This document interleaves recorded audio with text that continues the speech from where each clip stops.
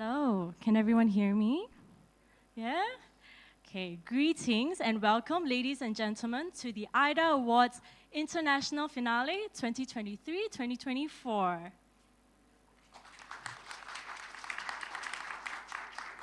My name is Samantha. I will be your moderator for today. I am part of the AYDA Awards Regional Organizing Committee. A warm welcome to our YouTube live viewers. Thank you for joining us on this special day. This year, we have 16 finalists from different countries and geographical locations competing for the coveted AYDA Designer of a seat at the Design Discovery Program at Harvard University's Graduate School of Design, worth up to $10,000 US. Besides that, we will be also looking to crown our sub-award winners, namely Best Design Impact Award, Best Sustainable Design Award, and the Nippon Paint Color Award. These award winners will walk away with a cash prize of $1,000 US. All the projects today revolve around the AYDA theme of the year, Converge, championing purposeful designs. Each of these projects that we're going to see today are the culmination of a designer's journey to search for a cause worth fighting for, one in which they will utilize design as a tool for purposeful intervention. Now, let us meet our esteemed judges. First off, we have A.R. Suhasini Iyer. Okay. Next, we have A.R. Tanya Karim. And we have A.R. Nina Bailon Arce. We have Mr. Benjamin Tan. And we have A.R. Russell Dandania. A note for everyone here, and especially for all the finalists, there will be 15 minutes for each presentation. At the 12-minute mark, we will hear one bell. At the 15-minute mark, we will hear two bells. After the 15-minute mark, each minute that passes, there will be a penalty incurred. At the 20th minute, we will mute the presenter's mic, and they will come to a forced stop. Finalists that require translations will be done simultaneously through the headsets that you see on your table. For the Q&A, there will be 5 minutes per presenter. For the audiences, a note to take note of: keep your phones on silent, and let's try to minimize going in and out of the halls as to not distract the presenters. No questions from the audiences, just questions from the judges for today. Okay? If we're all ready, let us hear our first presenter for today, 901 House Hostel.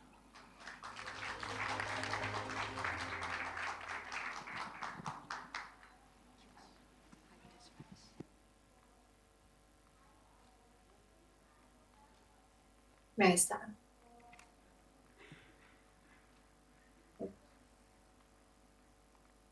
So I can start. So good morning, everyone. I'm Joyce.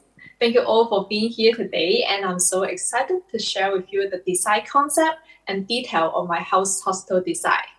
So let's briefly go through what I will talk about in this presentation.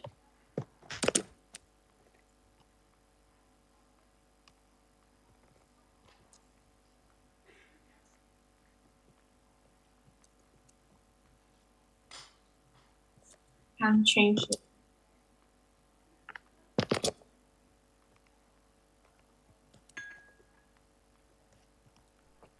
Can I change the, okay, sorry. The second session is Hostel, which dive into the technical aspect of the design. The first session covered the technical drawings and diagram. And finally, the last session present the rendering and videos, which bring the design to life, allowing you to visualize different spaces of the house hostel. And now I would like to explore more of those sessions. Okay. How can I change it?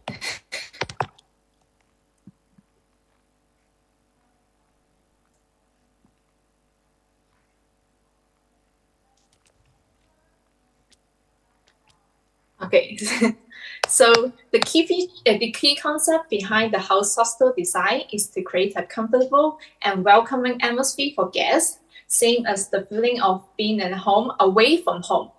To achieve this, the element of the pitch roof house image are incorporated in my modular design. So the home concept allows guests to feel more like a temporary resident rather than just passing tours. So by embedding this concept, the hostel aim to provide guests with a welcoming environment similar to the comfort of their own home. So it can help lighten the feeling of being in an unfamiliar destination and create a more relaxing and healing experience.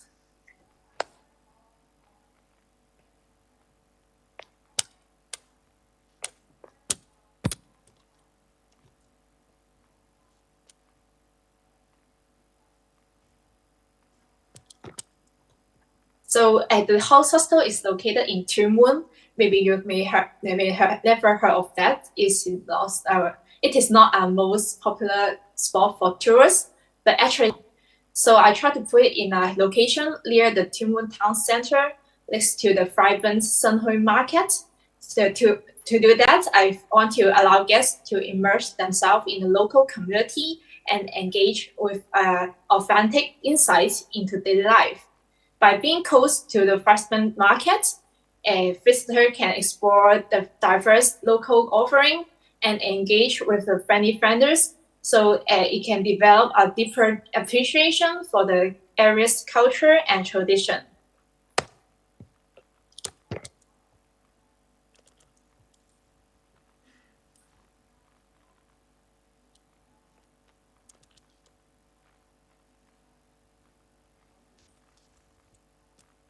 So one of the key features of the house hostel is its use of MIC technology. It is an approach that combines many panels and windows into a modular integrated composition. So it will become resembling on the site by resembling different sets of interconnected MIC block. So this kind of construction technique will enable a higher level of quality control and minimize on-site construction costs and challenges, such as the majority of the work is completed in the off-site manufacturing controlled environment.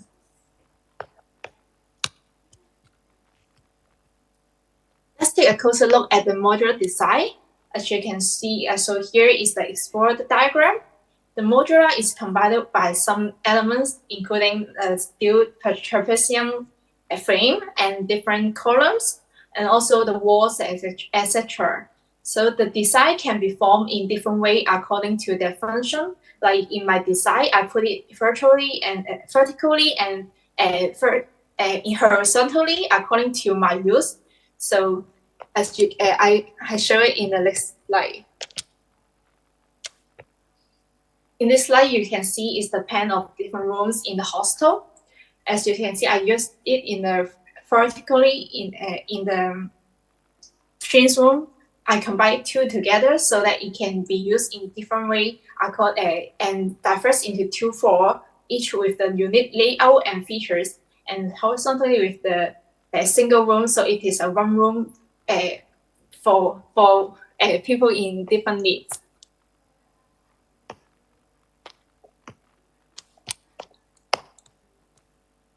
As we dive into the floor plans, you will notice that the house hostel is properly designed to meet the needs of both guests and public and the staff. On the ground floor, we have the main entrance on the left side, and it is a welcoming lobby area. And going inside to the lobby, beside the lobby, we will see a cozy cafe where guests can enjoy the warm coffee and light refreshment. And behind the coffee is the covered plaza, which is one of the standout features on the ground floor. This spaces is designed to encourage interaction and exchange between guests and local community. It serves as a transition area, bringing the gap between the private guest space and public surrounding neighborhood. these are one of there are many like sitting area for public, so the local can be invited to enter the hostel and rest inside, and they can engage with the visitor and provide a deeper understanding of the local way of life. So moving upper, we have the office space area, which is totally separate with the other spaces. And then there's some kitchen area for all guests, where guests can prepare their own meal and bond over the sharing experience of cooking with other guests. Along with the kitchen, there are many common rooms where guests can relax and socialize, or even hold different or participate in group activities happen in the hostel. Moving up to the upper floor, we see the guest room all over the building. They are like best of single room and twins room according to the list of different guests. So guests from different family or different space. Country can be communicate with each other or like talk to the people who live near them. So the elevation showcases the use of many colors in the hostel. I mainly use a lot of purple, as you can see, which is for the guest room, because guest room is one of the biggest parts of the hostel. And also I use a lot of pink and different shape of blue and white on some other colors. So those colors I want to showcase a vibrant and inviting atmosphere for the building. As you can see in the zoning diagram, that's further tell the different zoning of the public, private, and some staff-only area. So I put the public area mainly on the ground floor, so people from the street and all the guests can be shared the area on the ground floor. And I put the staff area on the behind or the middle part, so it can help with the both lower part and upper floor. Also, it cannot be easier enter, so it is separate from others area. And the upper part area will be the guest room area, so it is a private space. The strategy layout. This strategy layout not only enhance the guest area experience, but also stimulate the spaces where they can where they are in different spaces inside, or even before getting in the building, you can notice that like which area will be the guest room and which area will be the common kitchen and common room. So now let's take a closer look at the space within the house hostel. So as you can see, is the rendering of the cafe and lobby, where they are both located on the ground floor, providing service for both guests and locals. On the other slide, you can see is the guest room and common area. So you can see I use purple in the guest room, which provide a vibrant atmosphere in the sunlight, but also proved by the research that it is the most suitable color that you can use in the sleeping room, so it can calm you down when you need to sleep. And on the other hand, on the common room, I use purple. I use pink, so which can provide a sense of happiness and encourage guests to enjoy some interesting activities there. So here you see is the corridor and covered parcel where I want people to able to communicate with each other and with other guests or local.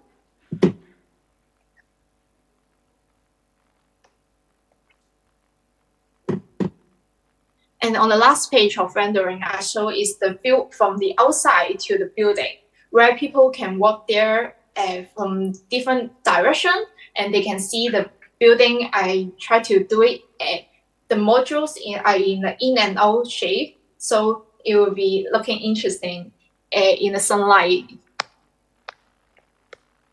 To further explain the design and construction process, I've prepared a series of videos. The first videos I show here is want to showcase the modular construction process, where it emphasizes the process build-up of the MRC block, like it is layer by layer. So each block is self-contained with a pre-installed finishing and even furniture inside, allowing for a more simple construction process on site. And the second video, I want to have you have a look at going through the space within the cafe and going to the lobby. So they are in different colors, so you can recognize which area is the cafe and which area is lobby.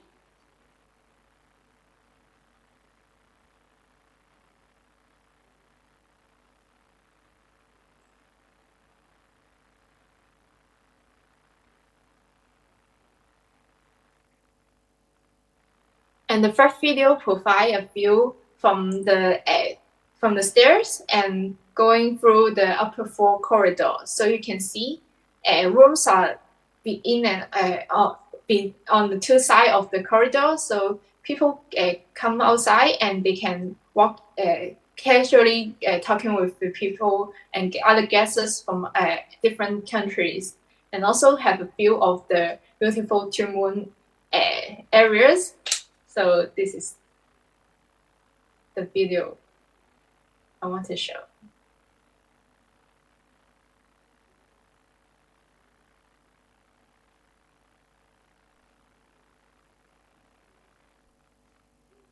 So overall, the house hostel design is a unique and innovative concept that aim to refine the house hostel experience in these earlier developed areas like Two Moon.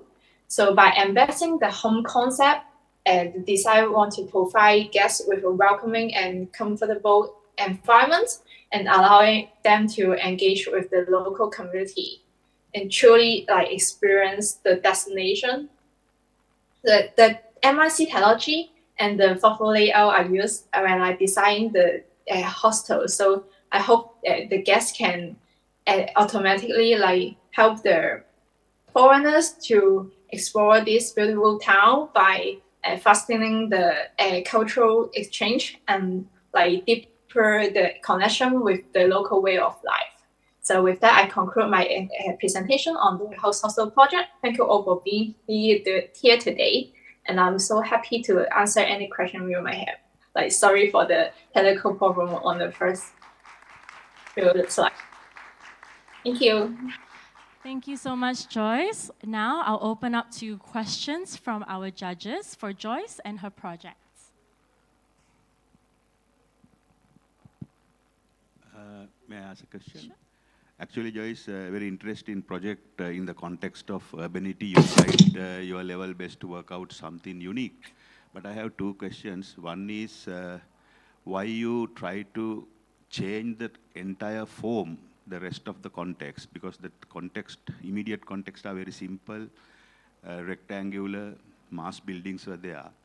Why you try to deviate it a different shape? And I noted that entrance, where that reception, the staircase is jutting away from the column. Is it any purpose? That is our two questions. I'm sorry, I can't really hear, but is your question why are you using this shape for the modular? Is it the question? Yeah, sorry. That is the question. That is the okay. So when I thought of the concept, I try to as I mentioned, I want to do it at home, away from home. So I try to imagine what will be the most familiar image for a home. So I do it when you are a child, we were asked to draw a house, it will be the pitch image. So I try to do it like this, but this will be too big and not technically work as a modular. So I try to do it in two parts and do a trapezium shape, so it will be more like physically workable.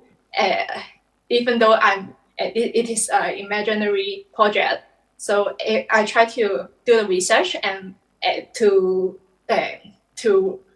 figure whether it will work as a trapezium form, and so I go with this direction and do it in two trapezium form and form it as in a house shape. So I think this is the reason I do it in this shape.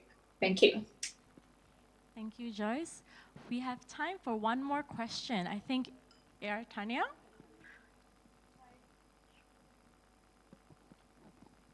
Yeah, hello. Hi, Joyce. Yes. This is Tanya. Hi. Yeah, I just wanted to know that what is the, I mean, how are you merging the community? It seems like it's quite a close-knit community and quite, crowded, that area. So Yes. how are you merging these guests with the community? What are your thoughts on that? And another thing is, what about sustainability? Have you thought about, could these modules have been actually, somewhere, it could have been remodeled, it could have been a plug and play. So does it actually foster growth? Can you actually extend or, plug in more rooms, or if you need, yeah, that's my question. Thank you. Okay, thank you for your question. So, first question is like how to interact with the locals. So, as I mentioned, I put it in a like BC area. So, also including a comfortable plaza and cafe on the ground floor. So, by doing that, I hope that the locals can want to enjoy the activities in these two areas, like the comfortable plaza. Comfortable plaza and cafe, and also they can meet the guests who are also enjoying their thing there. So I hope this is a place that people can interact and meet each other so they can both enjoy the space and meet each other and start a conversation. And on the second question, yes, the MRC technology is also known as it can be rebuilt into other spaces. Like first of all, my trapezium modular is built with steel, so it is a sustainable, reusable material. It can be reshaped into other function, and if you want to move this building into other spaces, it can also do because it is a block, it is like a Lego block. So it built here, so you can make it separate and rebuild in other spaces you want to do that. So I think this is, yes, MRC technology is a sustainable way to compare to the traditional construction process, like constructional way, because it can be reused, and the material, both the material and area can be reused in different other use. So I think, yes, this is, I try to do it in a sustainable way by involving the MIC technology. Thank you. Thank you. Thank you. We have no more time for questions for Joyce because we have to move on to the next one. But don't worry, if you have questions, we can still ask the finalists after. All right. Thank you so much, Joyce, for joining us virtually. Thank you so much. Thank you for everyone. Okay. Now, can I have our next presenter ready? 919, Mediating Temporalities.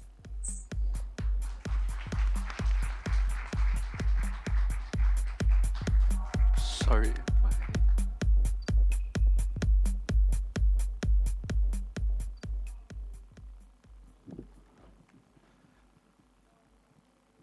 Good morning, everyone. My name's Ryan, and I come from the city of Singapore.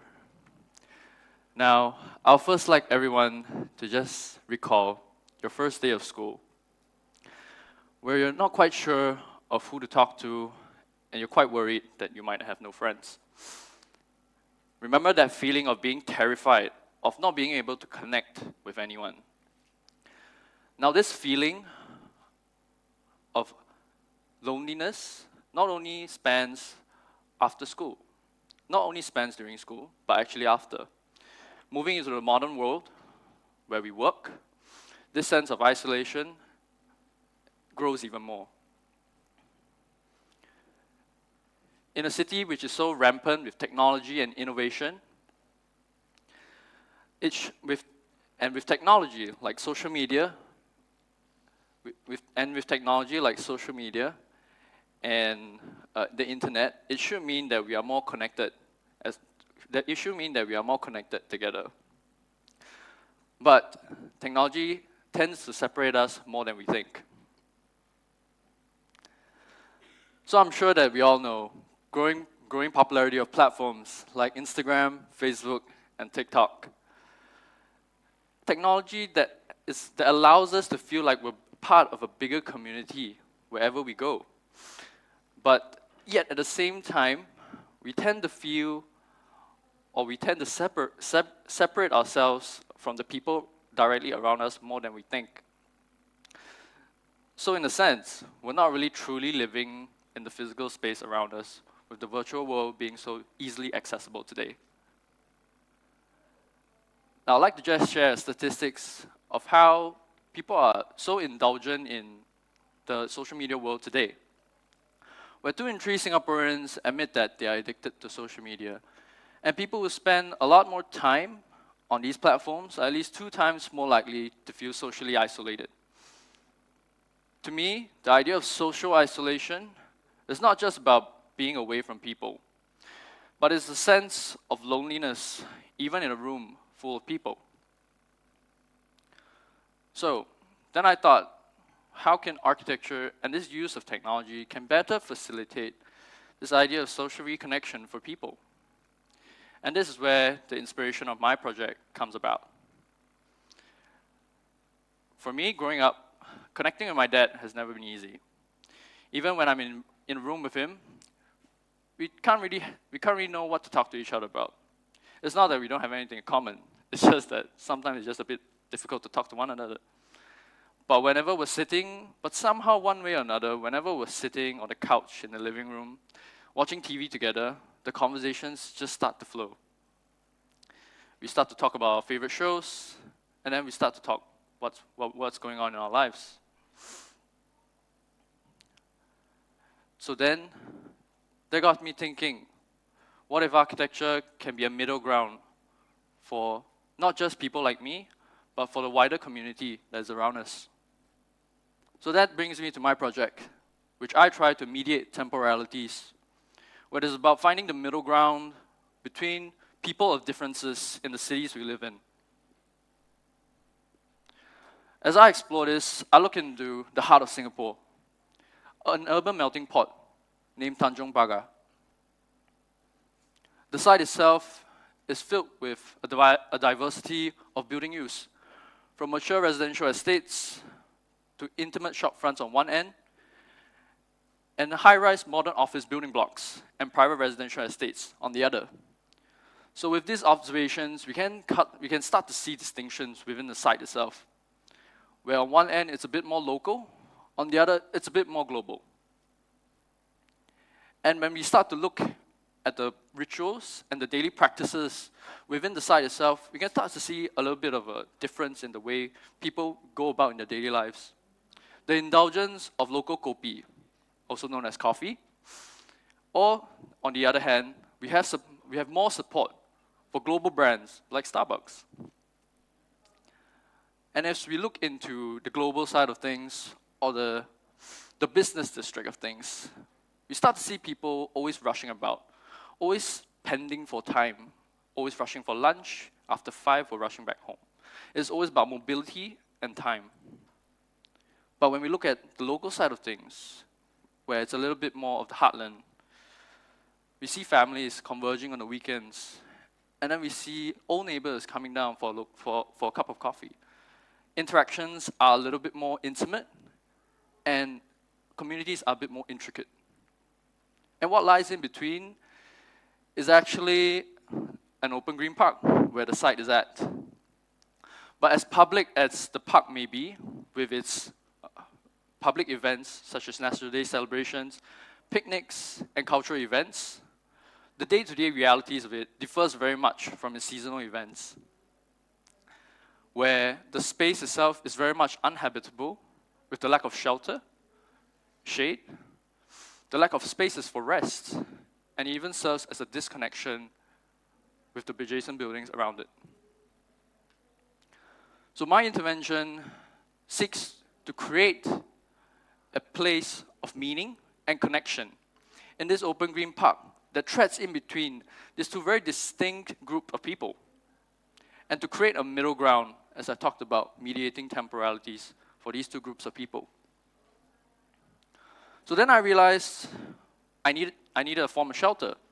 So I started to look at the infrastructures that were suitable for my needs, where I could apply a canopy structure and play around with the verticality that comes along with it. And I also then looked at the icons around the site, which is this red cladded tower, where I can start to inject elements from these and start to better create a sense of place. And through my explorations and abstractions, I then compose an architecture together that seeks not to displace, but to enhance the existing public experience. And the intent is to use media and technology to better create a conversation with the public, to create a connecting ground for people of differences. And it is to bring the activities you see on screen to life, where conversations eventually turn into social experiences. So now, let me bring you through how the spaces truly is like, and to get a taste of how community life and the nuances of it is like.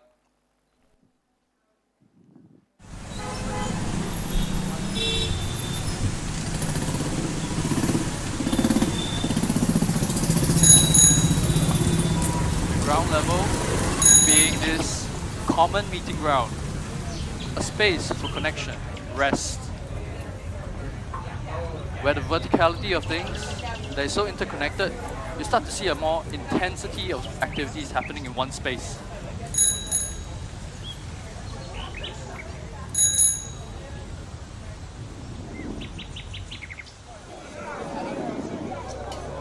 And it is activities like local bands, performances, that draws people together, that starts to create a conversation amongst people, where they share their resonance to such arts and cultural media.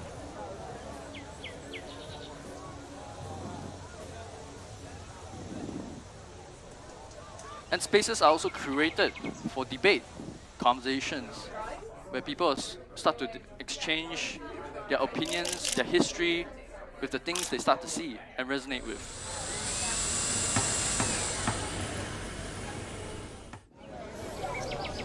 It is a place for outdoor cultural activities as well.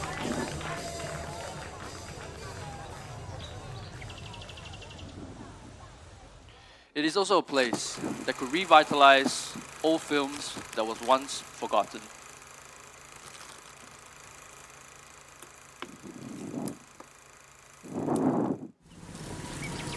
And with the integration and the use of media and technology, we can then start to have a better relationship between the inside and outside, where people start to get a better sensing of what's happening within the architecture.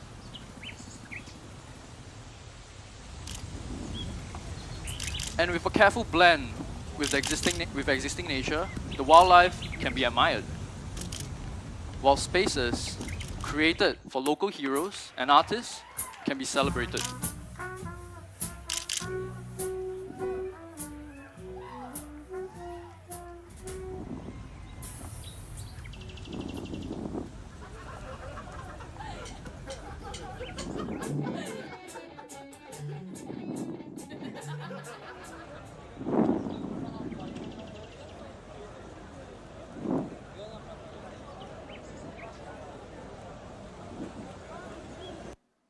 Therefore, I intend to use architecture as a way to integrate with not just within the site itself, but actually the surrounding. It's to create spaces which are socially centric. It's to create a talking point for the public. And as I curate this array of social activities for a curated journey for the public, I had to consider a few key things as well. And that is to ensure that the shelter and shade I provide is porous enough, not just visually, but to allow the filtration of sunlight within the spaces. And that spaces itself needed to be inclusive, not only limited to the activities that's happening on site, but actually serving as extension, as a rest point for adjacent buildings.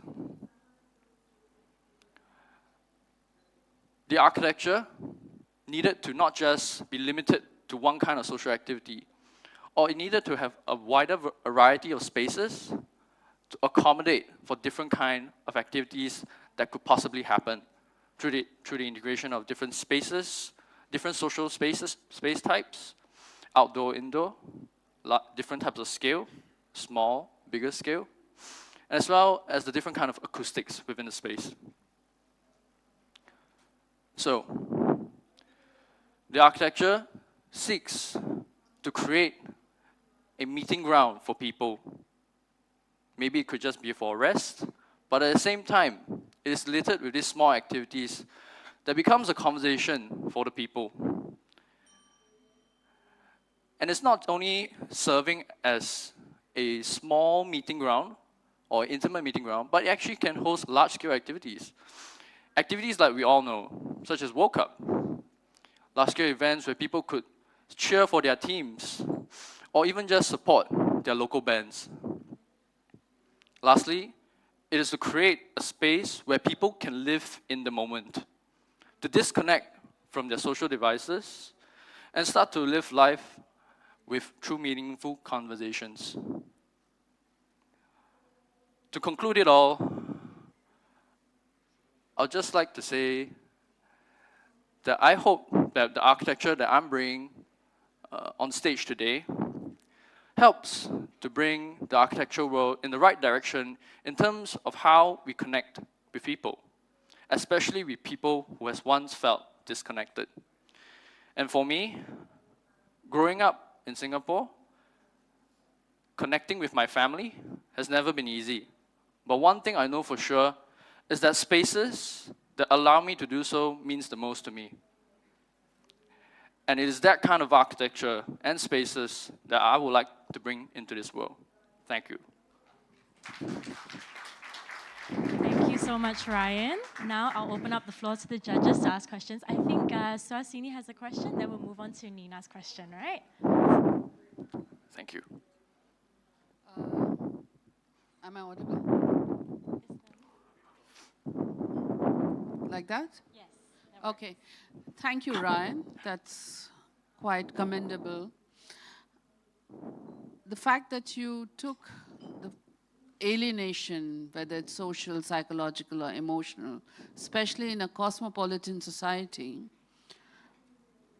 as something that you want to converge for your design intervention, I'm all for it. The two things that I do not really understand, you have your site, which is a nice sized open space with quite a few mature trees between buildings which are more than 13 to 15 story high. So it is acting like a green lung between all these buildings. But in your problem statement, you identify this green space as something hostile that needs intervention, otherwise people will not use it. But there's no mention of the fact that because of the climate, it would be used mostly during early hours of the day or later part of the day. But the green space is important for the environment. And the second thing is that your design intervention itself wants to overpower rather than enhance this open space and make it into a very structured interaction space, which is there all over the city. There are cafes, there are this and that and everything, and yet people are alienated. So you create more of the same. Thank you. Okay. I think to answer your question, I think the intent behind it, maybe the end product may seem a bit jarring, which I understand. As I tried to trim off to create the space more porous, I do agree that the space itself looks a bit overpowering. But as I tried to explore infrastructures around the site itself, the main and real intent behind why I'm doing this is so that I can create architecture, even though on a landscape land, without having to tamper too much with the existing trees. And as you see in the video or in the visualizations, I tried to retain the idea of this voluminous space on the ground floor, but still trying to create my own intervention into the volume above. So I think for me, it was trying to mediate between how can I keep the park that is open, that is green, retain this interaction with the trees, but still create moments of rest within that park, but not destroying too much of the vegetation. Yeah. So for me, I think that was the key intent behind it. Yeah.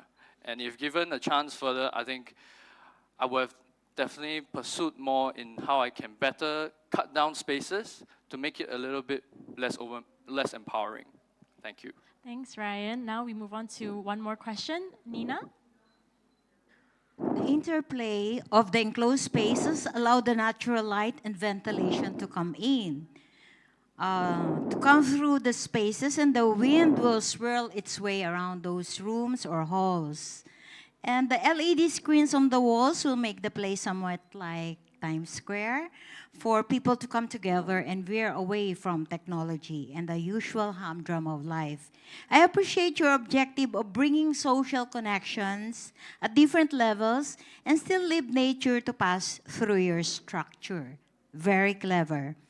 I read that Singapore is rarely visited by typhoons, so your design might not have taken into consideration other places outside Singapore. Since our theme is going local, have you thought of, just like in the Philippines, there will be gusty winds, and sometimes even the thickest GI will be crumpled into something like bacon. Since architecture's goal is life and safety of the users, how would you address the hazard management of your project if it must be built in other parts of the globe? Thank you for the question. I think for me, the intention behind it or the outcome is merely a way or one of the few iterations which has come about through my explorations. But the main intent behind it is actually to kind of rethink how we use technology in our day-to-day lives and how to manifest the use of technology into architectural elements, be it the facade, be it part of the entire infrastructure. In my case, it was the entire infrastructure. But I think if given a chance to explore this idea of using technology as a middle ground for people, I think it could be as simple as creating movie spaces, a nice, simple, and open movie space for the public. It need not be something that is so empowering, that is so jarring. In this iteration, it was really just to push the limits as to how much I can push this idea of media, to push the idea of media and how people can cohabitate these spaces. Thank you. Thank you so much, Ryan. You may step down from the stage. Thank you.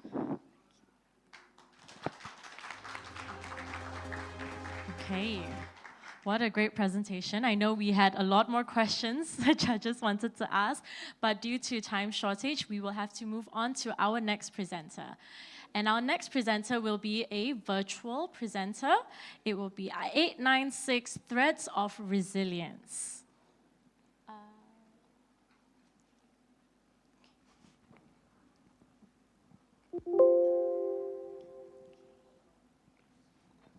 Okay.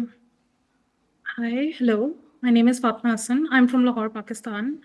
And today I will be presenting my project, which is based on the amalgamation of textile techniques, architecture, and material exploration in the walled city of Lahore. One of the densest and bustling communities in the heart of Lahore, which is said to never sleep, is the walled city of Lahore. It is also one of the oldest settlements dating back to the subcontinent. It is known for its art, architecture, and cultural significance passed through generation of artisans in the locality. People of the walled city take pride in their tradition and their craft. And one of the most notable influences in the artistic landscape of the walled city comes from textiles. And it can be seen featured in many forms of art and architecture throughout its history. These techniques are observed in embroidery, weaving, handicrafts, fabrics, carpets, and even architectural details that could be found on heritage buildings. And it is very well appreciated in the community. As you can see in the video, you can see embroidery and weaving and handicrafts. Apart from its textile and cultural significance, the dense locality features mixed-use tall buildings spread widely and connected through narrow and dark passageways where children find it very hard to play, and where light does not enter, creating various problems for the young inhabitants of the locality, including health and safety risks. And so my main stakeholders for this project are the children of the walled city.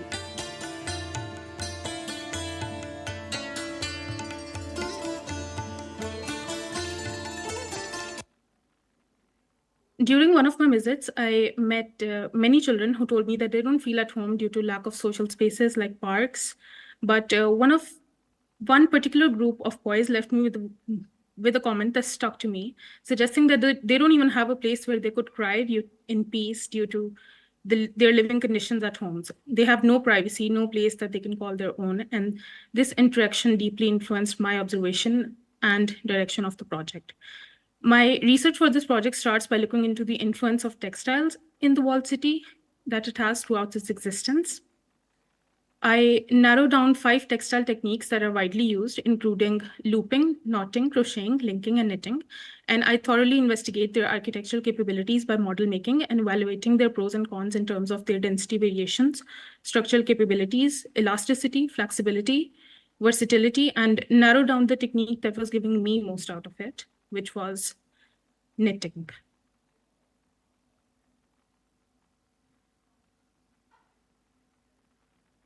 Sorry.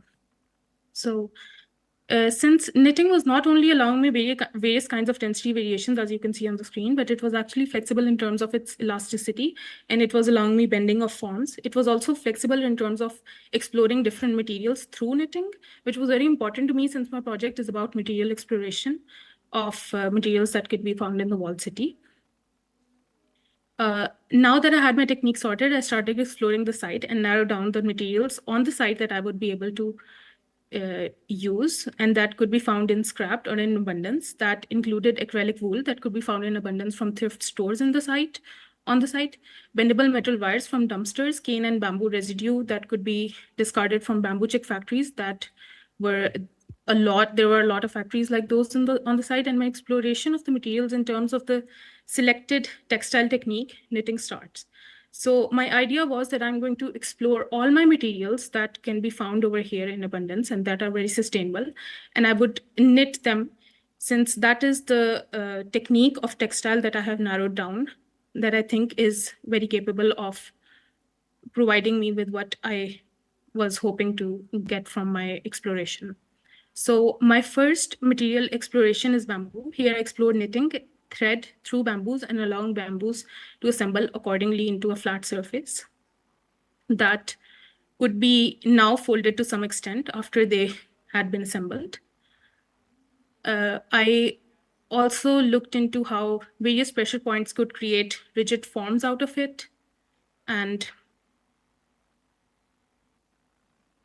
another way to assemble the bamboos would be maybe without threads, but just mathematical permutations of pressure points within its assemblage, giving a random form every time I would assemble it. My next material is cane.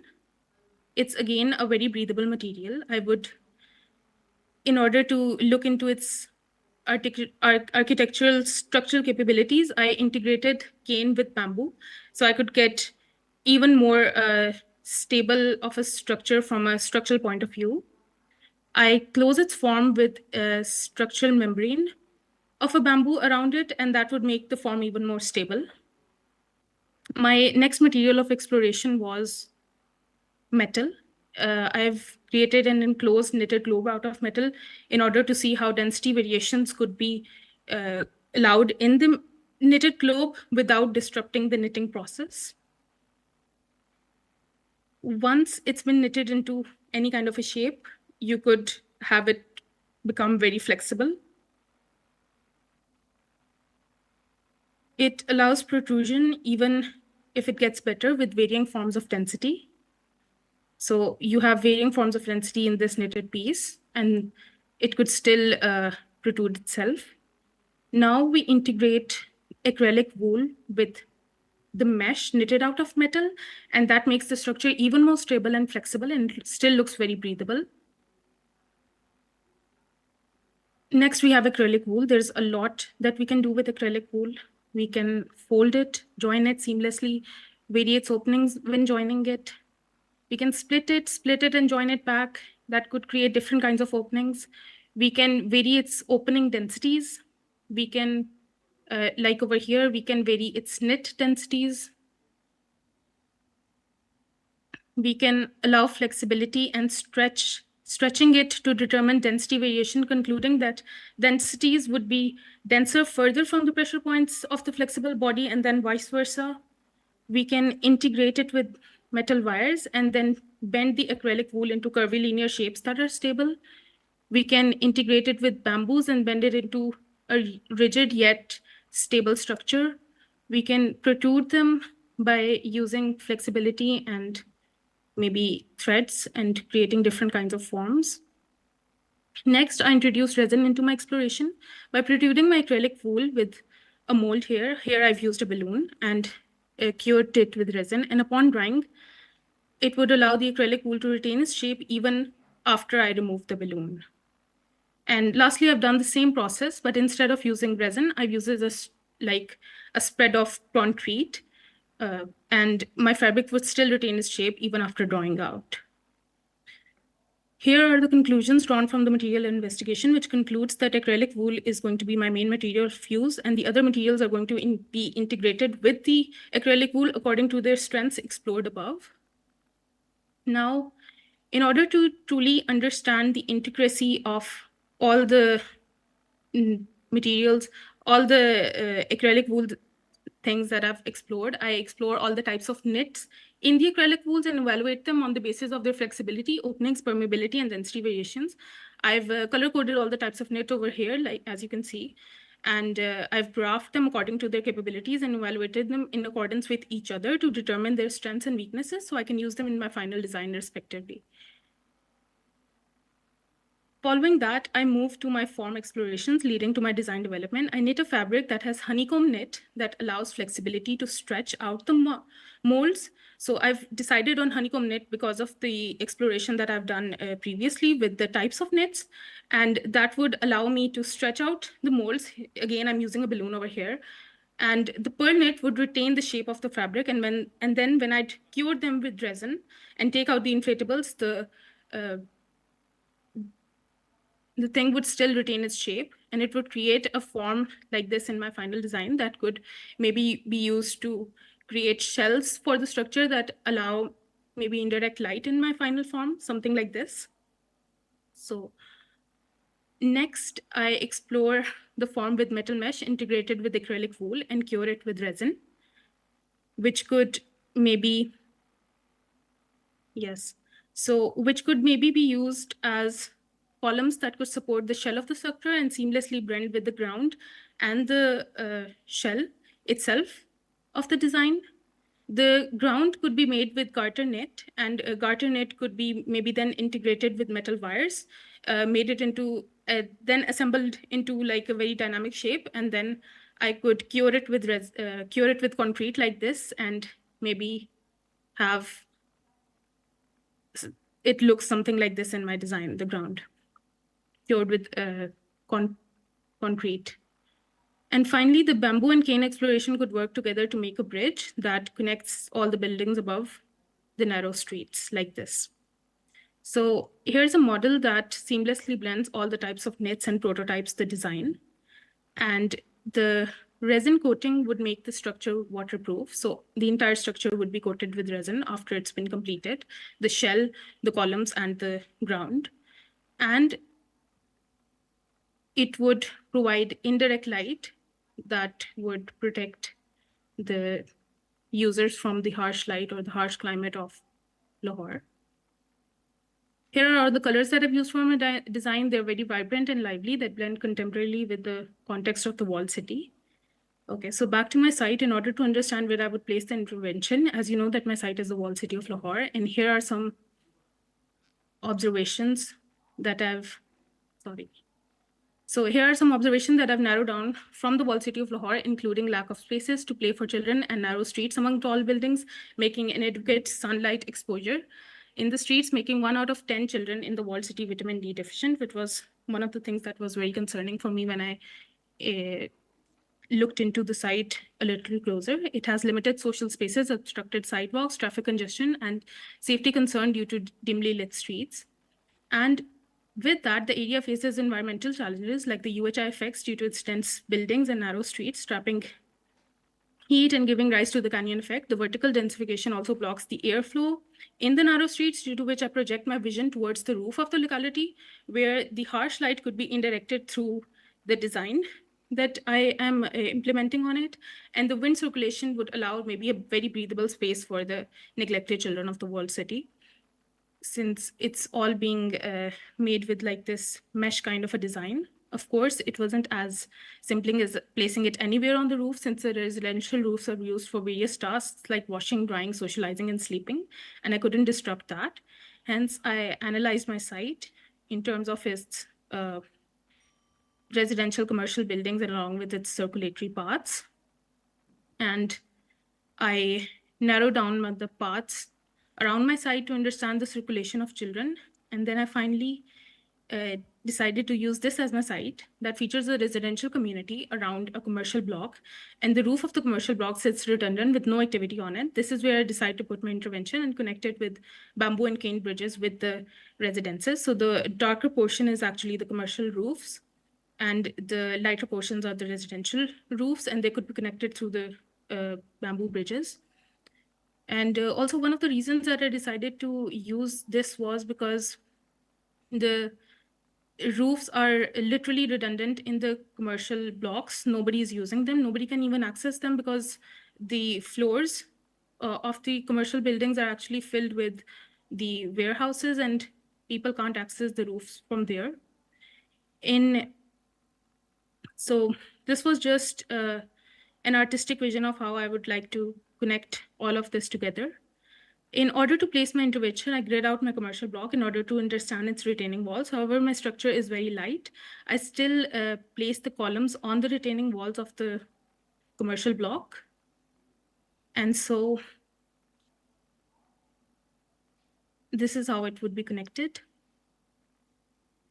And this is it. It could be knitted by the artisans of the community itself, and the colors blends with the landscape of the beautiful heritage buildings on the site, giving the children a sense of belonging, a place where they can call their own, a place where they can call home. And these threads of resilience not only knit together the rich heritage of the walled city, but also weave a fabric of fun and freedom for its youngest inhabitants. Thank you. Thank you so much, Fatima. Okay, now we'll open the floor up to judges. If you have any questions, raise your hand. Okay, Nina, do you have something to say? Okay. Your project is very creative, and I like how you started with what the people are good at in your place and what they can use in your vicinity. However, I haven't seen any safety precaution for the children being left up on the rooftop. I didn't see any measures to avert it. How would you? Okay. Yes. So since the entire thing is made up of mesh, it is basically covering all the sites that would, maybe be a concern for their safety. And the bridges that I've created, so actually the children of the walled city, they actually hop, roof to roof. So it's having a bridge would actually be something that's, safer for them. And the uh, the intervention itself, it's made out of mesh, so it doesn't allow you to, fall off the roof. Yeah. Thanks, Fatima. Suhasini, you have a question? Yeah, thank you, Fatima. I have two observations, actually. In your analysis of the old city of Lahore, the negatives that you put out between the scale of the openings, the streets, and the courtyards, you look at it as a climatically negative aspect. When I saw your project and went back to look at the vernacular architecture and how it actually creates climatic comfort, I would like to point out that your conclusions are in contradiction to the overall peer-reviewed studies. So I don't know where you got your information, but this is just an observation. The second thing that I observed in your presentation is that there's a lot of emphasis on the material feasibility study more than the design intervention that converges on a social intervention of providing collective space for the children, you see? So the eventual design itself on the rooftop, I find it's a bit an afterthought of all the different material studies that you've made and different ways of handling the material. And last but not least, you seem to not take into consideration that it's a multi-generational society in the old city of Lahore. Children are where the adults are, and adults are where the children are. There seems to be no space that is also linking adults to be there. Because between the women, the children, the elderly, there is a very vibrant interaction on a social level. All three don't have the space in the cultural city of Lahore. Thank you. Okay, so I'd start with your first observation. The vernacular architecture of Lahore is, as you said, it's very sustainable itself, and it takes into consider all of these conditions of the climate.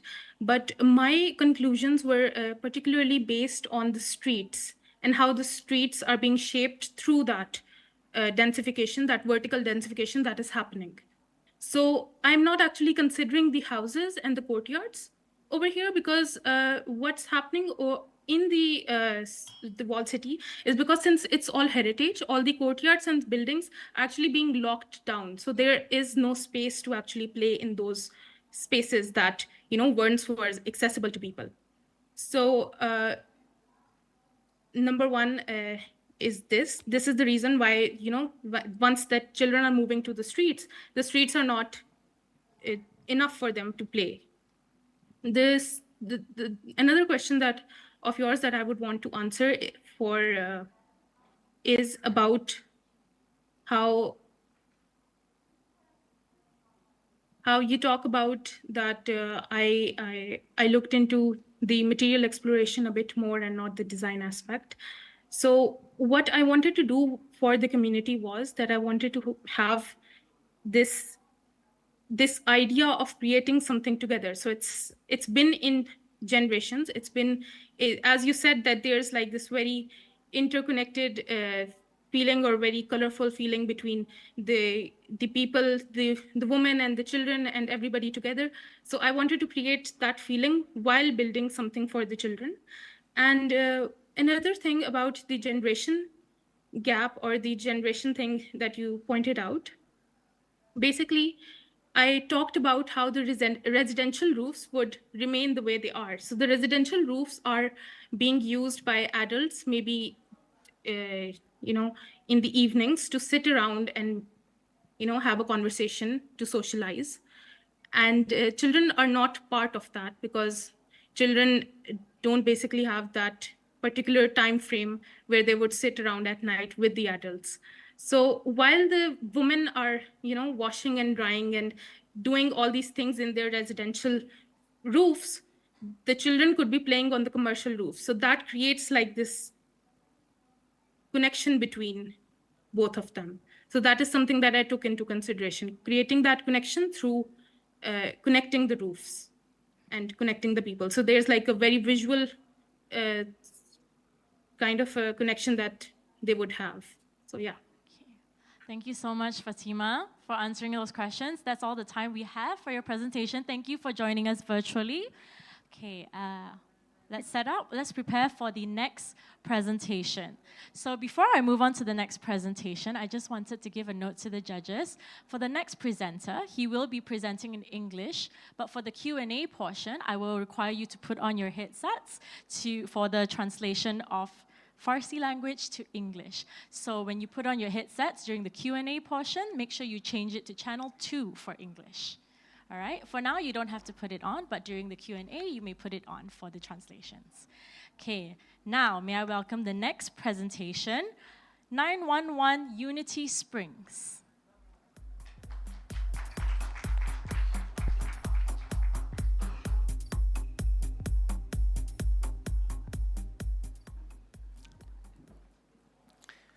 Hi everyone, I'm Masud Aghajanizadeh, and here is my presentation of my project called Unity Springs. The first part is an introduction to the project. Unity Springs project, as a repeatable model located in southern part of Iran, this project tries to bring people closer together. And in today's world, where people are separated in different ways, this project creates a free zone away from any borders, and so that people can exchange culture with each other. And this project includes different nationalities in Asia that have had a deep relationship with each other since the past, and also the project provides solution to be in nature. The first part of my project, let's consider the issues, the story of area, and the marine communication and concepts. In the past, roads had an important role in the exchange of culture. In this project, I will talk about marine communication and how to use the spice road. This project is located between two historical portal cities dating back to 3,000 years ago, include Kong and Lenge in south of Iran. In fact, our limited design is attached to Kong port. In the city of Kong, there is a beautiful nature and unique historical architecture, especially in the field of sustainable methods. In the Kong port, there was a trip named Gap. This is a Persian name. And this trip taken by sailors and in the Spice Road. In this trip has had many effects on culture, art, food, literature, and of some countries that have been on the path of this trip. The countries include Iran, India, Arab lands, and some part of Africa. For instance, the spice taken from India affected the food and taste of other areas, and the marriages between nations such as Iranian and Zanzibar people and Indians in south of Iran took place in many cases to exchange of culture and traditions. You can see the picture of all Iranian cargo boats which this trip was carried out within. Sadly, despite the rich and fruitful advantages of spice road in the past, today it has been replaced by large cargo and warships and is also used by many war refugees seeking for safe place to survive. This project is basically the reading of gap journey in the language of architecture. In this way, instance of a road and area for culture exchange is formed. In fact, this project is a free space for all nations, that's people, to understand each other better by helping each other and gaining some experiences. In the free zone, people get together and live together and work and learn together, and this process, new lifestyle and culture experience formed by convergence will lead into a better life and ultimately in peace.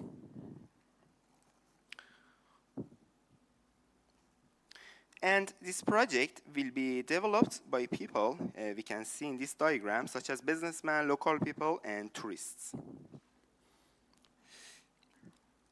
There are some strategies for converting concept into architecture existence, and the strategies include revival, exchange of culture, sustainability, which aims to make some opportunity, and this opportunity can pursue a common goal called peace.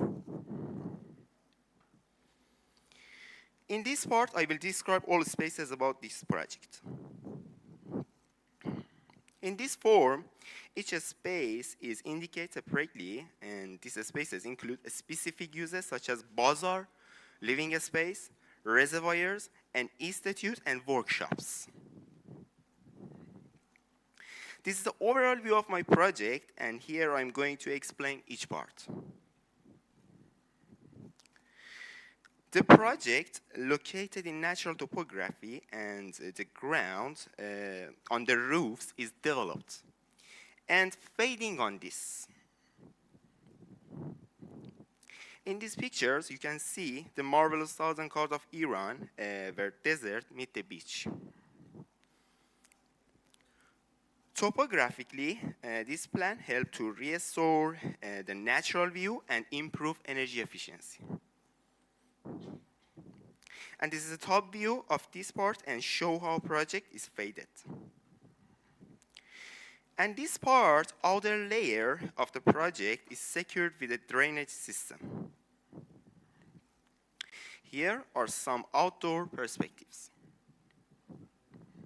The marked area shows the bazaar. Originally, first we will examine the reason for the formation of this pattern. Today, the bazaar in Lengeport has been destroyed due to loss of connection with the sea by new beach road.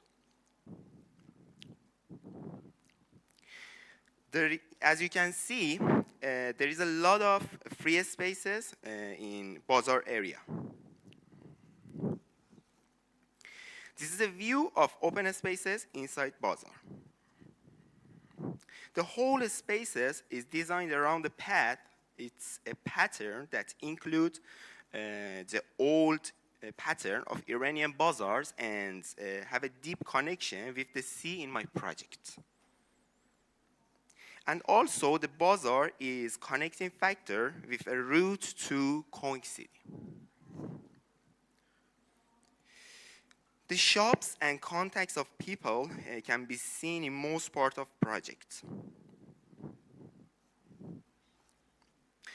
This path is located shadow due to extreme hot weather condition. And the solution you saw were also use of old days, and people could survive in the hard climates of this region by using these methods. In the past, wind catchers had a significant structure, and this project, the same structure, has been used accompanied with thick walls and radon walls, and this structure together can optimize temperature of spaces. The green spaces inside the bazaar gives the users the feeling of being in the nature. And radon walls inspired from the past to better air circulation. The bazaar can play an important role in the development of the city by creating daily relationship between people and opportunity to sell handmade products. The residential area and it's a view of this part. In this diagram, you can see how houses placed together and their connection to public spaces. You can see a large amount of walls under the roofs, which acts like a buried city. We can see how efficient walls were made from mud and stone, which is local and inexpensive method. There are some concepts for color that you saw. Some of the colors were selected from nationalities that were mentioned earlier, and attempt was made to create common feelings by recalling some memories in interior design and my graphics. The colors including Indian red, Persian green, African orange, and the color of desert in Saudi Arabia. And also I used a weather-bound color in my project. The marked area shows carpentry and boat making. Because local people are skillful in making wooden handcrafts and boats.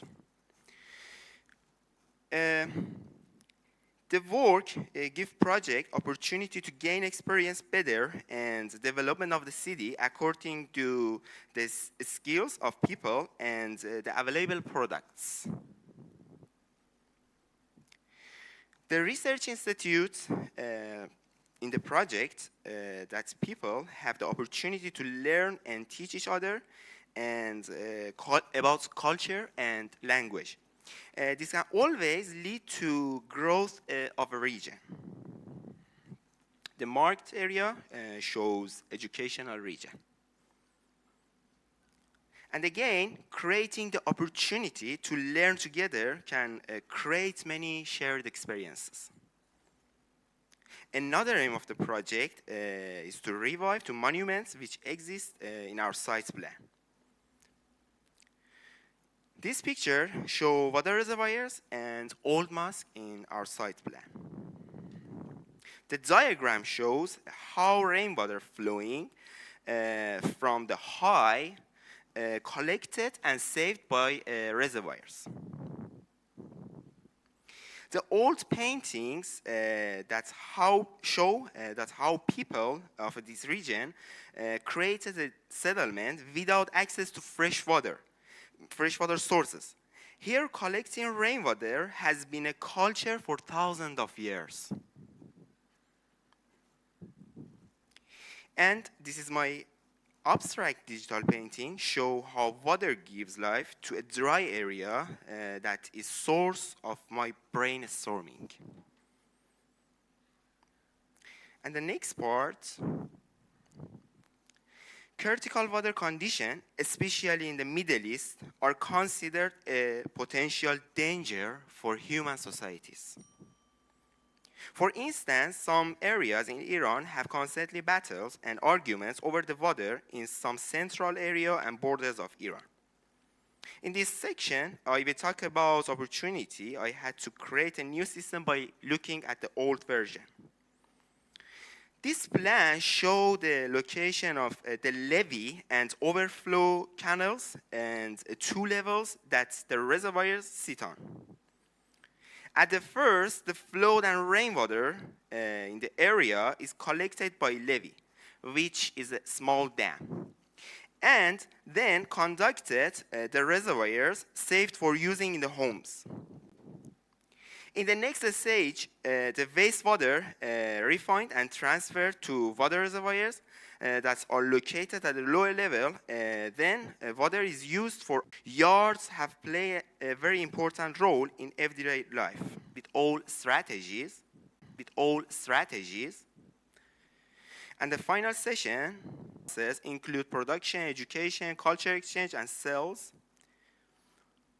areas by different architecture and design. Thank you so much. Thank you so much, Amir. You tried your level best to explain it very well, very high standard graphics, I would say. But my clarification is most of the time your land is heating, then the hot air rising and the wind comes from the sea. Your wind catchers, how capture that wind, and meantime you are talking about a lot of thick walls on the wall. But I saw in Medina, in Morocco, that shading was the main device to controlling the heat. But your design, it is almost very, very wide slabs. How you are insulating and why you are not using pretty much the shadow casting to control and mitigate the heat? Okay, hang on, I'm yeah? okay. You want to answer in I'm okay, Farsi? yes. Can I have everyone put on their headsets so we can hear his answer in English? Make sure you are set to level 2. Everyone in the audience as well, you can put on your headsets. For channel 2, you will hear English. Okay, technical team, if they need help, do stand by. Okay. I answer to Farsi language? Yes. You may answer now. پروژه ما در حقیقت یک نمونه برداری از شهر تاریخی کنگ هستش که دقیقاً در کنار پروژه‌مون قرار داره و تمام المنت های ساستینبیلیتی مثل ویند کچرز یا دیوارهای ضخیم یا واتر رزروایرها، تمام اینا توی اون منطقه تست شده و به عنوان مانیومنت وجود دارن یا مردم همچنان ازشون استفاده میکنن و یه چیز کاملا یوزفول و واقعی هستش و توی اون منطقه با توجه به چرخش شهر و بادی که وجود داره همیشه میتونه کار کنه. همین الانم اگر سفری داشته باشید به اونجا متوجه میشید که بدون نیاز به هیچ گونه تهویه هوایی خونه ها به دمای آسایش میرسن و آب هم هنوز سیو میشه توی رزروایرامون، هنوز آب سیو میشه، باران ها وجود دارن، باد وجود داره. فقط امروزه با توجه به اینکه انسان همیشه دنبال چیزای جدیده دوست نداره که چیزایی که قبلا داشته رو ازشون استفاده بکنه. Okay, hang on. Can we have the translator translate the answer again in full for those who are just tuning in? Can you hear? The translation works. It works? It's working. Yours doesn't work. Can I get technical here to help the mic? It's not working for Tanya. Oh, sure, we have time. We'll add extra time for those who need translation, for sure. Technical? Can I get technical here, please? Thank you. No, I think the problem is that he has to say a sentence so that he can translate. Yes. It's not simultaneously, it's intermittent. In a second, let us sort out. Yours works? Yours doesn't. Yours works. Suhasini's one works. Tanya's one doesn't work. Can you check this one? It's not working. Yes. Okay, it's working. Okay, can have some time for the translation. All right. We will adjust the timing. Do not worry. Okay. تمام المنت های ساستینبیلیتی که پروژه دقیقاً و همچنان یوزفولن و کار میکنن. ما خواستیم نشون بدیم که به خوبی کار میکنن، هم رزرومت دیوار و بقیه چیزا. The answer? Water system of the place. But at me, foods that have the new light you ambition. Thank you.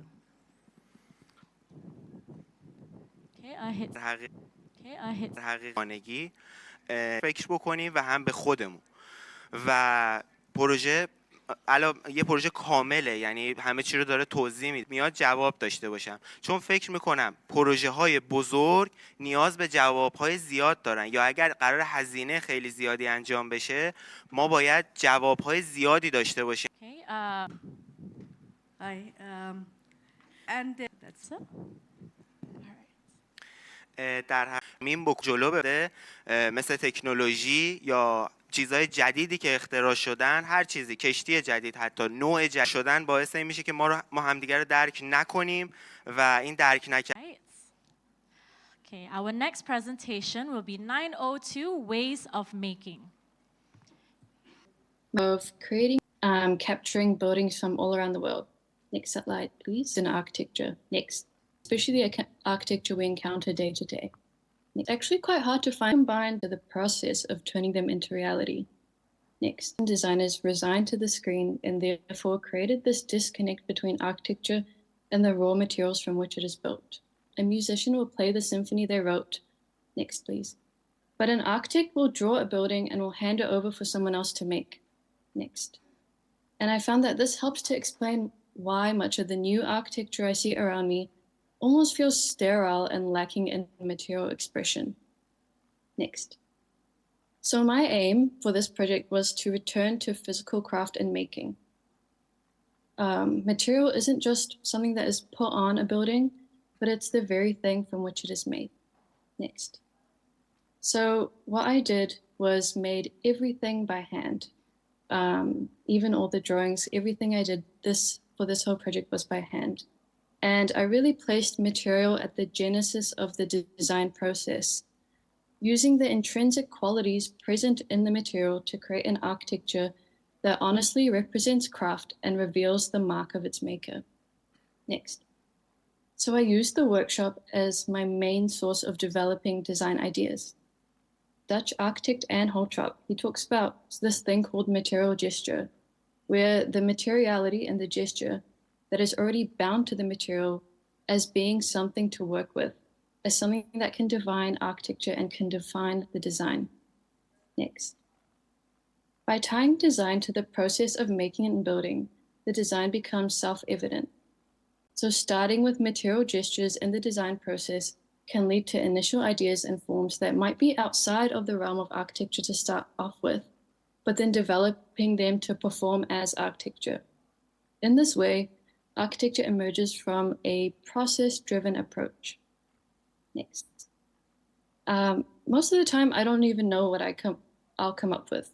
I just go down to the workshop, and depending on how much material I have, using offcuts and scrap pieces, to add this element of constraint to push these ideas. Next. And each piece I made can to the scale of a building. Next. Thinking about how even a curve or a joint or a texture can become an architectural element. Next. So one thing I found really interesting or discovered was this process of hydroforming. And this is where you basically inflate steel using water, using just like a little water blaster, where the compression of steel will take fabric. This warping of the material, it almost unlocks a strength and solidity in the steel. This multi-directional curve, white background image. Next, please. Next. So I created, next, please. So I created these tile inlay wall prototypes where I took these handmade tiles and I cast them into concrete to almost create, a wall prototype on how one could experience this materiality one-to-one at a one-to-one scale within a building. Next, people who use the space. To propose a site for actual scale. Next. So my challenge was to almost bridge this gap to scale, all while use tension fabric or timber or steel to the building. They all face the main street. Next. Next. So here the acts to, so I chose to use this as the core structure for the building. Next. And next. Shifting shelves. The environment is constantly changed and crafted by the users. The discovery of the hydro.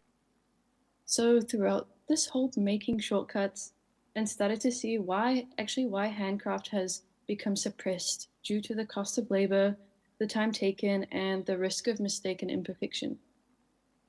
Throughout this project, I realized that my qualm is not actually with the machine-made object, but rather with material knowledge and craft being removed and separated from the process of design.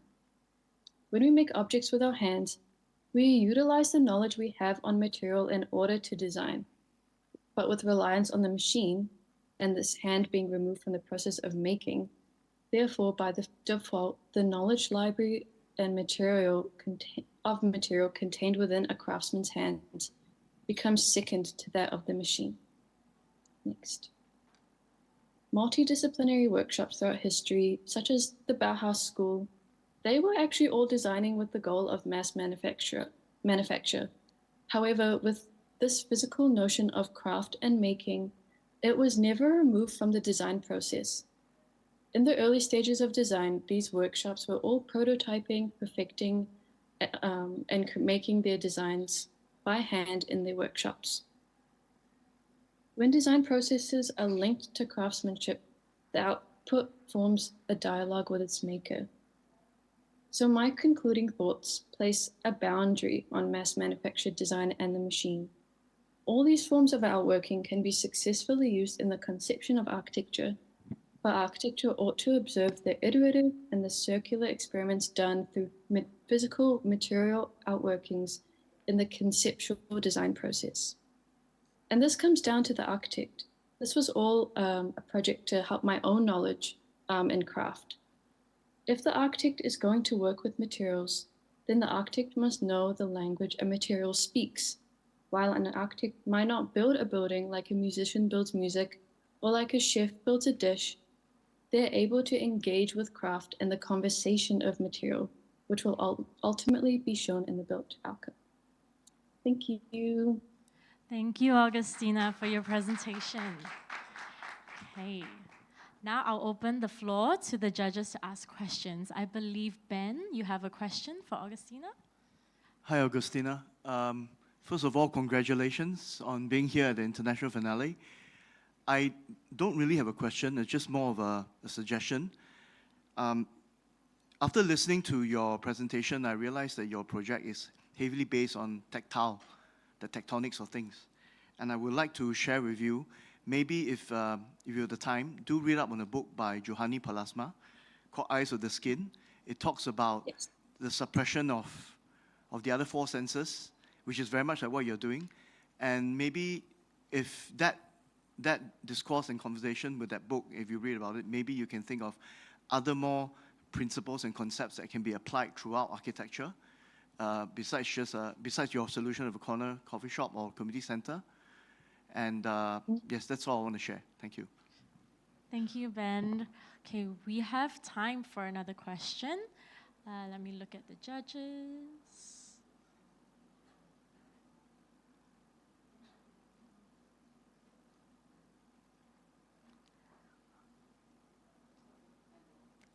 Okay, Suhasini. Augustina, when I looked at your project, I see three parts.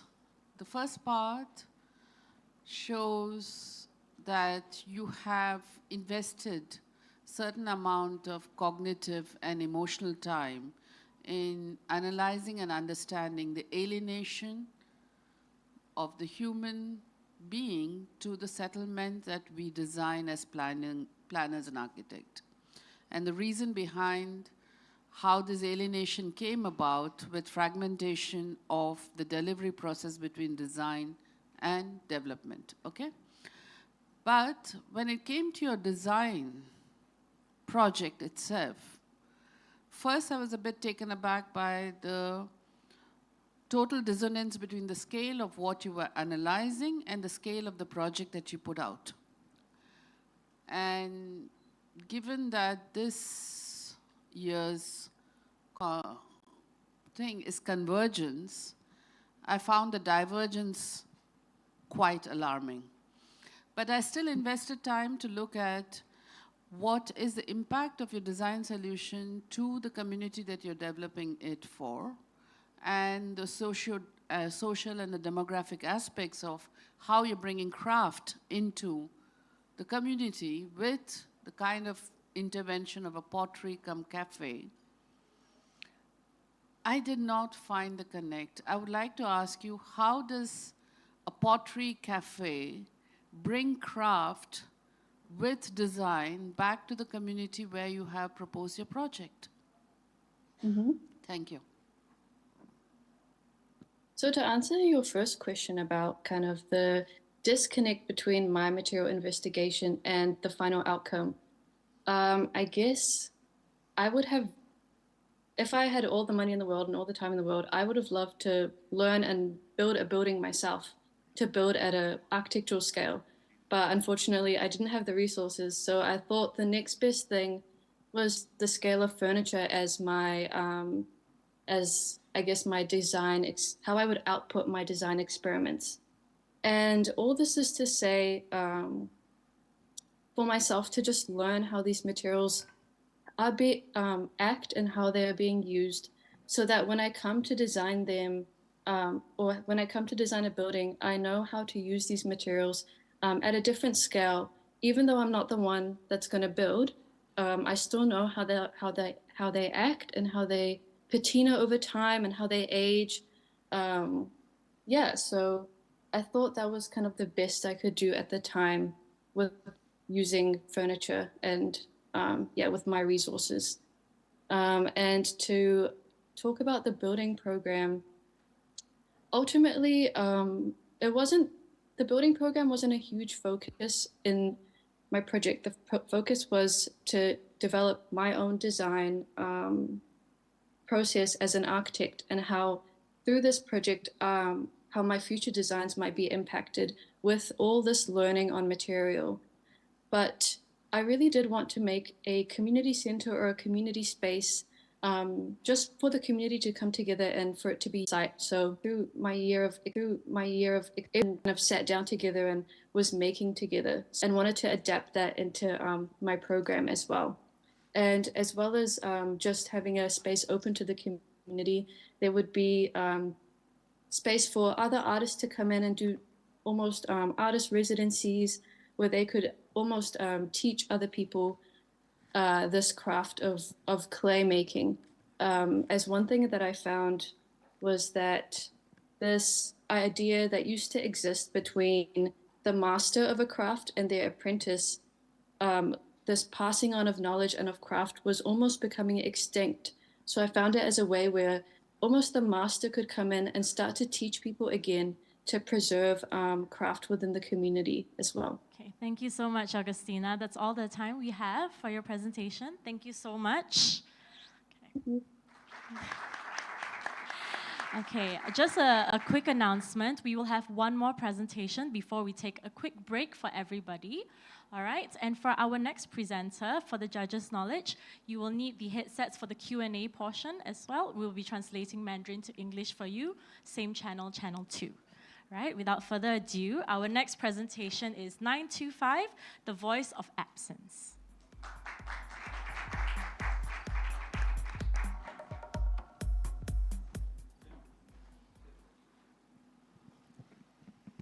Hello everyone, my name is Chen Qijuan. I'm from Taiwan. Most people think of Taiwan, they will think of a lot of delicious food. But for me, the most important thing is this. 台湾民主成就不止国际媒体盛赞，根据经济学人资讯社公布的2021全球民主指数，台湾在167个受评比国家地区排名第8，高居亚洲第1。全球民主连续第2年倒退。 Taiwan's local elections are usually a chance for voters to show their dissatisfaction with the party in power. But with President Tsai Ing-wen required to step down at the end of her current term, the results could reshape the political landscape for 2024. So in a world where the democratic voice is the voice, but are we truly free?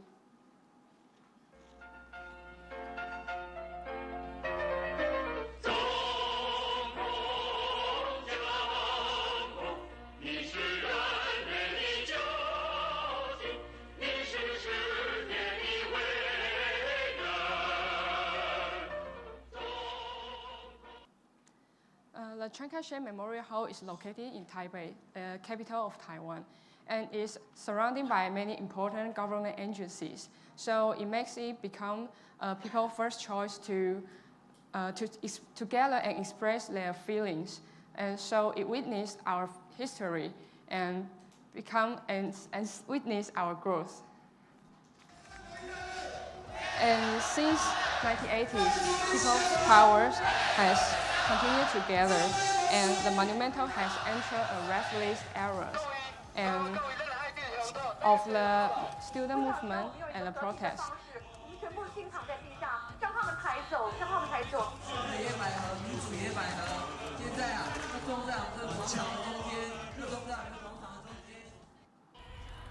Today, this place is filled with livelihood of citizens' daily life.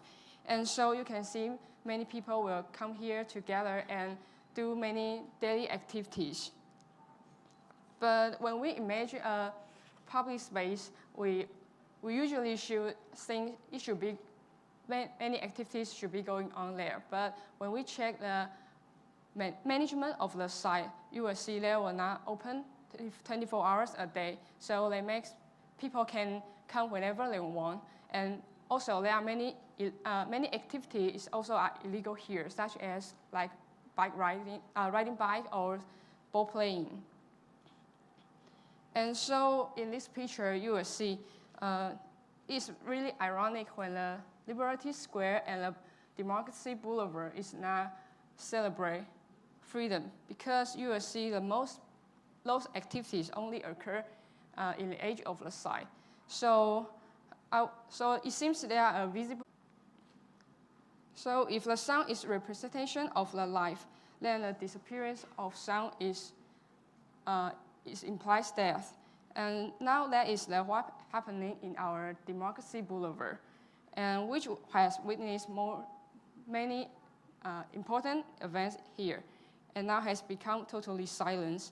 And the history of our ancestors are gradually fading, and those important moments are disappearing.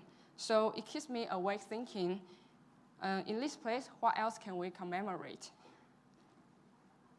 So we intend to return those voices, return to this place, just like a time travel.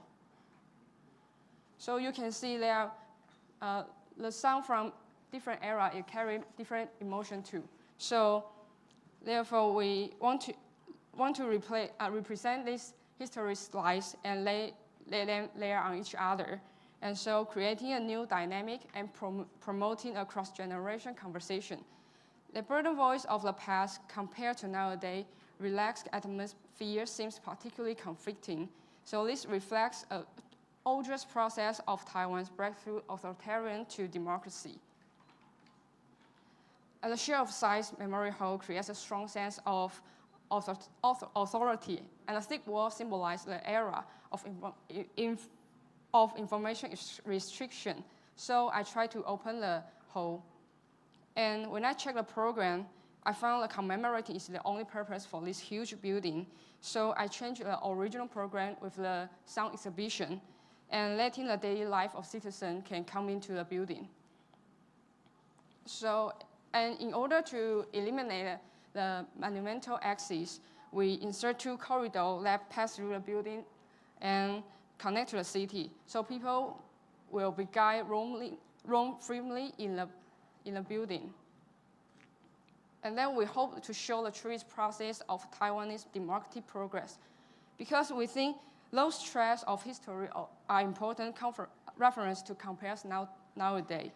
So we retain the original structural system and let the head of 3 platforms on the base that they serve the order for the new layout. And then we made a symbolic bronze statue disconnect from the space below on the base. And this is implying a farewell to the authoritarian past, and that's why we keep this hall is the only silent space in the whole building. And then we exhibit the important historical events in those red box. And these spaces are also the new vertical in the building. Then we add a corridor to connect to the city that the citizens can come in and to do some daily activities on there. And those gray spaces are playing some news about the history, citizens' daily life. So in the end, we rotate the statue here, the Chiang Kai-shek's statue, 180 degrees to let him face the space which calls the voice of the future below. And in that space, it filled through this, we transfer the Chiang Kai-shek a role. His previous role is giving order to a listener. And our theme color is red. The hue and the intensity will be adjusted accordingly. For example, dark red and the bright red, each means the past and the energetic feelings during the student movement era. And the pinkish wants to express more relaxed and happy atmospheres nowadays. And then we also want to enhance the auditory experience through the form. So we refer the principle of spatial acoustics. It turns out the 70 meters is the perfect length to form the echoes. So there are some other references too, such as concave and convex surface, and openings and interlayers. According to those principles, we developed 4 prototypes that, due to the different events, to present the best sound effects. So they are echo, reverberation, and murmur, and full and bright. So you will be led by the sound of your desire. Then start wandering around the building.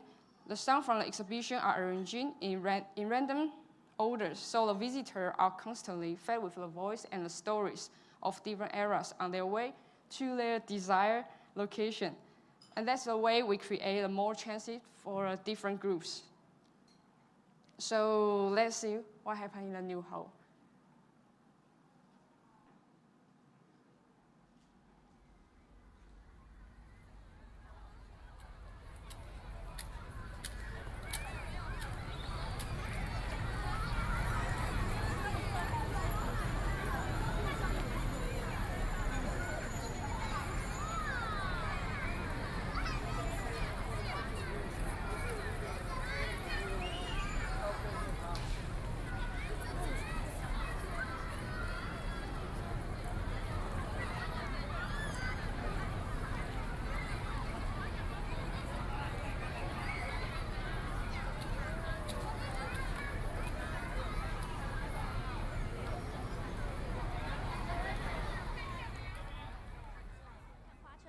不过瘾，可以到中正纪念堂赏花车。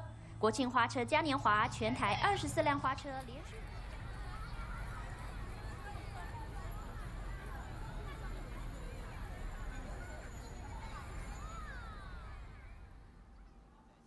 第一会议室首先代表中华民国政府宣布正式解除台湾地区戒严的声明。以下是部分内容。依据戒严法的规定，戒严就是可以实施军事管制和军事审判的措施，因此解严至少具有3方面实质的意义。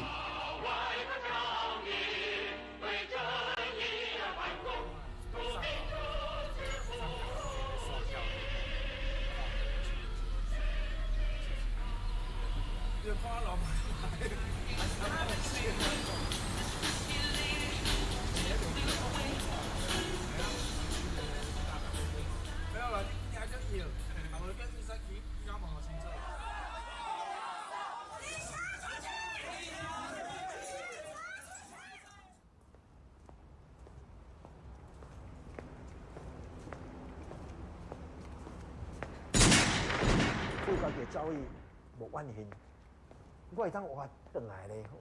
但是我一寡真好的朋友是真袂当转来。我有一个工作也无做，一定爱互大家知影讲吼，阮迄阵互拍死遮少年人，因无犯过任何的罪。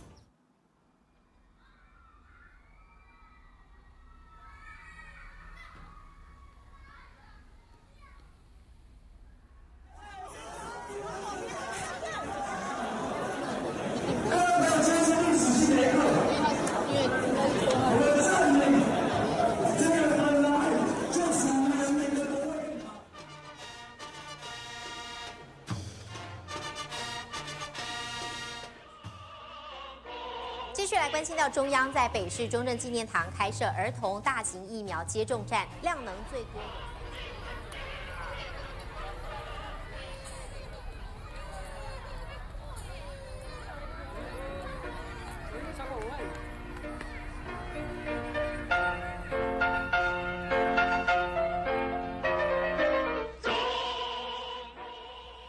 总统蒋公昨天晚上10点20分发突发性的心脏病，经急救无效，在5月11点50分仙逝。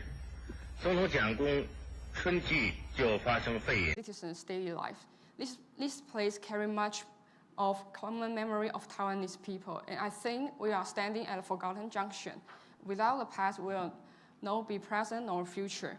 So, Taiwanese of my generation and generation to come will not appreciate the freedom what we enjoy today. So, if every era has a symbolic voice, I believe the voice must be diverse for our era. So, thanks to the democratic transformation today, we get to learn the full story of our history. Whether history is good or bad, it is an essential nutrient of democratic future for Taiwan and the world. I hope by learning by our past, and we can let go of hatred, reconcile with the past, and welcome the future of peace and prosperity. Yeah, thank you very much. Thank you, Qi-Jing. Okay, can I have the judges and everyone put on their headsets? Right. Make sure you are tuned in to channel 2 for English. If you understand Mandarin, you can choose to not wear the headsets. Okay. All right. Now I will open the floor to judges to ask a question. Do we have a judge who has a question for Qi-Jing's project? Nina? Your work is very beautiful, modern, and people-centered. But there are places and in other countries that the laws will not allow the touching the heritage structures. Even the materials must be intact. Repurposing is allowed, but touching the monument and flipping it will be a no-no in our country and maybe in other countries. How will this be possible? I need the translator to translate the question for her. Yeah.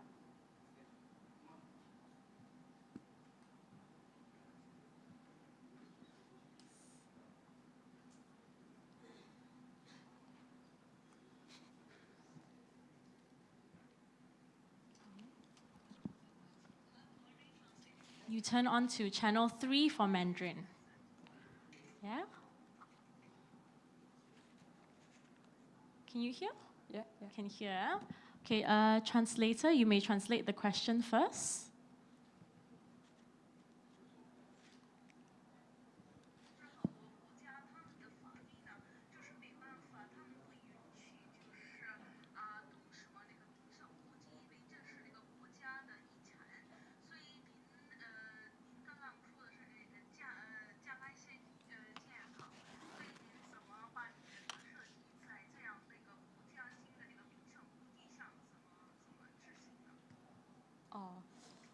You may answer.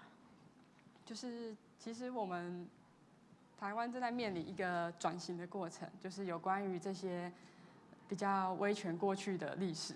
对，然后其实，我觉得是透过一个民众在这边聚集的力量，然后慢慢的去瓦解这个场域它原本的一个氛围，透过这样的方式去开始软化这一个地方，这样子，是这样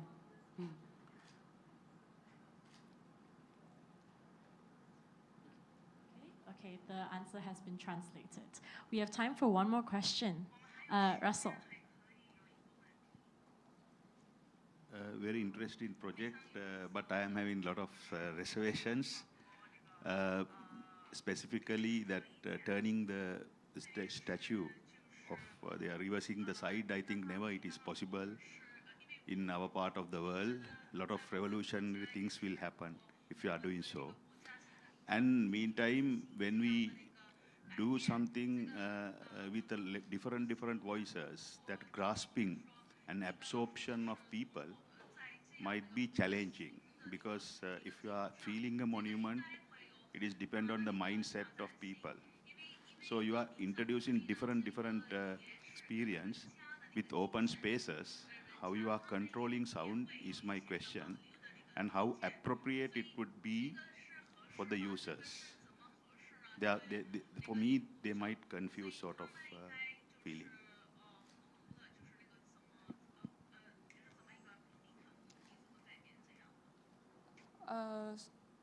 首先是说，在这个地方，因为刚刚前面有提到，这边已经有非常多的市民，然后来到这边做一些其实跟原本那些比较纪念性的活动完全没关系的事情，就是他们可能是在运动。可是这边其实这个建筑里面本身也已经是开始去举办一些比较轻松的展览，像是一些艺术展之类的。对，然后其实能不能动，我觉得一定是我们现在没办法说准，但是我觉得是我们是透过在这个基地看到一个台湾大家对于一个过去威权的地方的有一个隐形的力量已经开始在崛起，然后透过一些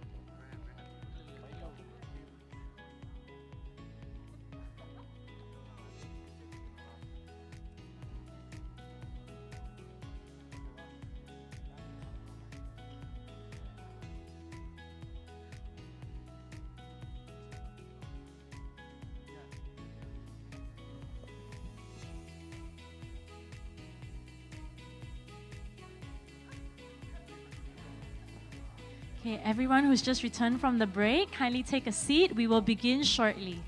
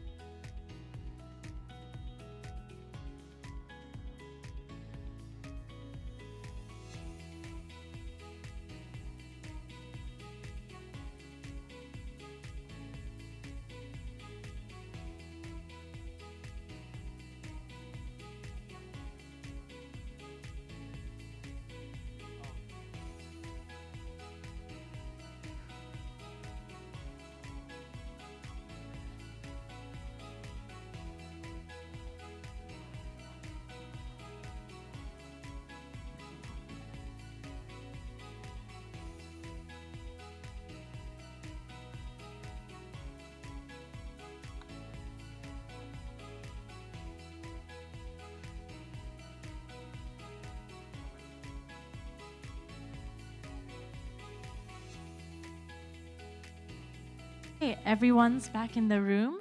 Have a seat. Remember, we'll try to minimize going in and out of the room during the presentations. Please silence your phone, audiences. All right. Okay.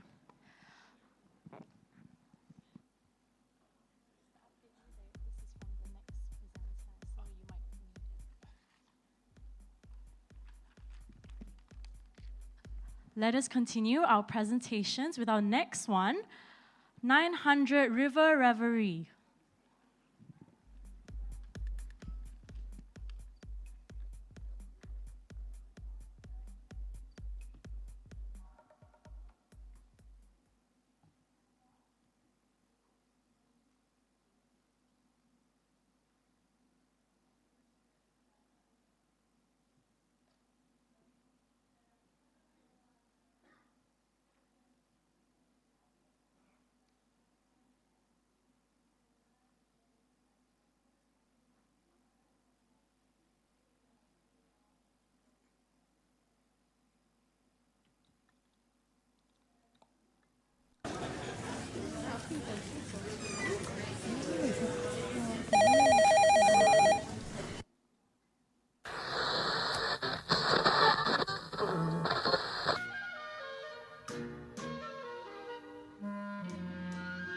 且我们的家就在河边，开门就可以看到河了。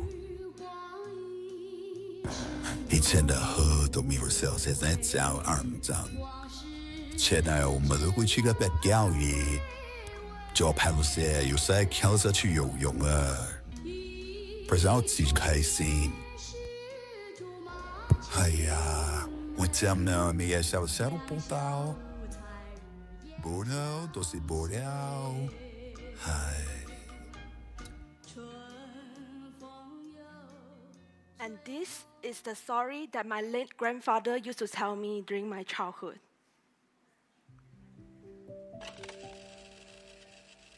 Sungai Petani, a vibrant town in Kedah, Malaysia, is started by the river. It is shaped by the Chinese Teochew immigrant who braved the dangerous sea journey from China in the 19th centuries. The river, the name of the town, Sungai Petani, means the farmer's river, showing how crucial the river is to the town. And the river is the lifeline of the town, serve as a transportation route and sustain the livelihood and of the farmers and the fishermen, contributing to the growth and transformations of the town. And in the shades of old tree, people's one gathered for a moment of joy. And the passing train connected us with excitement. And the backyards were children's playground,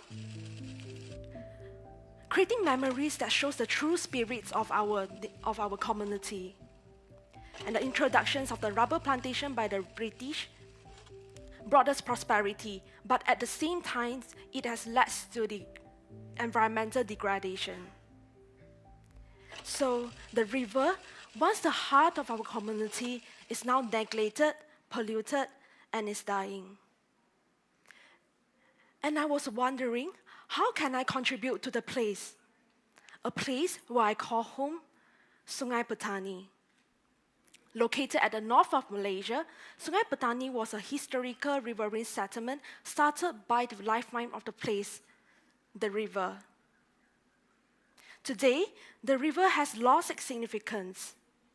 What makes people forget about the river, the birthplace, the lifeline, and the roots? So the overarching issue here is about the loss of identity and social detachment. And to fix this, we need to build back the identity of Sungai Petani as a riverine city and also as the town center. So the whole design process started from a macro view through the master plan with the three core principles: the adapt, connect, and empower. Firstly, connect, it is to reconstruct the landscape framework by leveraging on the wetland ecosystem and the river to create an ecological spine. It consists of a series of wetland park, youth park, and a vascular spine that act as the main thoroughfare of the urban fabric. Secondly, it is to connect. Connect is to reconstruct the mobility and public realm framework. Redesign the public realm and mobility system to improve the access to the transit lively places and safe places. It is important to create an urban connector to reconnect the new and old town of Sungai Petani. Thirdly, empower. It is to emphasize on the citizen participation, to involve the community in the process of building the community follies, like based on their daily mundane, like gardening or bird watching. It will foster an ownership among the community. So the site is chosen at the convergence of old and new town, convergence of nature and the built environment. It is to symbolize the blend of past and present, the nature and culture. So the design concept is about ecotone, which means the transitional relationship between the nature and culture, and it is to reconnect people back to the water body. The typology is a riverine living museum to celebrate the river history and to create a community gathering space and to foster learning and enjoyment. And most importantly, it is to foster innovations and community spirit. So the design strategy started by softening the water edge by creating a promenade and responding to the tidal datum. And it's important to create an urban connector. A new pedestrian gateway is created to connect the old part and new part of Sungai Petani, to bring back the community pride and also to emphasize on the historical significance. Next, it is to create the street extensions. The existing vibrant cultural street is extended to the site and is bringing the human flow into the focal point of the site. And distinctive frontage is created mainly to avoid overshadowing the existing landmark of Sungai Petani, which is a clock tower. Fragmentation and transitional gradient is also created. So the building massing actually started to reduce from the inland to the river. So it mimics the patterns, the nature spread of a mangrove, where it started from a dense inner side to the more open riverbank. It created harmonious transitions by aligning to the ecological patterns of the mangrove ecosystem. And the whole form is actually inspired by the idea of Tak Popang, which is a temporary crochet. It is so close to the heart of the community, where when we see it, it reminds us of the sense of gathering and sense of welcoming. So the whole building massing is curated in a way to create the riverine experience. And so the story began. So it consists of a series of living museum and gallery, and is further zoned into 3 zones: the community, culture, and ecology. And 5 themes are curated to create an enriching riverine experience. Theme 1, flourishing on the riverbank. So entering from the Jalan Kuala Kecil, you will be seeing the community park, which consists of a series of river-like valley that cuts into passageway, to allow the user to feel like they are within the river itself. So the planters are provided at the border of the passageway to allow them to seed plant. So the landscape will turn into colorful over time. And the landscape is further cut into high narrow cliff, low wide riverbed, and the overhead cave to create a distinctive experience. So away from the cultural park, you'll be entering the community plaza. The community plaza is a first primary welcoming spot for the visitor, and also the daily gathering space of the local.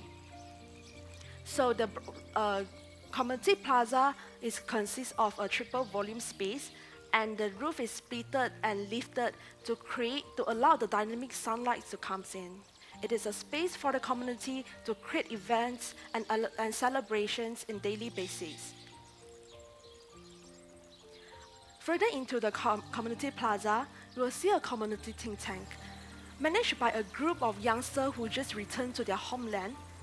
It serves as a space that allows brainstorming idea, to create placemaking, and also to manage the events at the community hub.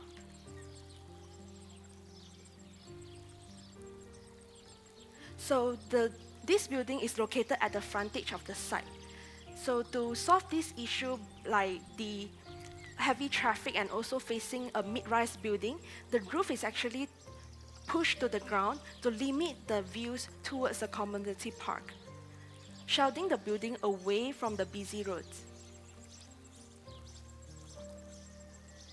So at the edge of the community plaza, this is your first view to the river. Although the river lies further away from this point, the essence of a riverine experience is brought to here through the biosphere.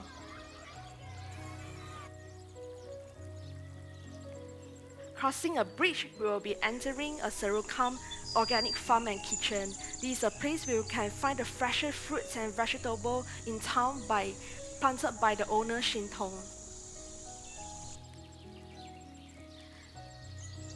serve as a natural therapist, Shintong also helps the local with the plant-based food remedies, showing the resilience and sustainability of the community. Away from the Serukam Island, you will be entering the community library, which are hosted by the Bamboo Hills bookstore. So over here, you will find a book collected by the owner throughout the years, and it's not just a place for reading book, but for you to write the next chapter of Sungai Petani. So entering the next theme, the Riverine Tapestry, you will find a series of cultural workshops integrated into the landscape. And in the cultural workshop, you will find the performance stage, the pulpit workshop, the Teochew Opera workshop, folk garden, tea chat area, and also a fortune-telling kiosk here. By integrating the landscape under the shade, it allows people to feel the breeze of the river and enhancing the indoor temperature and environment. By pushing the roof to touch the ground, it also allows the people to feel the intimate experience, to allow like human interaction. So this is a place for you to listen about the old story and folklore of Sungai Petani from the elder generation. Leaving the theme 2, you will find a hidden fortune-telling kiosk hidden behind the woods. So this is also a daily gathering spot for the local. And entering the next theme, from the flow of time, we will find a railway plaza and a main gallery here. The main gallery is the museum of everyday life. It's not just about exhibiting, but it's about telling story of Sungai Petani. This is a place where you are able to feel the experience of how you are connected to the past to hear about the story.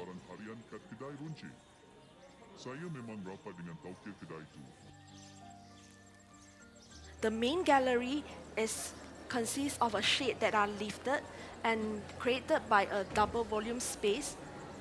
And a bridge platform is created there for you to go up, and it frames a view of the railway line that reminds people of the old urban fabric. And this is all the hidden story of Sungai Petani can be heard here.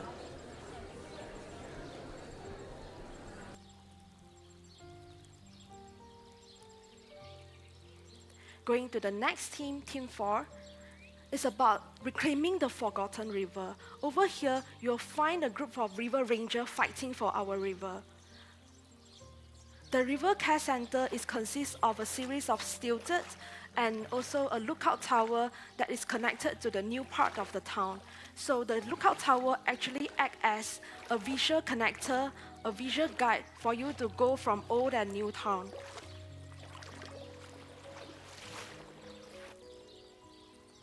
So going along the ecological park, you will witness the process of how the whole process of the urban runoff can be filtered into clean water. So it actually consists of the sedimentation pond, the shallow water treatment channel, the deep water treatment channel, and lastly, the clean water is filtered.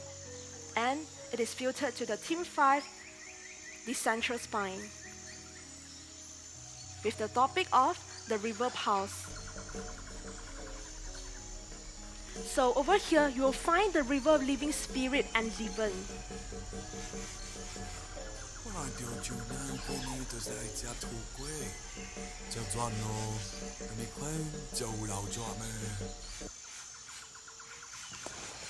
The Sungai Petani history is shaped by its people and the river that sustain them. Today, the river has faded, and so together with the heart of our town. Restoring the river is crucial. It's not about only the nature, but it is about to revive the Sungai Petani spirit for the future generation. And I believe that healing the river is not just about the nature, it's a healing of the community and also myself. There is always a place that can heal your soul, our home, our roots. And we can't afford to lose it. Thank you. This is my project, The River Reverie, live by the Sungai Petani River. Thank you so much, Zheng Ying. Okay, I know Nina has a question already. No, it's more of affirmation. What an awesome project. You made me a part of your story from start to finish. It was some kind of mirror, a reflection of how I felt in my younger days. You brought me with you in your journey, the pain of the things lost, the regret, the past, and the excitement to give solutions to existing problems. You make me want to be involved in it too. The presentation is very well done, letting us see how you address a problem and made me a part of it. The colors were muted. Your project made it so colorful. I can feel the happiness of the folks, even of ordinary people, being animated again and given a reason to wake up every morning because they were given purpose in making the place come alive again. But do you have any solution to mitigate an untimely event of a flash flood? Okay, actually, the central spine, which is a biosol, is having two control points. With the, if I were to allow you to look at my plan, it's actually consists of more smaller stream at the top part. That is actually the control point where it control when the water, the river water rise up to a certain point, it will trigger a certain system of pump that allows the water to be pumped up from the central spine. So the central spine, like the very lively vibes that you see just now from the rendering, that part is actually the safe place for people to have different events throughout the years. Yeah. Okay, thank you so much. Thank you for your question. Russell, you have a question? Actually, I need not to ask any question. All the answers are there. I want to say just simply, it's wow. Thank you so much. I think we have time for one more question. Suhasini. Thank you. What I appreciated in your project is that you recognize how important geography is to history, culture, and economics of a place, and using the environmental intervention to revive the geography as a means. But my question is, the size of your project in terms of the number of activities and the number of people that you will bring there, while reviving the environmental aspect, don't you think that it's too many people and too much buildings and it become counterproductive to the environmental aspect at one day or time? Because tourism is the worst thing that you can do for environment these days. And so, I mean, the scale of the project, I really question. Okay, I really agree with you because throughout my process of doing this project, that's the biggest concern. Because like at the beginning of doing this project, I actually built a huge building with a large footprint, and I realized that that's not going to work. Yeah, so as you see from my plan, all the buildings are break down into smaller masses, and they are stilted and with sustainable material built up. So I try to be sensitive to the context, like avoiding using large plane that like welcome large amount of people that rush into a building. It's a small plane that allow people, like maybe one or two, to experience the spaces in a smaller scale. Yeah. Thank you. Thank you. Thank you, Zheng Ying. You may step down from the stage. Thank you so much. Another round of applause. All right. For judges, we will need some time to prepare the stage for our next presentation.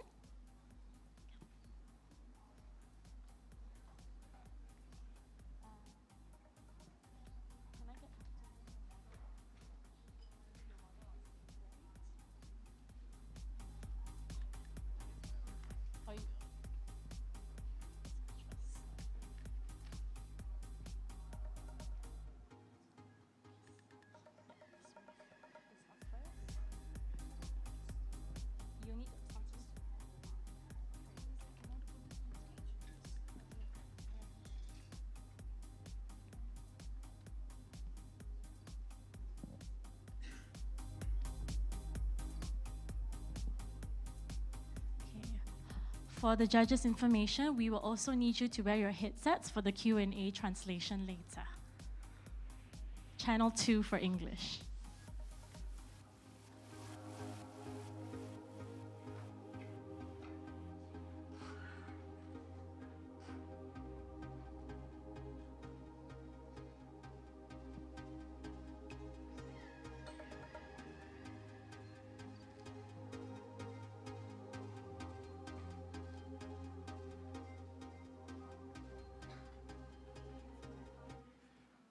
Okay.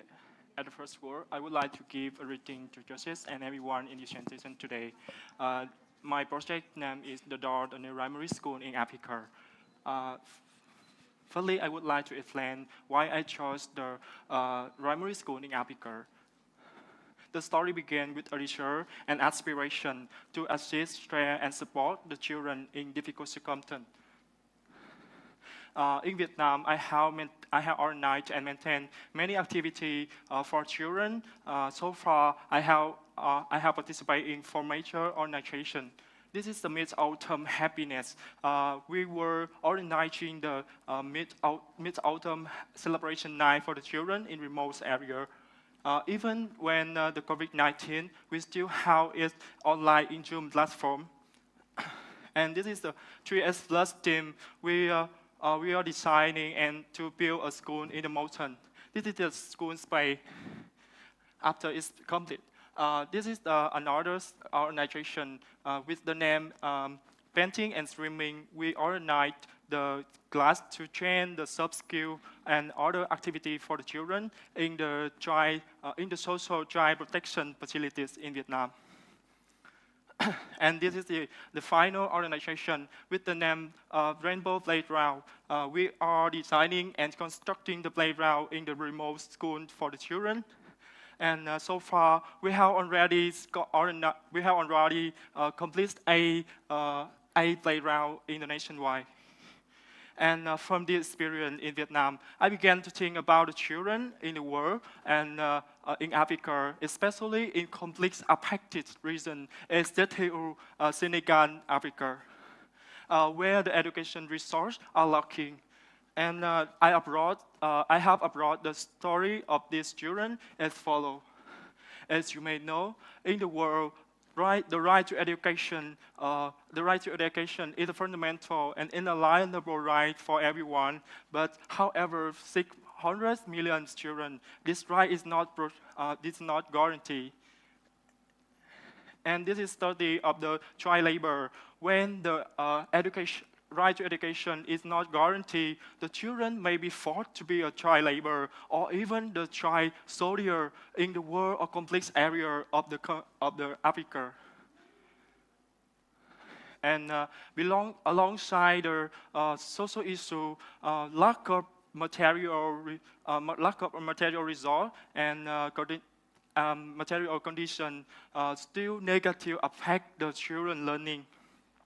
They may not have the class or even there to sit, and have a lot of makeshift facilities. And they still have more organized facilities, but the education environment like this cannot promote the creativity, imagination, and thinking of the children at the primary age. And according to statistics, nearly 50% children in Senegal, Africa, is not proficient in reading and mathematics. And those things definitely show without education, without the right to education, lots of children lack of many skills to solve their life problem, and even cannot participate in decisions affecting them, pushing them into dangerous and risky situations. But fortunately, in the world, many organizations, social organizations, and community programs call for support from society globally is inspiring me so much. And to design a suitable school in Africa is it is a both significant challenge and opportunity to design a meaningful designing solution. And I will introduce the construction site. This is located in CTO region, CTO town in Senegal, Africa. The existing site is the old primary school, and choosing the old primary school in the site aim to address the realistic value and needs. And the site have a harsh climate and in a high zone conflict. And to design appropriate school for the children, that's very essential to seek the local inspiration from the idea and come up with the dynamic and positive community, especially in Senegal, cultural characteristic known as Teganga is represent for hospitality, openness, willingness to help each other. And I am to reflect this spirit into the door shape. Each door, its color, and this shape, each shape will represent for each personality of each person. And the architectural form and architectural space also were inspired by the traditional village and the community space known as Palavratry in Africa. Based on the traditional village, I arranged the module, after that a divider function, and develop the roof and connect on the block by the floor to encourage the movement and playing of the children. Finally, I opened up the door system and setting the playing area. The architectural form combine a high utilization square with the culturally significant circle to form the octagonal shape. And let's explore the inside space in the school. The overall general design feature interwoven block around the central courtyard and creates a dynamic space in the center and surrounding by the tranquil outer courtyard. The function contribute to 6 classroom to toilet to storage, 1 sick room, 1 teacher room, a canteen, and a community library. The use and arrangement of the module creates many indoor and outdoor space, but to avoid the monotony of firm repeats the module, I use the different door with shape, color, and function to add the vibrancy to the school space. And using the connect floor to connect on the block in anchoring the movement and playing of the children in the playing and study environment. And arranging furniture and play equipment in diverse way will stimulate the children's creativity and flexibility. In addition, organizing the gardening activity both educate the children and providing food for canteen while enhancing the landscape for the school space. Finally, I connect the roof with the to creating veranda to set the outer playground for children. This is the first layout with colorful door around. This is the second playground. Although it's familiar with the first playground, but it's appear the new atmosphere because the different doors and play equipment arrangement. This is the central courtyard. It's upper of communities play in Africa, known as Palavratry. This is the other perspective of the central courtyard. This is the outside dining of the canteen with the traditional public canopy and the colorful door around. This is the vegetable garden around the school. This is the backyard, providing a large gardening, forest, and planting. The DAW not only diversify the module space, it also play an educational role, fostering the connection between the teacher and the student by choosing the different DAW, different shape, and different play style. The student can review their personality references to allowing the teacher to observe, understand, and maybe interact with them. That will supporting the teaching and learning in this school.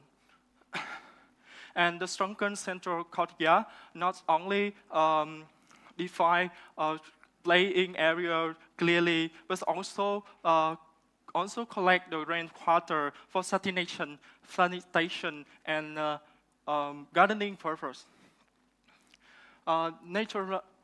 Nature lighting is maximized on direction, and this is the double module of the canteen. This is the interior of the canteen, and this is the single module of the class. This with the light filtering through the wrap in the roof, it creates a lively atmosphere in the classroom. And the floor, the wall, and the roof were designed following the insulation and ventilation in Apical. And the storage and toilet also were designed following the local right toilet habits in Apical.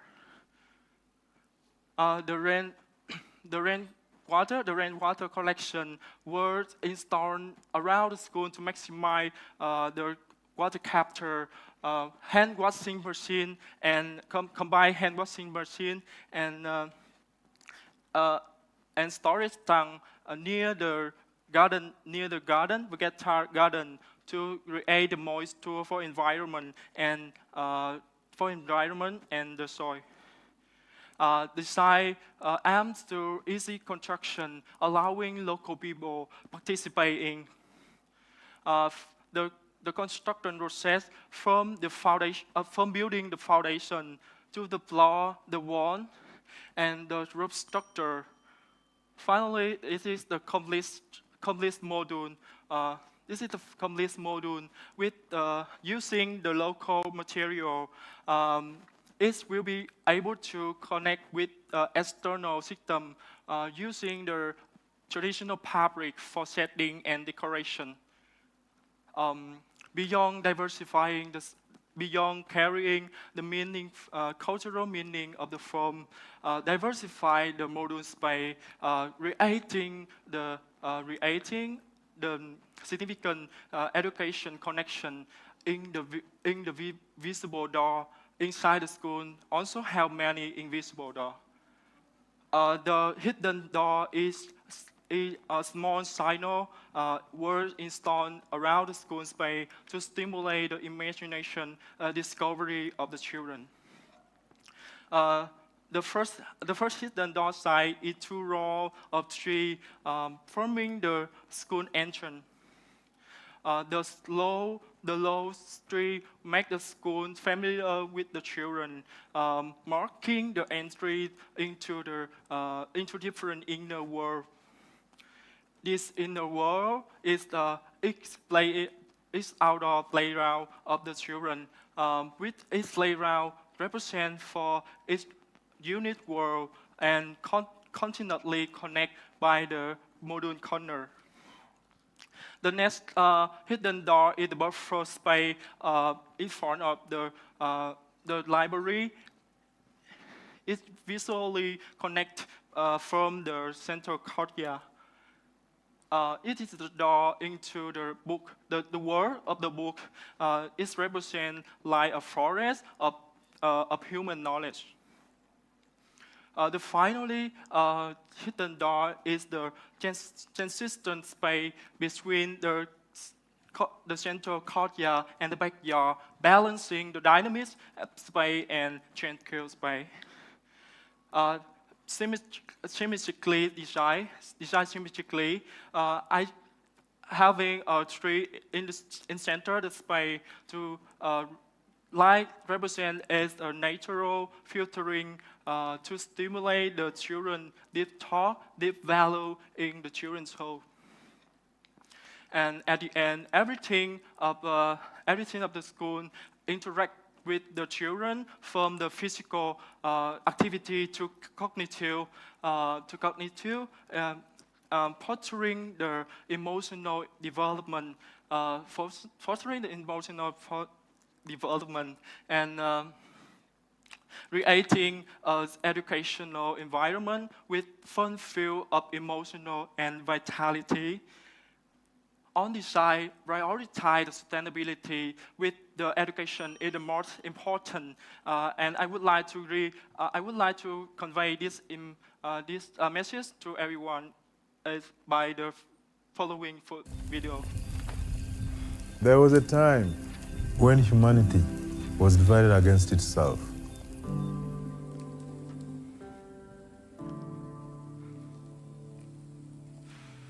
Over 1 billion of us were living in extreme poverty.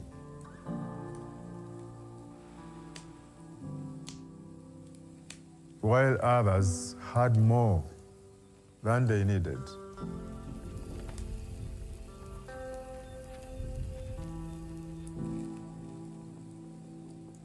Millions of our children were unable to go to school. It might be hard for you to imagine a world like this, but this is our story. But Mzee, what caused the great shift? The people came together, much like we have gathered tonight. And it changed everything. We began to see ourselves as equals, as global citizens. Every single child was able to go to school.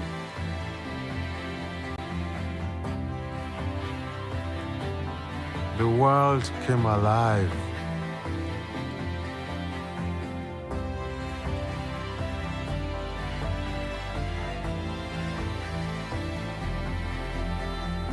Humanity advanced.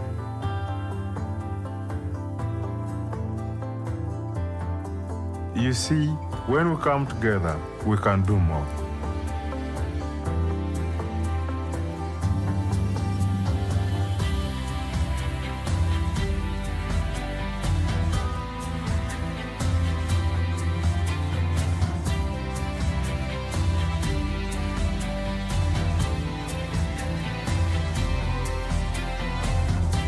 Some said this world was not possible, but you are proof that it is.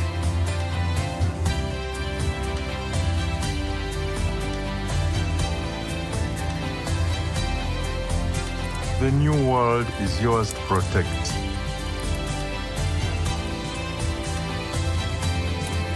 My children, we must now begin. About my project. Thank you for your listening, Joseph and everyone. Thank you, Ming Eng. Can we get the headsets for translation? Okay, due to time constraint, we might only have time for one question. I think Benjamin, just now you. Yes, okay. Can we have the judges put on the headsets later for the translation, channel 2? Again, it's not really a question, but to compliment you on your work. Yeah. I really think it's a very good example of contemporary vernacular architecture.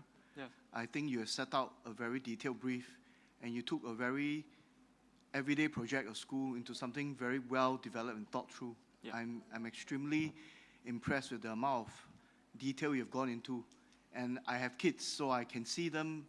I mean, not just in Africa, a school like that would be a very fun place to be, especially with the different typology of doors. And see, people always think that kids, they're meant to just sit down and behave, but actually they want to run, they want to skip, and the program you set out gives a lot of exciting opportunities for children to grow and play and discover. Yes. So I think that was really good. And the last bit I want to really mention is the topic that used doors as a main theme. There's also a lot of strong analogy to it, It's like, you know, we always tell our kids, study hard so that it opens doors, opportunities. Yeah. And one door closes, now another opens. Yeah. So I would like just to say that really well done, and I will be very proud of what you've achieved as well. Thank you. Thank you, sir. Thank you, sir. Okay, thank you so much. Do we have time for one quick question? Does anyone have a question? Russell. Okay.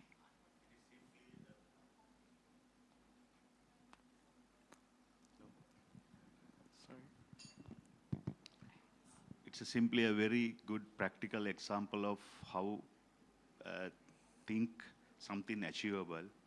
I think a better model, exceptional model of converge, championing purposeful design. Well done. Thank you, sir. Thank you so much. Thank you so much, Ming Eng. That's it. Can I get the technical team to help him bring the model down from stage? All right.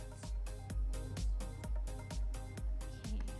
Before I introduce the next presentation, we will also need you to wear your headsets for the Q&A portion for this presenter. Okay.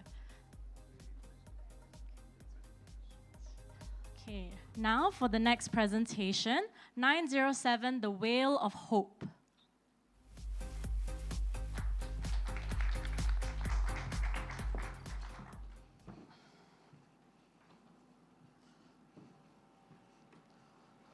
Good evening, good afternoon, ladies and gentlemen. So before I start the presentation, let me tell you a little story from the city where I came from. I came from a city which is called Medan. It is located at North Sumatra in Indonesia. The city is actually famous for the varieties of ethnic and culture that we have.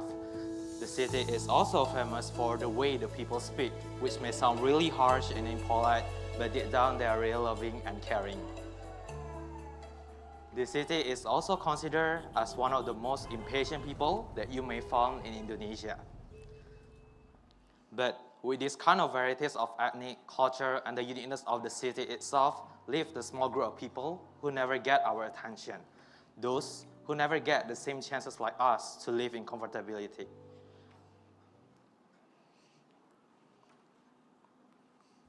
Now, can you imagine that you'll be living and covering your living expenses with only $150 for a month, and you will live in this kind of ecosystem where you will grow old with your family. And also, you will stay inside this poor house. Now, the real question is, what can we do? Hi, I'm Calvin. I'm from Indonesia, and here is a presentation. So in every village, in every city, in every province, also in every country itself, have their own economical problem that constrain the community to reach the certain level of the stability in economical system. But actually, not everyone have the chance to do so. Hence, the boundary line was created and the community was spread into two parts. The one that are stable in the economical system and the one who are not stable in the economical system. The stable individuals often can fulfill their basic needs such as food, shelter, or maybe just a simple clothing. Meanwhile, those who are not stable often prioritize food as the most essentials and neglecting other necessities. And this issue and problem will also lead to the kids, as the kids should now prioritize the food over the education. This whole issue, problem and condition is actually can be depicted as children that is prioritizing their own feeding rather than their education, that when they grow old, a group of people call them uneducated. Therefore, the unemployment rate will grow even higher with this issue, and people actually are stuck in the system for generation to generation. And this cycle eventually will happen repeatedly again, again, and again, and this is what I call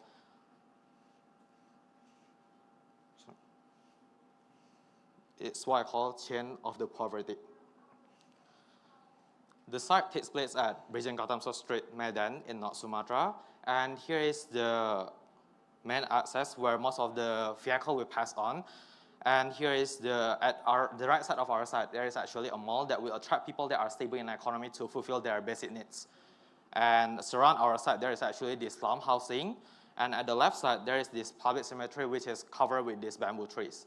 And some part of the slum housing are actually located at the riverside of the Day River. And across the slum housing, there are well-built residentials. The condition of the site is actually not in a good condition. Some part of the site are actually filled out with this plastic waste. And actually, the building surrounding the site are actually made up from the fragile material, and most of them are not in a good condition. And the people who stays at the riverside of the Delhi River are at the risk of losing their house every day due to the lack of embankment. And if we compare to the building across, which is well built and well protected, this clearly defines an underlying economic disparity that happened in this area. Now, imagine that if we provide and facilitate provide a space which facilitates an activity that could converge people together. As a result, it could bridge the economical gap, benefiting both financially stable individuals and unstable individuals. Inspired by the trilogy embraced by Indonesians, which refers on the food, clothing, and shelter, our goal is to elevate the living standard. We do this by providing opportunity for employment, economic education, and also the chances of the fundraising. With the system that we are creating at here, we have a hope that people that are unstable in the economy may now stand on their own feet. Ladies and gentlemen, I present to you the Whale of Hope. The first part is what I call the manufacturing sector. This will be an implementation of the sustainable economy that sustains the whole site and provide the job opportunities. The first one is what I call the raw material massing. It will be used for storing the raw plastic stripe material, and there are some reasons as why these plastic stripes are being chosen for this project. First of all, according to the site project, there are a lot of plastic at our site, and second of all, this plastic has been successfully turned into high value product by some other city and country, but not yet in Medan City itself. So I see this as a potential for creating a product based on this material. And there are also some other projects, including landscape and also the interior. The next one is what I call the production massing. This massing will use the plastic stripe material that we have in order to provide three kinds of production according to the trilogy embraced by Indonesians, which is brick, clothing, and also the planting. And also people that are unstable in the economy may come here and they could have a look on what kind of production that we are doing, so they could learn it and they could work at here. So that's why I'm saying about the job opportunities. And the next one is I provide this area for production like clothing, planting, and brick that need to be dried that will be allocated at here. So this is the drying area. And there is this massing between. We try to invite people to come inside so they could have a look what kind of production that we are doing or what kind of activity that been going on with these two kind of massing. And then the next one is the inventory. This will be used for storing the production that we have done. And near this inventory massing, there will be workshop with arts and craft related. These places are meant to be creative, playful, and also inviting. The placement of the mass are actually following the flow of the activity, starting from the collecting the raw material, production, and until it was stored and distributed. The next one is what I call the idea incubation. This is the center of the design itself. As you can see, there are two hands that is actually resemble bridge that are meant to connect. And there are this massing at the middle to symbolize the result of the bridging. And on this massing, you are going to have a chance to expressing your ideas and turn it into a high-value product at here. And we will facilitate 4 types of industry at here. The first one will be this arts and craft industry. The second one will be this clothing industry. The third one will be this food and beverage, home and decor industry. And the last one is the food and beverage industry. So at here, people could try to pitch their ideas and turn it into a high-value product. And they could use the material or the ingredients that we have or we provided at our site, like plastic stripe, as I mentioned before. Or they could use the greeneries area. So this greeneries area are actually provided in order to pursue the originate form of ingredients. For example, vegetables are grown hydroponically in order to introduce a more sustained approach of the food sustainability.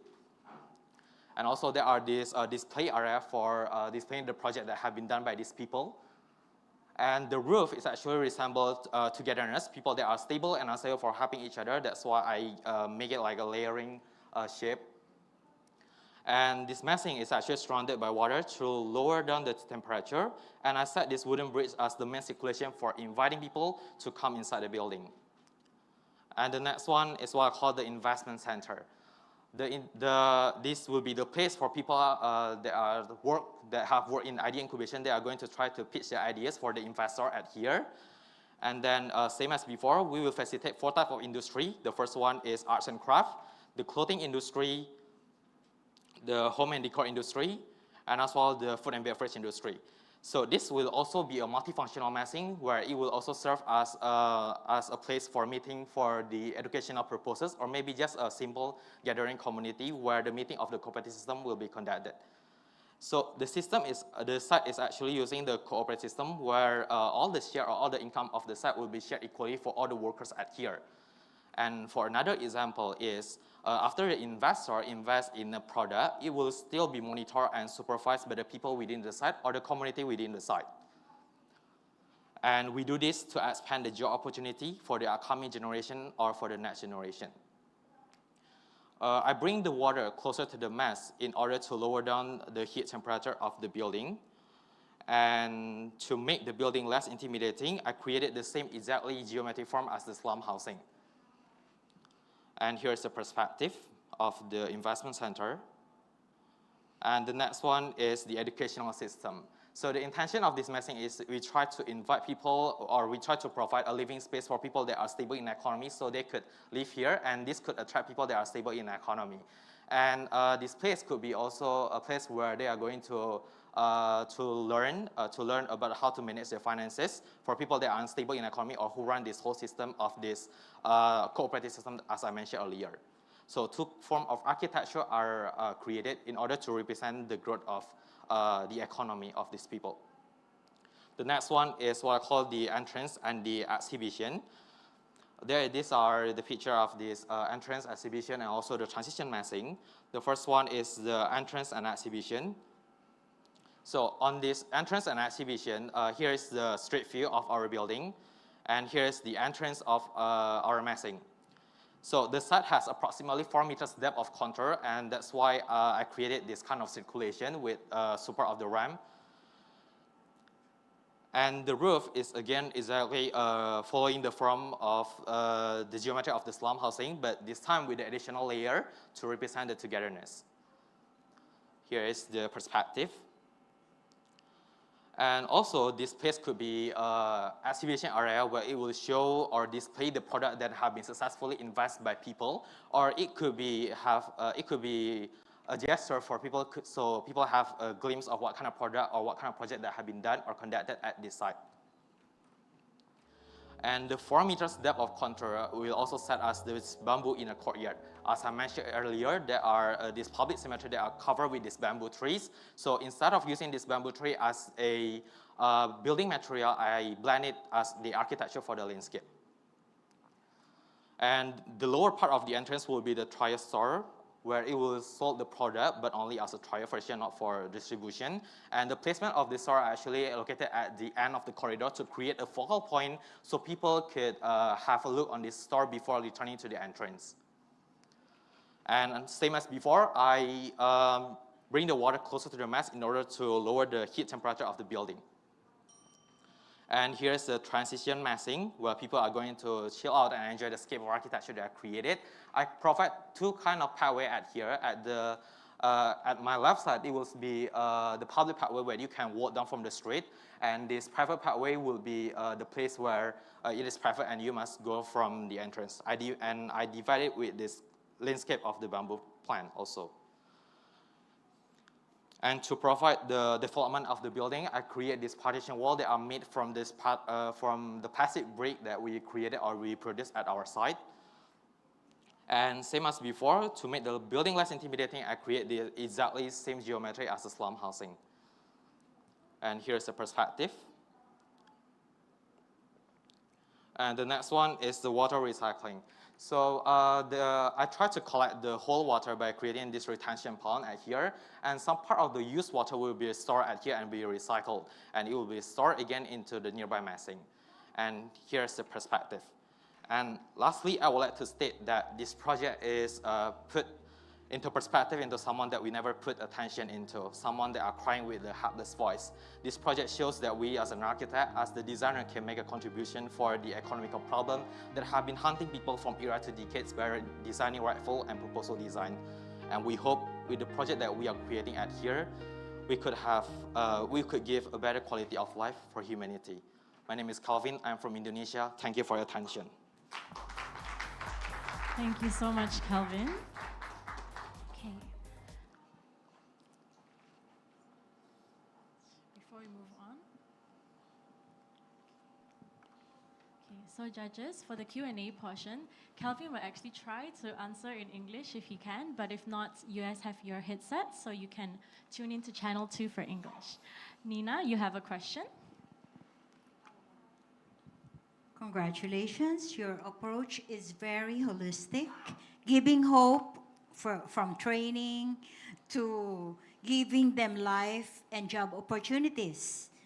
It is very amazing that you answer the basic needs of a human to belong and to be seen as important.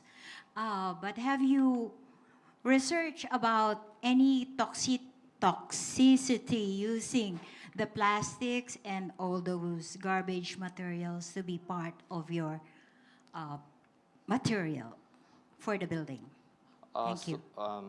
Thank you for your question. Actually, the plastic will be collected from the other place or other messing. From our side, we will receive the plastic that have been recycled by people. So the plastic will be cleaned in other place, not in our side. So we will just produce a product based on the plastic. Thank you. Thank you. Do you have Suhasini, you have a question?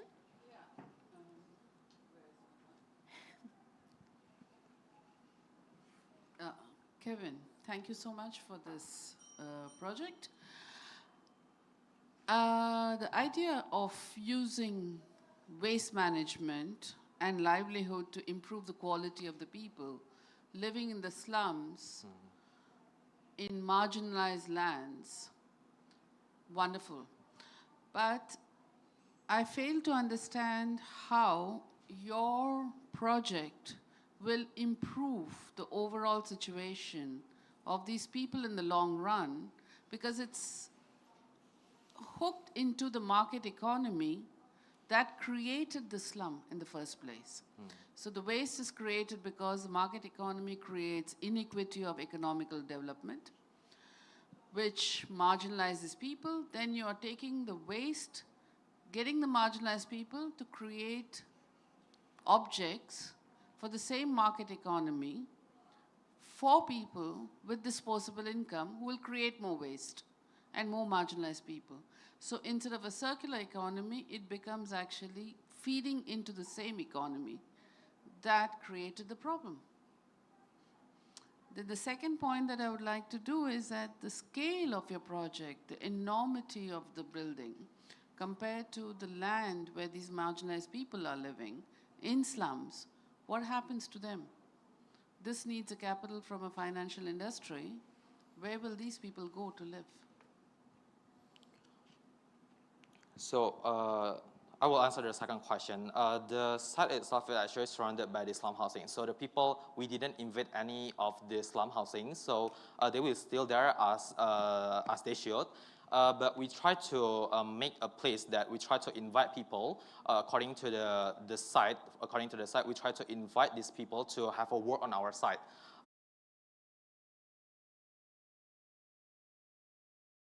Of people. And also during the site visit of the slum housing, actually these people are, they don't really know how to manage their finances. They could have this kind of like really bad housing, but actually they have like this really great motorcycle or like a really great TV. So that's like a very bad situation for the economical problem at here. Sorry. Thank you so much, Calvin. I think without any further questions, you may step down from the stage. Thank you so much.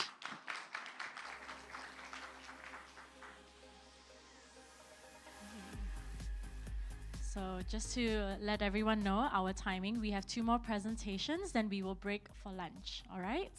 So our next presentation is 918 Amputation and Adhesion. Give a round of applause.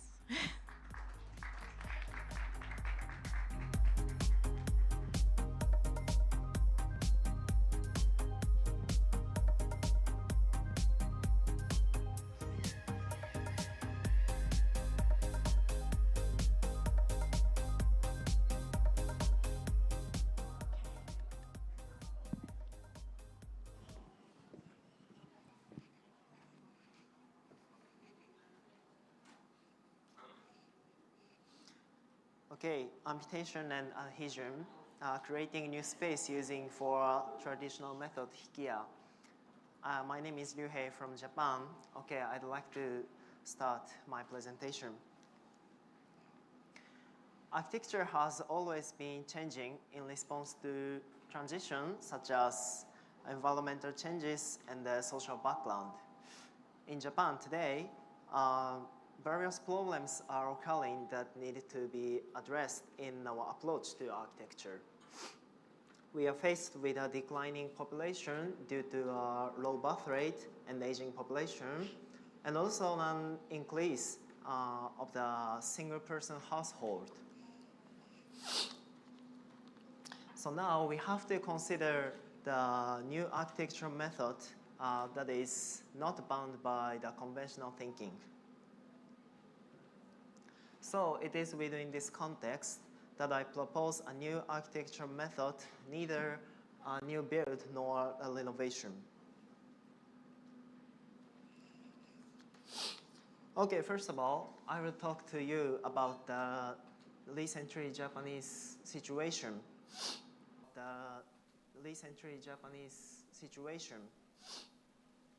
Please take a look at these graphs. In today's Japan, the population is declining noticeably due to the low birth rate and aging population. The total number of people in Japan has decreasing noticeably.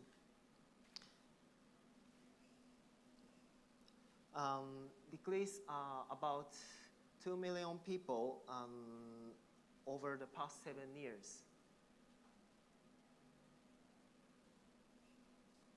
However, while the population is declining, the total number of dwellings is increasing. The decline in the population and the increase in the total number of dwellings create a social, economic, and a significant problem.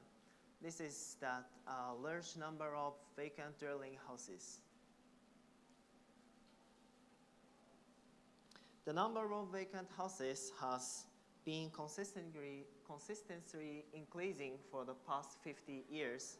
The vacant house means the house that is no owners. And also today, Japan responds to this environment by repeatedly building and demolishing. This photo is a typical scene that I can see the walking on the street every day. There is a lot of construction site in the residential area in Japan. This culture of clash and build is predominantly controlled by the social economic pressure, I think. For example, every time a disaster occurs, new buildings are constructed to deal with the need for housing, temporary need for housing.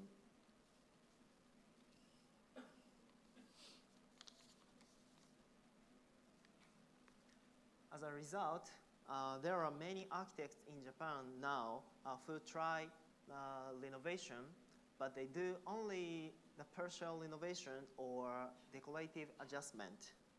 Here is the 3 issues of the Japanese National Architecture publication, Shinkenchiku.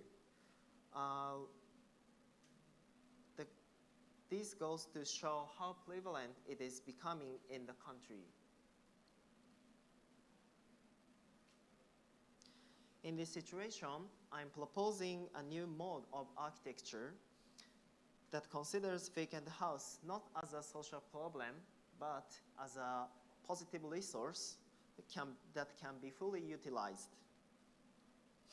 To guide this process, I have focused on the Japanese traditional construction method, hikiya. Hikiya is a special construction method where buildings are relocated without dismantling. Only the foundation and the external walls are removed as required, like this. And the structure is moved as it is. This method respects the life and the age of the house in the details, while at the same time reducing the cost by avoiding extensive demolition work. By retaining the structure and the framework of these buildings, it is also a form of a cultural preservation by continuing the life of the craftsmanship which is inherent in Japan, building culture. So, by gathering vacant houses and assembling them using the hikiya method, a new architecture can be created. Okay, next part. The amputation and adhesion method is proposed as a design method for assembling vacant houses. Defects are often considered negative drawbacks because of the cost of repair and the partial demolition. But here, such defects are seen as a resource and cut out to be retained in various ways. Specifically, this method involved cutting out the missing or sick part of vacant houses, such as rotten columns, floors that have fallen out, and the wall with peeling finish. And then gluing the cut surface of another house together to complement each other. And also I came up with a variety of patterns on the plan, such as straightforward that follows the house grid, and a pattern with a diagonal penetration, and also the insert a completely different language, just like curve and circle lines. Through the combination of this pattern and the new configuration, a new spatial experience is formed that creates a sense of mystery and delight to be fully once there. After the initial reconfiguration, furniture and a new material called bond element are inserted as tool to solve the discrepancy that occur at the moment of joining. This could take the form of a mysterious staircase that connects different story heights, or a transparent fabric used for a new type of a partition, and also a built-in shelf, a new way to form a boundary.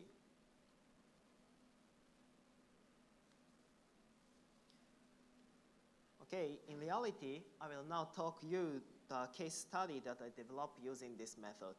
The site is in Setagaya World in Tokyo, where there are actually many vacant houses. The point in pink color is vacant houses.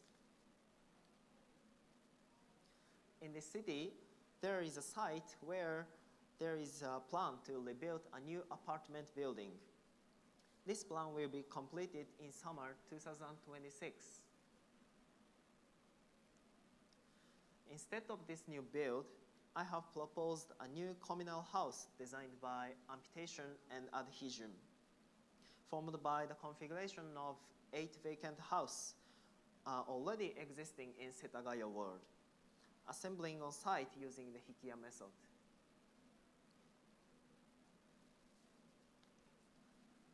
This is a whole plan.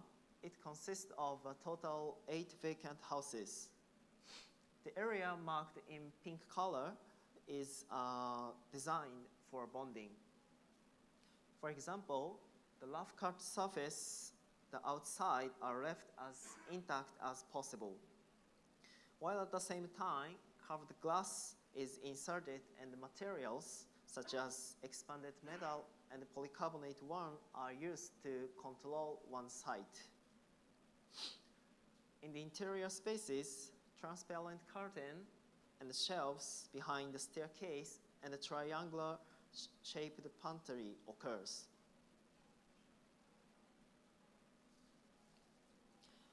The various spatial attractions also occur. The between space by imitation and adhesion become mysterious shapes like this. And the internal and external spaces are mixed. The red one is external and blue one is,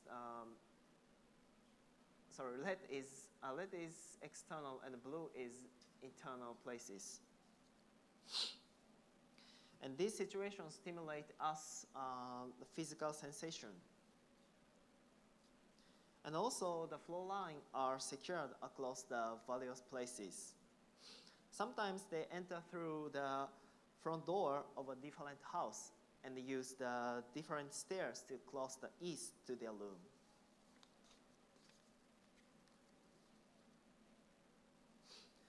In this part of the house, a bond element is used to create a new barrier between the bedroom and tatami room. This curved curtain acts as a new partition of this space. The curtain allows natural light to fill the spaces in the morning and also connect the room next door.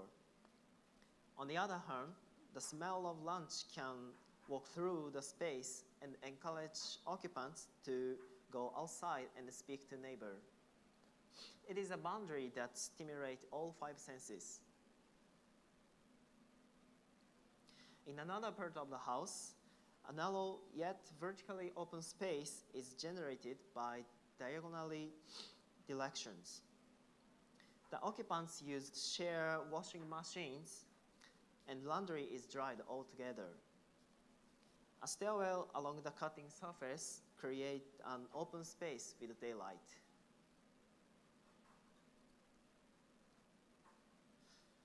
In this area, what was the once floor of the interior space became a curiously shaped engawa. Engawa is a traditional Japanese roofed external space. A pleasant breezy space occurs between houses.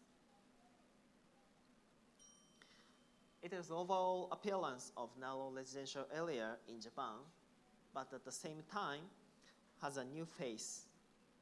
The exterior exposes the section of the vacant houses. This creates a shocking facade that was not present in the existing elevation.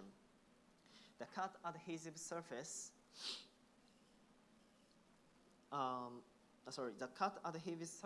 reveal building component that we cannot see normally, such as the beams and the joist. This space is made up of layering of different history and physical memory, and also like spatial memories. By using this method that built history and physical memories coming together, lead occupants to ponder the invisible after image of the space, such as the contours of what should have once been on the life that was lived there. While the house has a variety of attraction through the career cut method, it also has another attractions that lead us into the world of invisible and imaginary. This is a specialization of my new architecture method that critically addresses the socio-economic problem in Japan now, while also realizing a new spatial experience that is more attuned with the current problem in Japan. Okay, thank you for listening.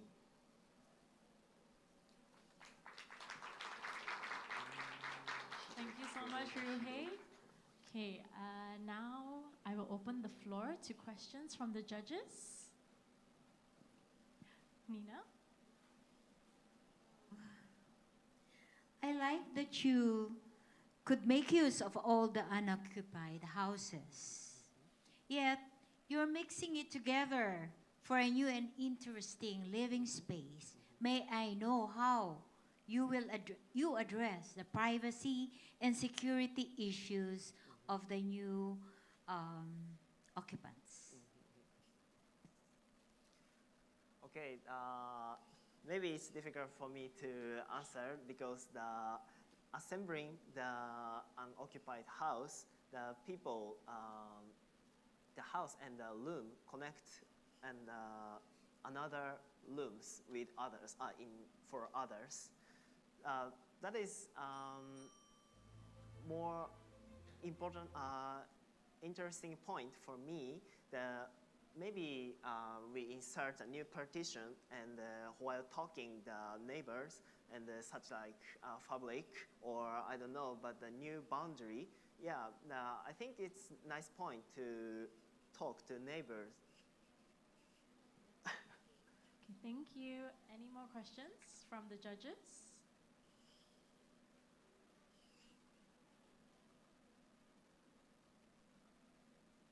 Okay, no more questions. Thank you so much, Ryohei. Thank you so much. Okay. Now we will have one more presentation before we go on our lunch break. I know some of you may be a bit hungry already. For this next presenter, I will require everybody, including the judges especially, to put on their headsets because our next presenter will be presenting fully in Thai. So please make sure you are switched to channel 2 for English translations that will happen simultaneously. All right? Okay, without further ado, allow me to present the next project, 920 Project Community Merging Urban Life.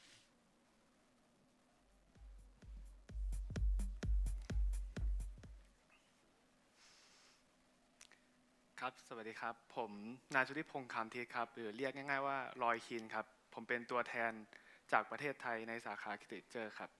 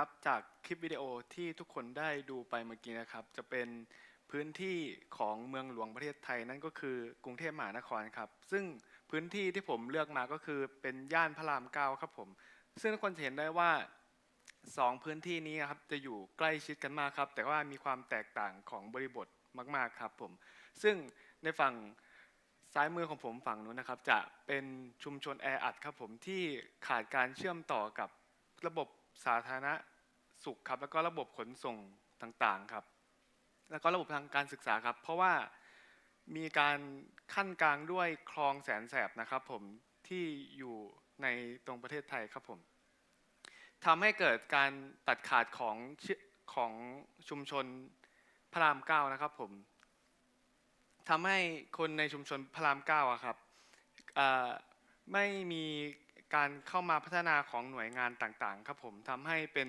ชุมชนที่ขาดการเชื่อมต่อกับเมืองฝั่งพระราม9ครับครับจากปัญหาที่กล่าวมาก็จะ เกิดมาเป็นโครงการที่ชื่อว่า Community Merging Urban Life ครับผมซึ่งผมจะแบ่งแนวคิดออกเป็น2ส่วนหลักๆครับก็คือคำแรกก็คือ Community ครับซึ่งจะเป็นการรวมเอากิจกรรมที่มีความแตกต่างของแต่ละช่วงอายุของแต่ละพื้นที่ครับนำมาออกแบบให้เกิดการใช้งานในพื้นที่เดียวกันนะครับผมแล้วก็เกิดการแชร์สเปซซึ่งกันและกันแล้วก็สามารถดูแลกันได้ครับแล้วก็ในส่วนที่2ครับก็คือ Merger ครับก็คือการนำเอา2พื้นที่ที่มีความแตกต่างกันครับผมนำมาเชื่อมต่อกันเพื่อแลกเปลี่ยนทรัพยากรซึ่งกันและกันครับแล้วก็ทำให้สภาพแวดล้อมของบริบทรอบๆดียิ่งขึ้นครับ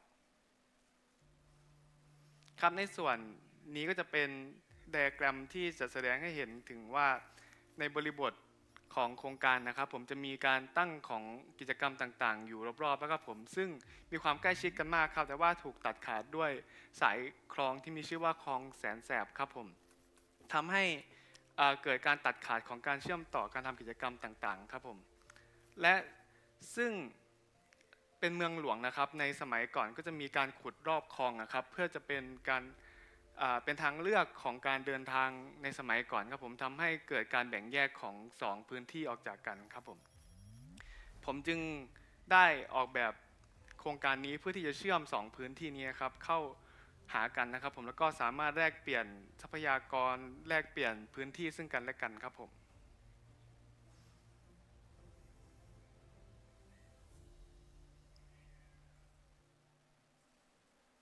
ครับต่อไปจะเป็นภาคการดีไซน์นะครับโดยสเต็ปแรกนะครับผมจะออกแบบโดยการเชื่อม2พื้นที่ที่ชื่อว่าชุมชนบึงพระราม9แล้วก็ฝั่งเมืองพระราม9เข้าด้วยกันครับผมผ่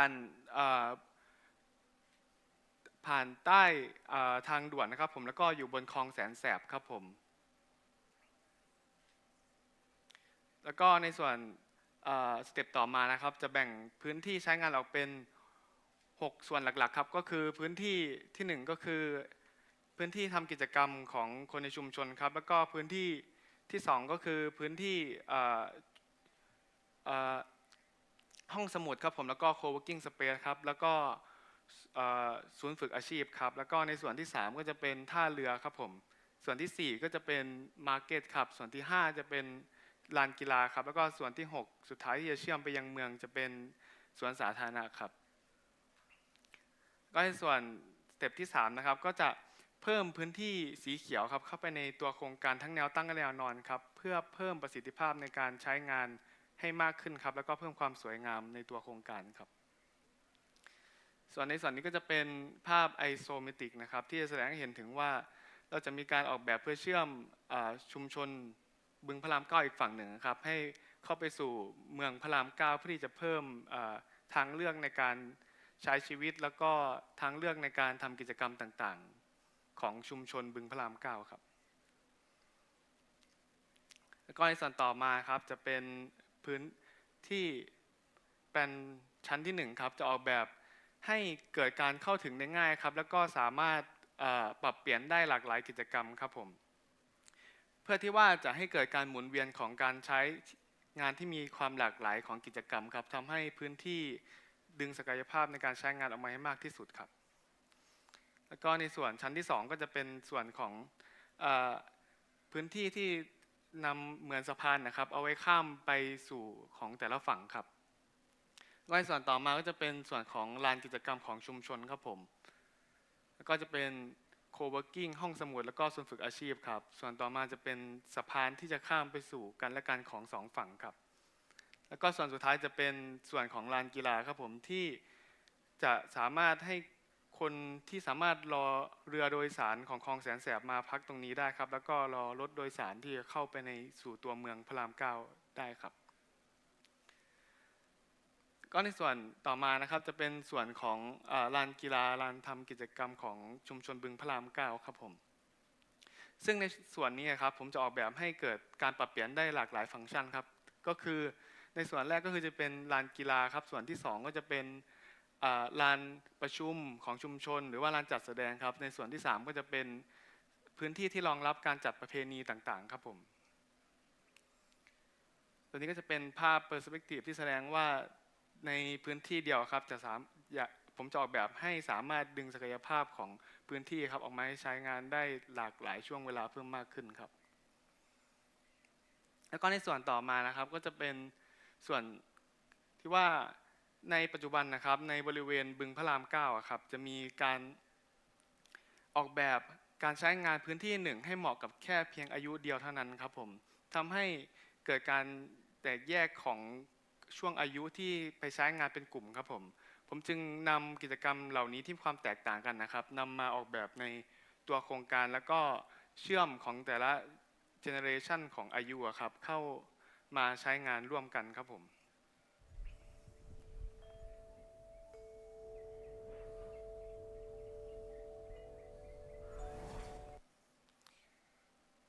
ครับผมในส่วนต่อมาก็จะเป็นส่วนของพื้นที่ศูนย์ฝึกอาชีพคอมมูนิตี้แล้วก็ห้องสมุดครับผมโดยส่วนนี้นะครับในพื้นชั้นที่1นะครับผมจะมีการออกแบบให้พื้นชั้นที่1เป็นบล็อกโมดูล่าครับผมที่ทำจากอิฐนะครับแล้วก็สามารถปรับเปลี่ยนการใช้งานได้หลากหลายครับก็คือ1ก็คือจะเป็นพื้นที่ไว้ทำกิจกรรมครับแล้วก็2จะเป็นพื้นที่สีเขียวก็ได้ครับแล้วก็ส่วนที่3จะเป็นบ่อน้ำแล้วก็ส่วนที่4นี่จะสามารถแบบให้คนในชุมชนนะครับสามารถดัดแปลงพื้นที่ใช้งานได้ตามอนาคตครับผม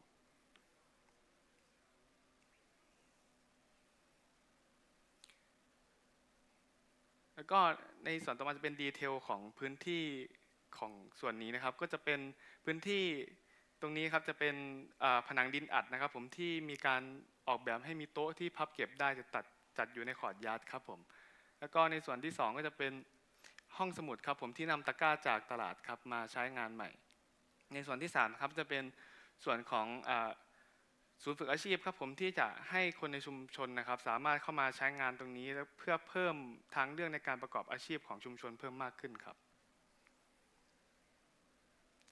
แล้วก็ในส่วนต่อมาจะเป็นโครงสร้างครับผมจะเป็นโครงสร้างที่ทำจากไม้ครับผมที่สามารถถอดประกอบได้ครับเพื่อคนในชุมชนสามารถเพิ่มและลดการใช้งานของตัวโครงการได้ในอนาคตครับแล้วก็ส่วนพื้นที่ชั้นที่2ก็เช่นกันครับผมสามารถปรับเปลี่ยนพื้นที่การใช้งานได้ครับผม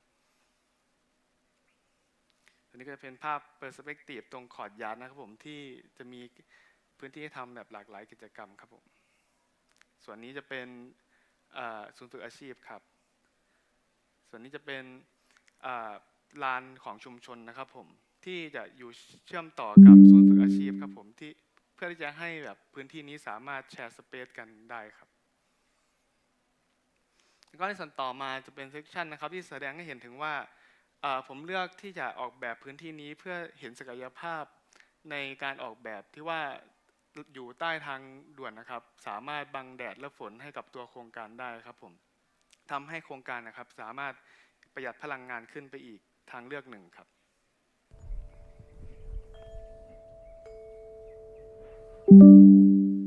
ครับในส่วนต่อมาจะเป็นส่วนของท่าเรือนะครับผมที่จะเป็นจุดที่ให้คนนะครับสามารถเข้ามาในจุดนี้ได้แล้วก็สามารถเดินทางออกไปข้างนอกได้ครับแล้วก็ในส่วนนี้จะเป็นส่วนของภาษานะครับที่มีงานศิลปะของประเทศไทยครับผมที่เอามาจัดเป็นนิทรรศการหมุนเวียนในจุดนี้ครับอันนี้จะเป็นภาพจากคลองแสนแสบครับที่มองไปเห็นโครงการเชื่อมต่อ2ฝั่งครับ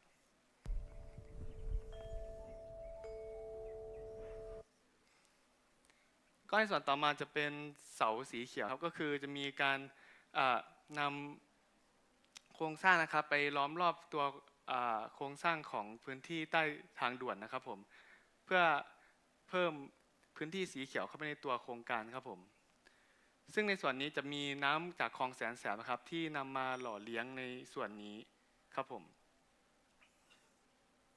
นี่เป็นฟาซาดครับผมเป็นแนวตั้งครับแล้วก็ส่วนต่อมาจะเป็นที่ออกแบบเป็นแนวตั้งแน่นอนเพราะว่าจะให้เกิดการใช้งานที่หลากหลายเพิ่มมากขึ้นครับส่วนต่อไปจะเป็นส่วนของสีนะครับผมเลือกใช้สีพวกนี้มาก็คือจะเป็นส่วนนี้จะเป็นสีของ Color of Freedom นะครับผมที่จะให้คนในชุมชนนะครับสามารถนำมาเปลี่ยนก้อนอิฐแล้วก็สามารถดีไซน์พื้นที่การใช้งานของตัวเองได้ครับในส่วนต่อมาจะเป็น ส่วนของ Color of New Beginning ครับผมก็คือการเริ่มต้นใหม่ครับของคนในชุมชนที่จะมีการเชื่อมต่อจากพื้นที่อื่นๆครับในส่วนต่อมาจะเป็น Material นะครับผมที่จะเลือกใช้ Material ที่สามารถ Recycle ได้คือไม้อิฐนะครับผมที่หาได้ตามท้องถิ่นครับในส่วนต่อมาจะเป็นการเห็นถึงว่าศักยภาพที่จะนำเทคโนโลยีครับมาใช้ตัวโครงการก็คือจะสามารถเก็บพลังงานลมจากรถที่วิ่งอยู่บนทางด่วนนะครับแล้วก็พลังงานจนจากการเดินของคนอยู่ด้านล่างครับผม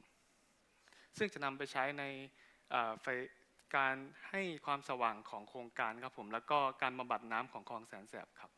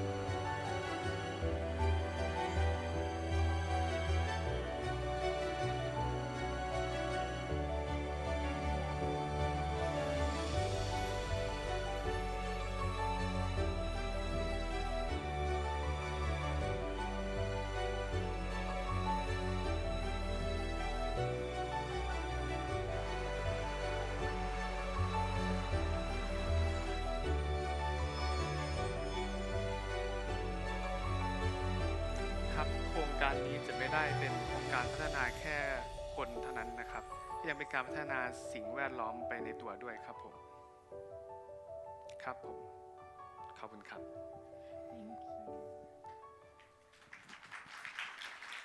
Thank you so much, Joaquin.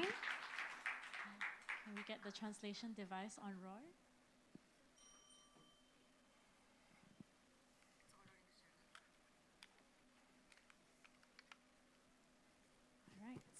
Now I will open the floor to questions from the judges. Okay, Russell? Oh, it is exceptionally excellent project. Indeed, it is very place specific and it is so much of connecting with people, place and program, very well matched. I would say a lot of empathy on urbanity and urban neighborhood. You responded very well. And chaotic environment, you make a very methodical way with a lot of robust architectural approach. It is exceptionally good building. I think carefully you selected the material palette and lot of respect to the connection where unbuildable, you converted as a buildable, where world is finding a lot of space now with the trending economical issues across Asia, not only Asia, in the entire world. That is a very good solution. So social life, function, economy, environmental, nature, built environment, all you matched very well. So culture mixed in a very, very nice way. So my wholehearted blessings. Next time, when we are coming as soon as possible, you have to get this project built in Thailand. Thank you. Thank you so much, Russell, for your inputs. Nina, you have something to say? Due to modernization, there are so many constructions of skyways and multi-level roadways everywhere. Fast movement of goods and people is one of the best answers to improve economy. So there will be more and more projects like this. In the Philippines, for example, either adjacent offices use the space as parking, otherwise people will be squatting underneath, making the place unsanitary and eyesore of the city. I like your idea of merging generations, so current, so contemporary. In this world where we always talk of generation gap, You thought of something where people could merge and learn from each other and probably have fun together. The project is beautifully done. I like the colors and the greens on the columns and the walls around are awesome. However, have you thought about how you will address the pollution coming from the roadway above? The noise, the dust, the fumes coming from the cars and all the means of transportation moving above.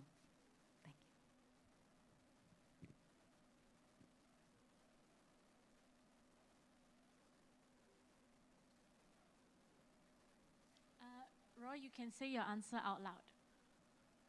Yes. พี่ครับ condition แปลว่าอะไรครับ condition นะครับอ๋อก็คือว่าข้างบนทางด่วนใช่ไหมครับอ๋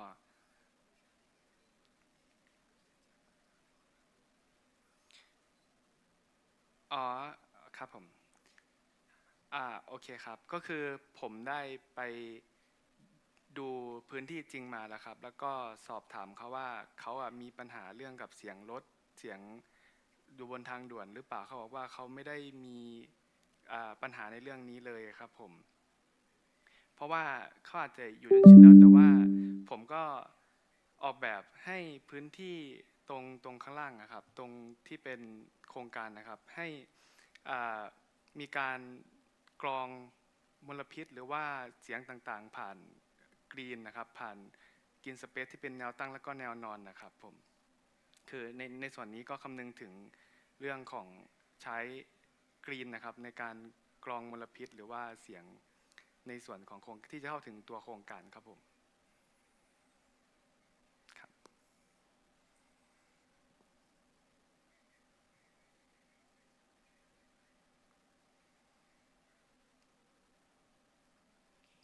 Thank you so much, Roy King. You may take a step down from the stage. Thank you. Okay. I'm going to go on stage for this. Okay.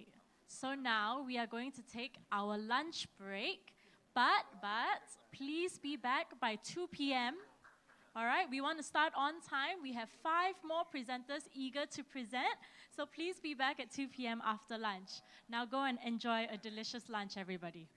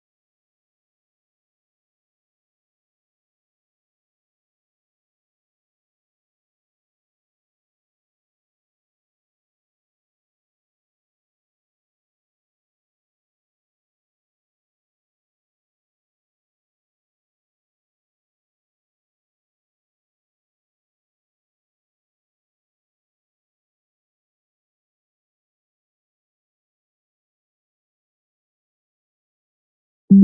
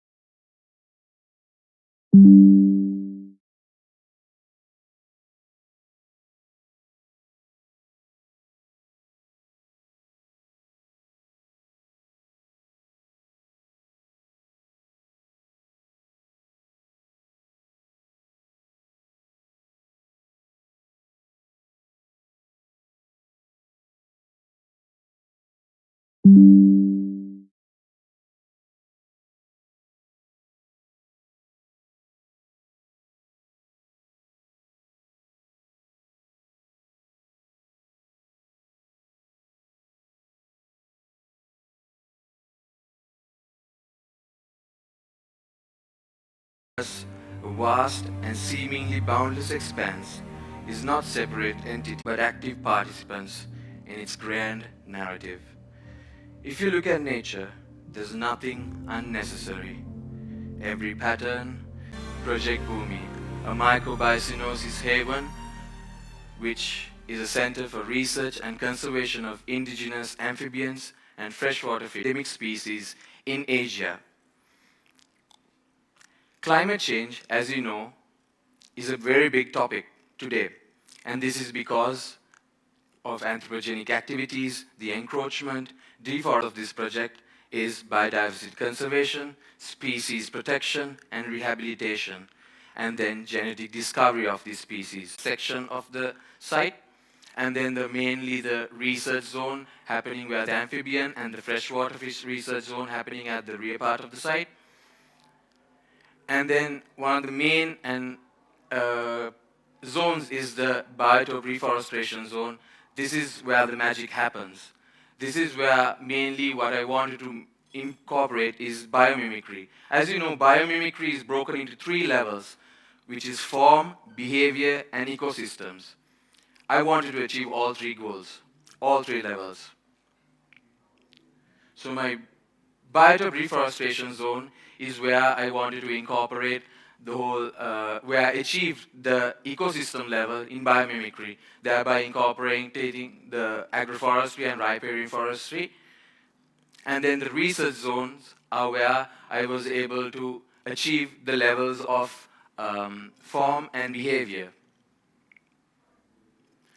It's also important to know that biodiversity conservation does not happen by one entity. It's always important that we have these 4 entities or organizations to really be a part together, because it is important that this is a collective effort, it's a collective consciousness, and it's a paradigm shift to safeguarding biodiversity in the world. This is a section between the building and the site itself where I've been able to incorporate different biocenosis techniques. And then the building itself is a modular prefabricated structure where precisely it can be built and much more faster.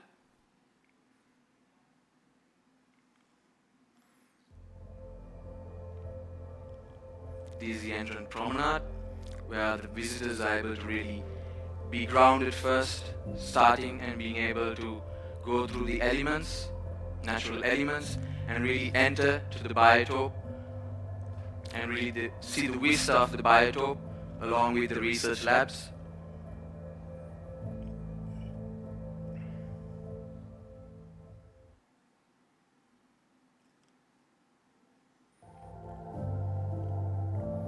This is again the visitor experience zone, where the visitors travel through the visitor and really get an idea of what biodiversity is in Sri Lanka, but also the world, and really understand the human impact, what destroys all these biodiversities, and really understanding what are the solutions as humans we can take to safeguard all this.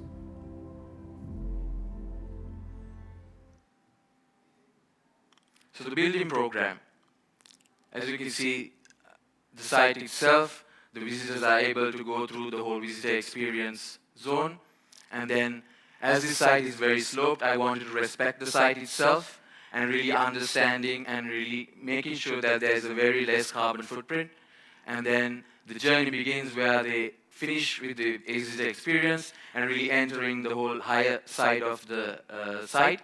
And then the journey later continues with the research labs, where the public is really able to see what the scientists are doing in all these research labs. And then, as I wanted to do biomimicry, I really wanted to incorporate the whole life cycle. As you can see, the larva. So I wanted to really incorporate this in my research labs. So the air gaps in these eggs is where these creatures are really able to get oxygen. So I wanted to incorporate that in the main service ducts of the research labs. And these again are the research programs, and how making it a very innovative spaces for all the scientists to really work. And then again, this is a section between the research labs, and all the research labs are able, the scientists are able to enter through a quarantine and isolation area.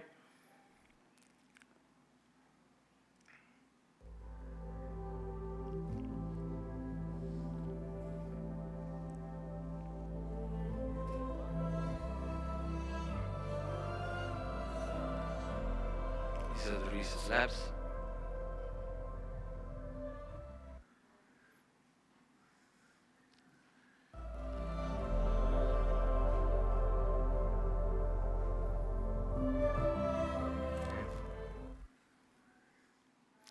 Again, it was very important for me to add in green choice of all materials to my project, so it was amazing to see the ultra-low volatile organic compounds in the, that I could use in the project itself. And then these are the color chips that was incorporated in my building, mainly the influence coming from the colors of nature. And then using them in the right places was very important for me, especially blending with the nature itself. And then, as you can see, the particular spaces, the first floor itself, again, the research activities takes place, and then the whole international auditorium is where the sharing of knowledge and all those things takes place. And then again, the second floor itself is a very specific area, just not for the public, but also making sure that the public does not enter and the research activities take place where the amphibians that can be researched on treetops. And then the rooftop level is where the recreation and relaxation space happens for the researchers. And this is a section of the main mycelium energy tree. So this is where the rainwater harvesting and the whole micro-remediation facilities is incorporated. So this will be an off-grid powered working 24/7, making sure that the research activities do not get affected. This is the micro air filtration duct that I have here. So this will be mainly a 3D printed central MEP system, which I said before, which I mimicked from the amphibian eggs. And then this will be a self-cleaning system where the indoor quality is maintained and there's carbon dioxide zero output. So these are the details I'll be discussing. So the fog harvesting compostability, which will be there in the site. And then this is the detailed mycelium facade panels that are being included over here. So it will be grown in 1 to 2 weeks. And this was ideal for my project, so making sure that it was perfect for my research labs itself. And then it was important to understand that mycelium has the structural compatibility, and research needs to be done to really find new solutions. And then again, this is the microfiltration process that I've added on the building itself, really making sure that the rainwater can be used for ancillary purposes. And then, as you can see, the rainwater harvesting funnel is where I've been able to be innovative using nature's surfaces for my building.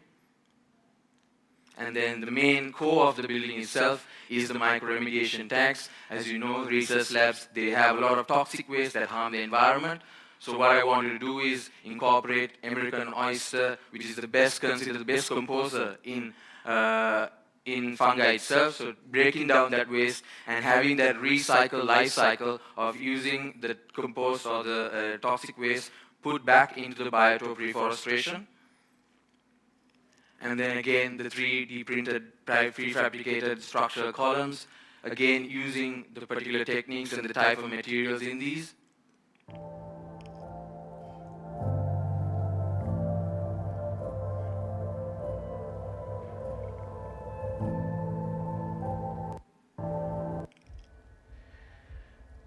The universe and nature is inseparable. The biosynosis and biodiversity is a testament to the profound interconnectedness of all life forms. Let us act as stewards of this world, ensuring that our actions honor the cosmic heritage and we share and preserve harmonious diversity. That is the true wealth of our planet. Biomimicry design will always be our guidance for solving complex human problems. The intricate mycelium networks have been recognized as natural solutions for various environmental challenges. And when we look to the natural world for inspiration, we find time-tested solutions for challenges we face. By emulating nature, we not only find sustainable solutions, but also deepen our connection to the universe itself.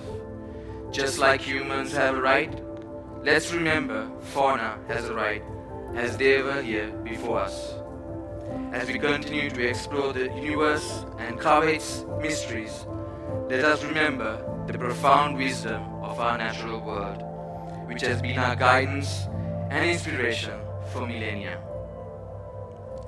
Let us protect and conserve and preserve the invaluable connections, for in doing so, we honor the beauty and resilience of the universe we call home.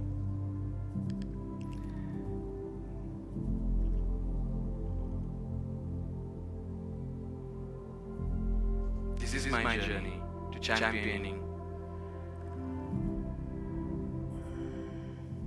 purposeful designs. Thank you. Thank you so much, Naranda. Okay, I will open the floor to the judges for one question as we are a bit short on time. So, Hasini?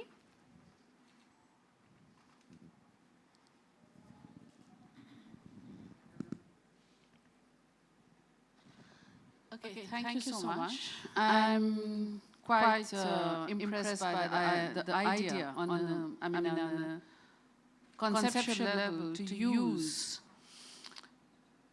biomimicry and biotechnology itself as the building blocks for a center that is curating, ecological restoration, I think.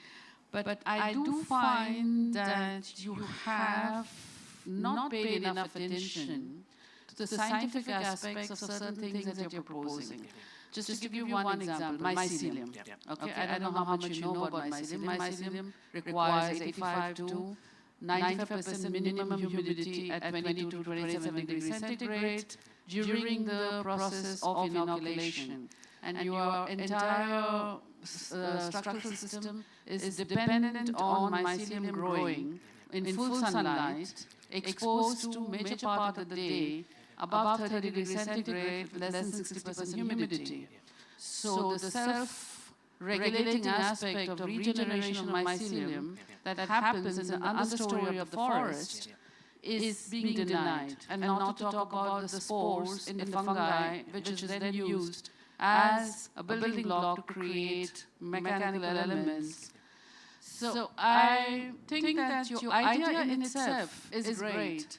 But in proposing the materiality of the solution, you have tried to go too far without understanding the biotechnology of working with these elements. It's a comment. Yeah. Thank you so much for that comment, Suhasini. Thank you so much, Naranda, for your presentation today. You may take a step down stage. Thank you.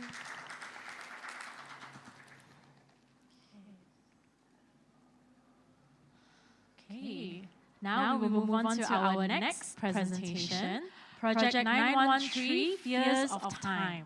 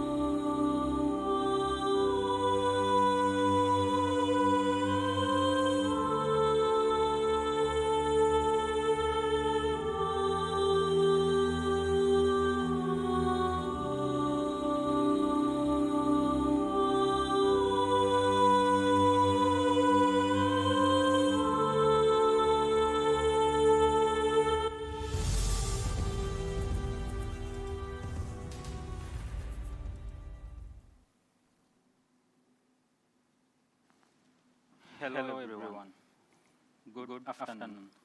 Myself Shaka Hostel, and you just saw the video footage of the screen and could be guess what my project is about. Yes, it is about a river, the lifeline of a city. Now you can thought about that. Why always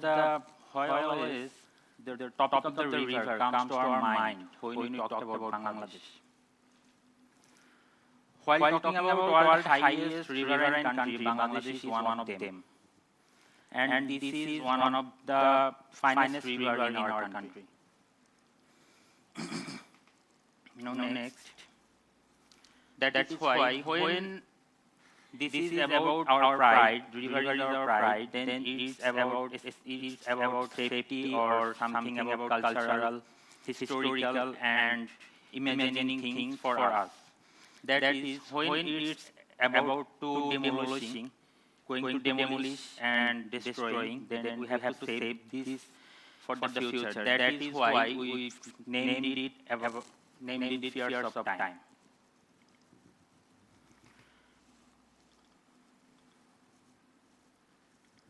When we think about any country, what is the first thing come to our mind? Any place or space. Now I am gonna read your mind. Would you want to play? When you think about China, what is the first thing come to our mind? The Great Wall of China. For same as for Italy, Colosseum. For Egypt, Pyramid. For England, Stonehenge. For Greece, Acropolis of Athens.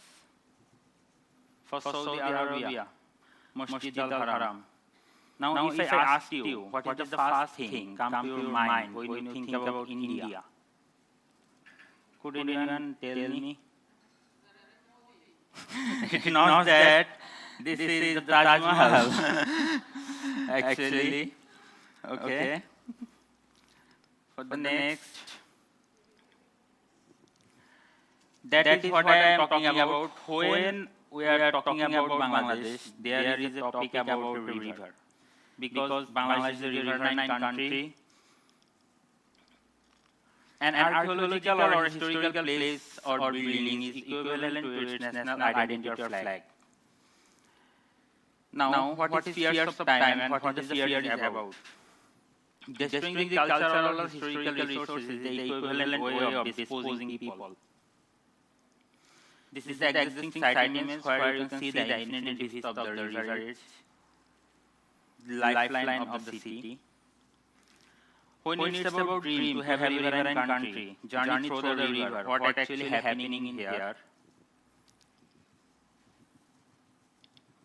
Why actually this is happening? We actually destroying it. There are some important side portions from the both. There is two ghats from the both sides. One in the east, one in the west. Called Nobiganj Ferry Ghat and Hajiganj Ferry Ghat, and the other one is the Fort Road, the fort, and the existing site plan where the site is located. You can see the red marking here. Now talk about some history. During the Mughal era in 15th century, Dhaka was the main CBD of the Mughals. For the purpose of protecting the city, they built three forts near the river Shitalakha. One is the Hajiganj Fort, and the Sonaganda Fort, and the Novidragpur Fort. In the historical timeline, you can see after the industrial revolution of 19th century, how the industrial sectors grew up and abandoned the historical structures also. Now, what is the conceptual framework? The concept is basically to creating a gateway for the city. Is this because of to connect the both portions of the river and split them towards the river edge, as this is the main port area of the city. All of the goods and products collected from here and transferred to the other cities. That is why this is very important to connect the both portions and for also to engage the river edge portions as a community space, public space. That is why to split the edge portion. This is the Narayanganj City Corporation map. The both edge portion holding with a river spine, and then the density map, the road network pattern. From the next slide, the water connectivity build-up area, and you can see the primary connection here. The primary connection is also too far away from the river. Actually, they use it as their back spaces, and the networking system here. The shrinking riverway, we found a historical map of 1906, and these 2 days now the river, how the river is, we can see how the river gets shrink day by day. That is how we are losing too much river in our country. This is because of the industrial revolution. You can see over here how much industrial portions are blocked the edge. Now come to the macro analysis where the city corporation city connection map. This is the city corporation map areas, the central Narayanganj area. This is the main site area and some place markers.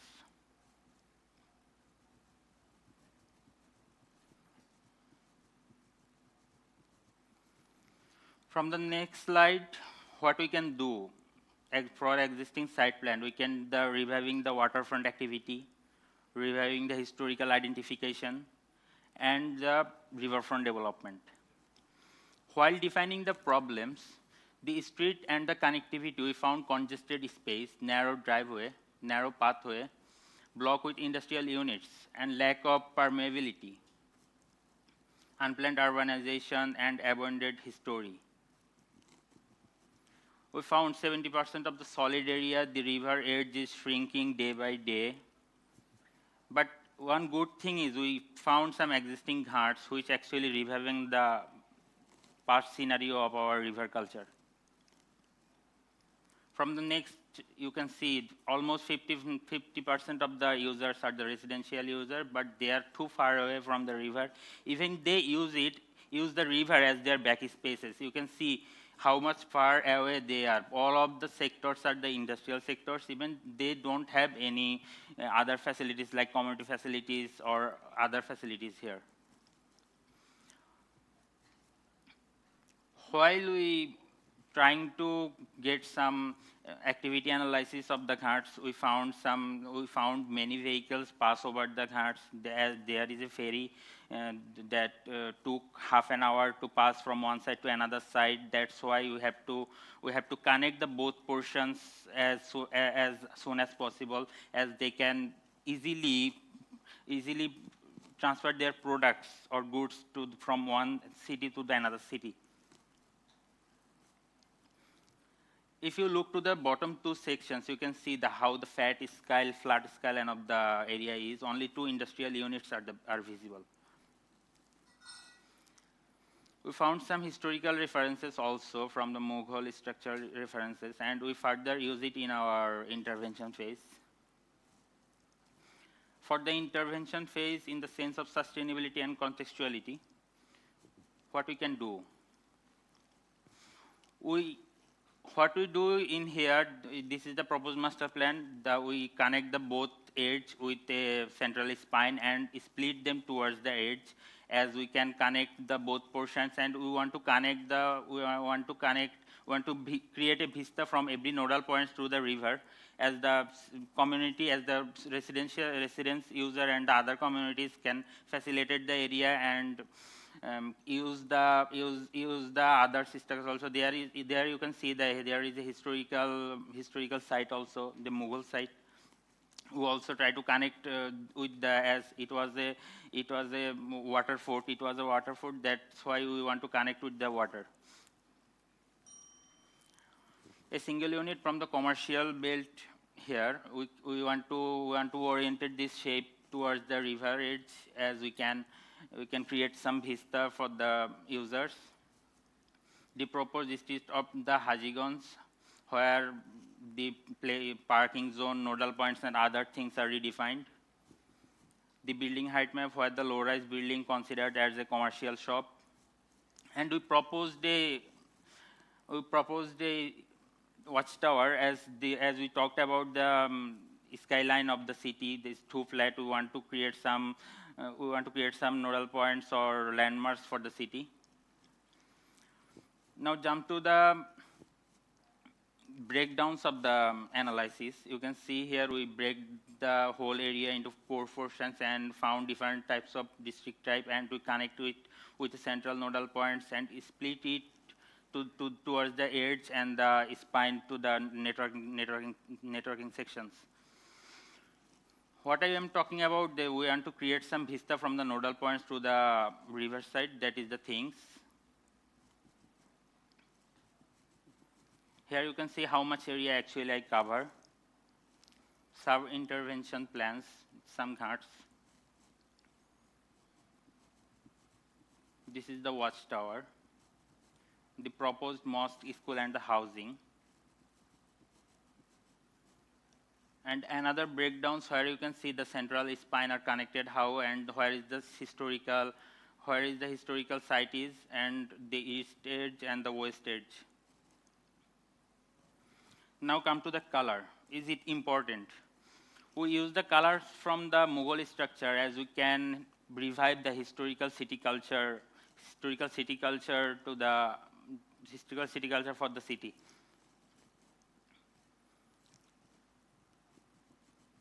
Some more render images and some spaces from the site.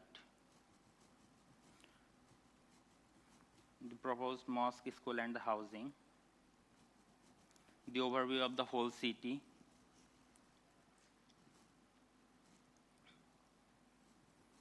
You can see the infinity vista of the river here and some more dry market, city center, local ghats, and the fort area over here.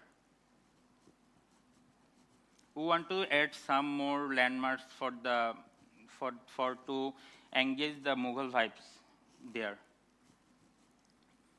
And what actually I want to do, that is the main thing.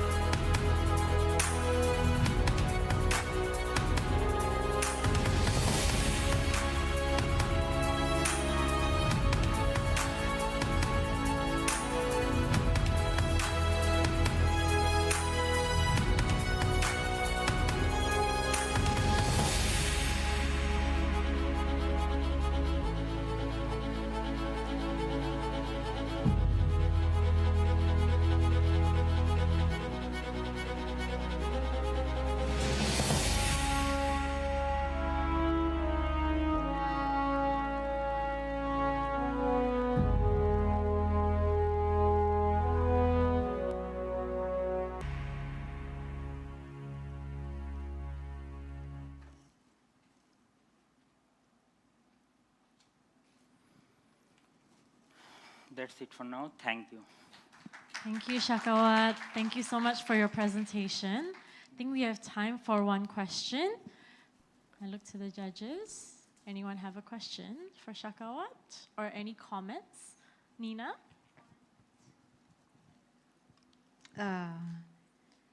You have a very good intention of finding the iconic image of Bangladesh. The places you mentioned was previously built for a specific purpose. like the Great Wall of China, to protect from enemy attacks. Yes. It just happened that they were iconic enough to be the image of the place. Yes. You mentioned earlier. All of them have purposes. There must be something more to make it really an icon of Bangladesh. Something deeper, something more purposeful. But river is always a thing to us that is too much blessed to us. This is a pride of us. That's why I want to equivalent it with those things. Welcome. Thank you. Any more questions? Thank you. I don't think we have any more questions Yes, from the thank you. floor. Thank you so much, Shakawa. Thank you. Okay, to prepare for our next presentation, we will have a virtual presenter, and for the judge's knowledge, he will need translation for his Q&A portion. So do keep in mind to put on your headsets during the Q&A portion. Without further ado, let me welcome 924 Wilderness Artist-Covered Landscape. Zizhen, take it away when you're ready. Okay, can you hear me? Yes, yes. Okay. Okay, let me start. Okay. Hello everyone, and good afternoon India. And I'm Wang Zijun, an undergraduate student from Tsinghua University, China. And the title of my project is the Wilderness Artist-Covered Landscape. And my design originates from the history and culture of this place. In the 1990s, the north gate of my school, Tsinghua University, was a vast field, where a group of artists from the painter village of Yuanmingyuan, one of the most famous royal gardens in China, gathered to form a spontaneous artists group. Due to the nature of the campus boundary and the frequent exchanges that took place, the artists group brought a free artistic atmosphere to our university students. The man on the left in first picture is Dong Gong, one of the most famous contemporary architects in China. And as the city and campus expanded, the art community gradually disappeared. In the midst of policy changes, a group of artists mostly followed a large group to Tongzhou, the suburbs of Beijing, and the culture and artistic atmosphere that had already been formed at Tsinghua North Gate. In fact, a very large number of artists group. Here, they experienced the transformation of their lives and left indelible footprints of their thoughts. Yeah. And based on this historical character of Tsinghua Power Plant, we hope to set up an art park with a relaxed and comfortable atmosphere at the boundary of my campus. In the same way as the 798 Art Park in Beijing, we hope to take the opportunity of the renovation of this plant to provide new artists with a material space for their creations. The following two diagrams shows the landscape pattern of this site, which is located in the heart of the 3 Hills and 5 Gardens in Haidian district of Beijing, and correspond to the surrounding country parks in the vicinity of the Yuanmingyuan Garden. Yeah. And the original site of the building was the old Tsinghua power plant, which is no longer in use now. And we hope to transform it into a charging station and energy space for our campus and the community. Near the old power plant is Tsinghua University River and Greenbelt. We try to put the waterfront green landscape of the campus into the city and serve the people, old people and students in the neighborhood. Inside the site, current situation of this site present a flooding problems. Each power plant encloses a centripetal space inside the site, and the north to south traffic can be organized through the tall and long direction plant, but the east to west traffic is blocked by the various types of small cottages around the plant. Although the east and west sides are surrounded by the campus landscape, the good orientation is blocked by the existing building inside. in the factory. So for my idea, artist covered landscape means we try to make landscape covered art. We focus on ecologically sustainable architectural design with large green roof that create public space for users to and contribute to the carbon decrease of the city. Yeah, in order to solve the problem of overcrowding of the original building within the site, we try to bury most of the function into the ground, and a large area of ground landscape are floated on the former site of the power plant. The grassland cover the original factory and a lot of creative space. So our foam generation is divided in two parts. The first is the treatment of the landscape within the site. Taking into account the existing site conditions, we bury the large number of new buildings bottom into the ground, on top of which we generate a possible path to organize the traffic. Yeah, and limited the undulating grass loop, which fold out into a roof terrace that can be occupied by people to appreciate the scenery. On another level, we try to restore the original atmosphere of Tsinghua's art community on this site.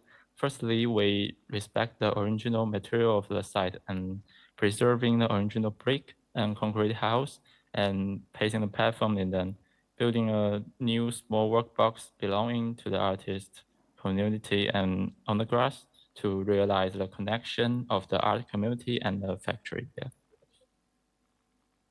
So in the bird's eye view rendering, we can clearly see the relationship between the building and the surrounding site. Around the building, many surrounded by Tsinghua's residential community, and residents passing through the neighborhood are able to adventurously climb the undulating grasses slopes, yeah, roaming between them and walk through them and enjoy the artworks of the resident art community. As can be seen from the master plan, the building site is located at the boundary of the Tsinghua North Gate, which we have tried to transform from a single gate into a flexible landscape park. We use the original road network that can be crossed on foot, and at the same time, our landscape design on the slope also combines the actual factors for pedestrian and vehicle traffic to provide people with a variety of suitable working experience. So next, in the traffic level, we have a range of flow line around the buildings in the control of the architecture axis. We fully respect the original architecture texture of this site and use this as the basic of the control grid to limit our form and modulus of our buildings and to plan for a reasonable landscape orientation. In terms of the functional planning of the building, the central area of this factory are the core of the building, so and serve as a community of the artists, and then the area for exhibitions. And while the area near the campus and the east side serve as a student center. And in the west side, artworks are scattered on the endless grassy slopes called wilderness. Yeah. Where people can freely stroll through, admire the artworks, and feel the nature and the wilderness. And in terms of planning, the first floor is mainly for the artist studio and community functions, with the commercial shops, and on the west side, a student activity center and a large lecture hall on the east side, and some artist studios and indoor exhibition halls in the central part. In the plan of B1 floor, on the west side, we have moved the original above-ground car park into this floor, while in the middle of the site is our art production workshop. A large number of art processing and art creation space are placed in it, and several indoor courtyards are set up to open to outdoors. Yeah, and giving the artists more free space for creation. And the east side of the building opens up to the riverbank for students' free activities and exhibitions. At the same time, we have fully consider the impact of original foundation on our underground operations. So the new building volume also avoids all possible foundation of original factory. And the second and third floor are mainly for the renovation of the existing factories. We have arranged many artist studios. And the old factory building has been transformed into a core exhibition space for hanging special objects or graffiti art. Yeah, injecting new artist vitality into the old factory. So in the east to west direction, the horizontality of my building is fully reflected, and the folding and undulating roofs are intertwined with the original factory buildings, so that the atmosphere of art and the industrial legacy are intertwined each other and in the green and ecological wideness of the North Gate. And next, in the terms of detail of the building, we firstly set up a patio area for lighting, which effectively enhance the comfort of the underground floor space. And meanwhile, in the external of the building, the interface mode of colonnade is an glass curtain wall is used to open up the public space to the outside world, which optimize the working experience of the residents and in the surrounding area. In addition, we set a slope according to the landscape orientation of the surrounding environment and forming counterpoints to the Tsinghua campus and using the roofs of the factory to form a viewing platform for visitors to stay and rest.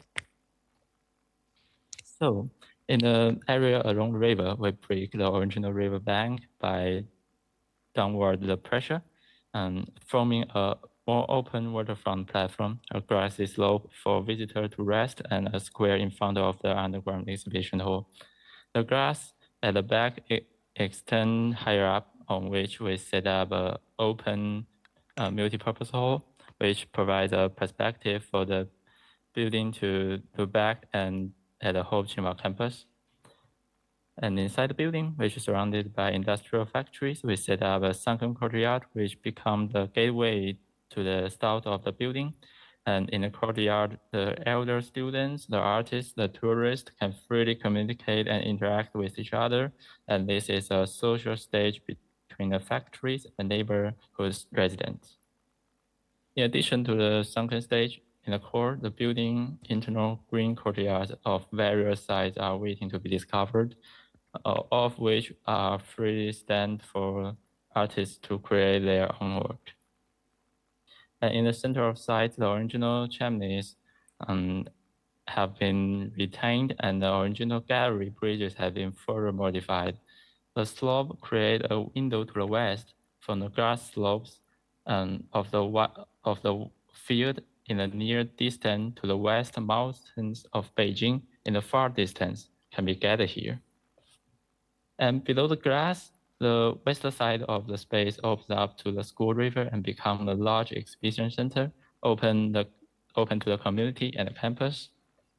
And the original power generation concrete plant has been transformed into an industrial museum to house the original heritage and related industrial artifact. Yeah, and power plant has witnessed the development of Tsinghua University over the years and has recorded the industrial changes in China's capital city, Beijing.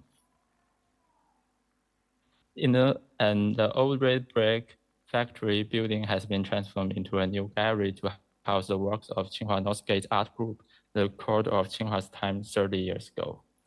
So, based on the functionality and the history of the site, we try to revitalize the old power plant with a touch of wild green and restore the enthusiastic art atmosphere of Tsinghua's Northgate. Such a design originates from the students, the old people, the artists, and everyone in my university's Northgate. And we also hope it can serve everyone with a green and open gesture in the context of China's new era. Yeah, together with my co-worker Chen Haide from Tsinghua University, is also my architecture idol. Yeah, thank you all. Thank you so much, Zijun. Okay, now can I get the judges to put on their headsets for the next part, which is the Q&A? Okay. Can we have Zijun back on screen? Okay, judges, do we have any questions?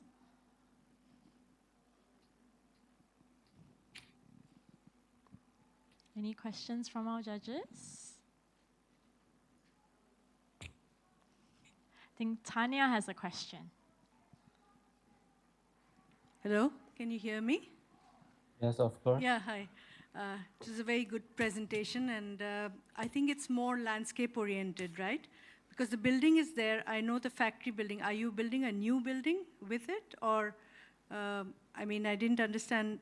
Are you proposing the landscape on the roof of the new galleries?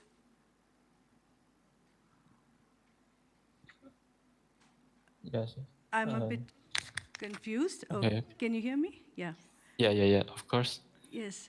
Did you understand my question? Yeah, I just, because I have asked the translation. Okay. Yeah. So, okay, thank you. Yeah, I just ask I just ask in Chinese. I just answer in Chinese. Yes. Okay, no problem. 其实是我这个项目，Yeah. Oh, okay. I start. 这个项目其实我塑造的是把原先的工厂改造成了一个艺术家的工坊，然后用景观的巨大的屋面把它进行覆盖，然后将它埋在了地下。对，这是最主要的一个设计的思路和手法。所以我在整个建筑中表现的其实是它是一个覆土的建筑，大部分的艺术的相关的空间与功能都放在了地下，而地面上的这一些坡呢，其实是它既是这个供周边北京的人民欣赏和散步的这样一个景观，它同时也是在这里居住的艺术群体，他们进行创作和自由发挥的一个画布。对。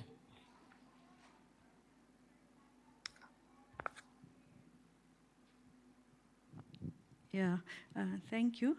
I also wanted to say you mentioned the District 798 that you want to make it like that, but I think the scale is different because District 798 is much more vast. It's got many other factory buildings, and one thing they have done is they've retained the original structures, which you have also, but you've actually, some of it is been covered by your landscape. So the original factory buildings aren't that prominent anymore, which is not the case with District 798.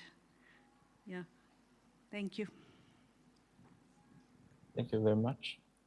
Thank you so much for the question and the comment. Tanya, do you have any more questions from the judges' floor?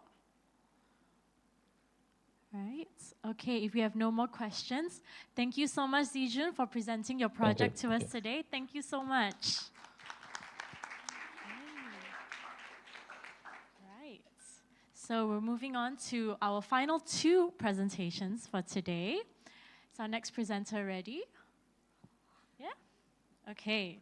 So our next project name is 895 Belck, From Scattered to Gathered Space for Sun-Bathed Grains.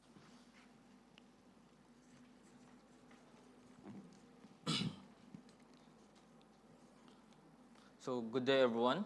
I'm Ben, an aspirant young designer representing the Philippines. So let me tell you a story of a tragedy that hits in our country that took the lives of millions of people across the regions. This is a story of an agricultural community, my people, my own story. So our worst case scenario that could ever imagine in the field of agriculture is when the crops are being damaged by unexpected catastrophe, knowing that Philippines is a typhoon-prone country. The fruits of sacrifices of every farmer suffering from intense heat and floods at the time of harvesting will be totally vanished in just a single glimpse of eye. Rice is one of the basic commodity of every Filipino in daily consumption, but one of the misconceptions in rice farming is revolving only in planting and harvesting process. But when we put it into an innermost aspects of its production, there's a traditional method that is occurred on streets known as bilag. It is a Filipino-Ilocano word which means to dry in an intense heat from the sunlight. But people don't notice that there are micro problems which affect the consideration of food safety. Instead of using the road as a carriage way, the other side of a road is utilized as a normal setting drying area, which results to traffic congestions and all grains are scattered into one place to another. As the weather condition changes, the farmers struggle to collect the rice grains when there are unexpected typhoons. Therefore, the recently dried grains are being wasted that could lead to post-harvest loss. It degrades in both quantity and quality of food productions that affect the nutrient composition and acceptability. According to data, there's a huge amount of rice grains that are being wasted in each year, which involves in this following process. When we say post-harvest loss, it is not only the loss of rice grains, but also the loss of livelihood of every farmers. Because we all know that rice are also similar to humans. They need a gathered safe space. So applying this design consideration with application of UN SDGs in order to design a prototype rice drying structure that serves as a gathered space paradigm and inspiration to the farming community. And it signifies that there's a wide range of architecture that we can be able to study in just a micro context of rice. So at the northern part of the Philippines, there's an upland town that has rich in agricultural rice farming. The site is situated at Suyo, Ilocos Sur, Philippines, that is accessible by land transportation north from Metro Manila. It is bounded by hectares of rice fields, mountains, and a river, and complete access to natural resources, such as the irrigation system with channels to the rice fields. So the spatial organization of the site development plan illustrates the convenient access to its facilities, creating a focal point which is the farmer's center with its adjacent building clusters, such as the trade center, greenhouse, the observation tower, and the utilities, and creates symmetry and balance. The floor plans consists of processing spaces, utilities and services, retailing spaces at the ground floor and second floor, and farmer spaces at the third floor and roof deck. So for building sustainability, the stack effect at the central atrium creates an advantage to create a free-flowing natural ventilation in order to provide energy efficiency. Sustainable building materials are also used in the building structure to make it more authentic and organic by the use of alternative construction system, since the structure is designed in a prototype approach. So upon walking leading to the entrance, it will be greeted by the living atrium consists of the aeroponic plantation system. So it serves as an iconic centerpiece at the central atrium. So the rainwater harvesting system is also integrated on the structure, and it provides controlled mistering process to supply the aeroponics downwards. And a water catchment canal is located at the ground floor. And in terms of sustainability, it serves as a cleaning water maintenance for the tractors, or kuliglig in the Ilocano term. So for the building typology, the building typology of the structure consists of 4 decreasing building footprints that emulates the mountain ranges around the sites, so with the rice recess stalls that are attached on the main building. So the facade consists of horizontal and vertical louvers with hanging plant bushes sprawling to its perimeter. So the facade is also seen at the corridor of the building. It is called the eco corridor. It serves to protect the building from the direct heat from the sunlight when it hits the interior of the building. So this is the transition between the building and the mountain ranges that creates a camouflage effect from the vast greeneries. So at the ground floor, a tractor parking area is located, and it serves as the farmers' local transportation. and a rice milling that initiates to process the unmilled rice to milled rice, and a research and laboratory to ensure the food quality inspection before it will be sold to the public. And after inspection, a rice retail stalls is provided, and the stalls is designed on what variety of rice that they will going to buy. And the farmer center or the lecture hall, it is called the gathered space for the farmers for seminars in order to have awareness in terms of rice production. And the incorporation of the recreational spaces for the farmers, and it is designed based on what the environment they have. So drying of rice is not only the main concern, but also a type of plantation method as an innovative solution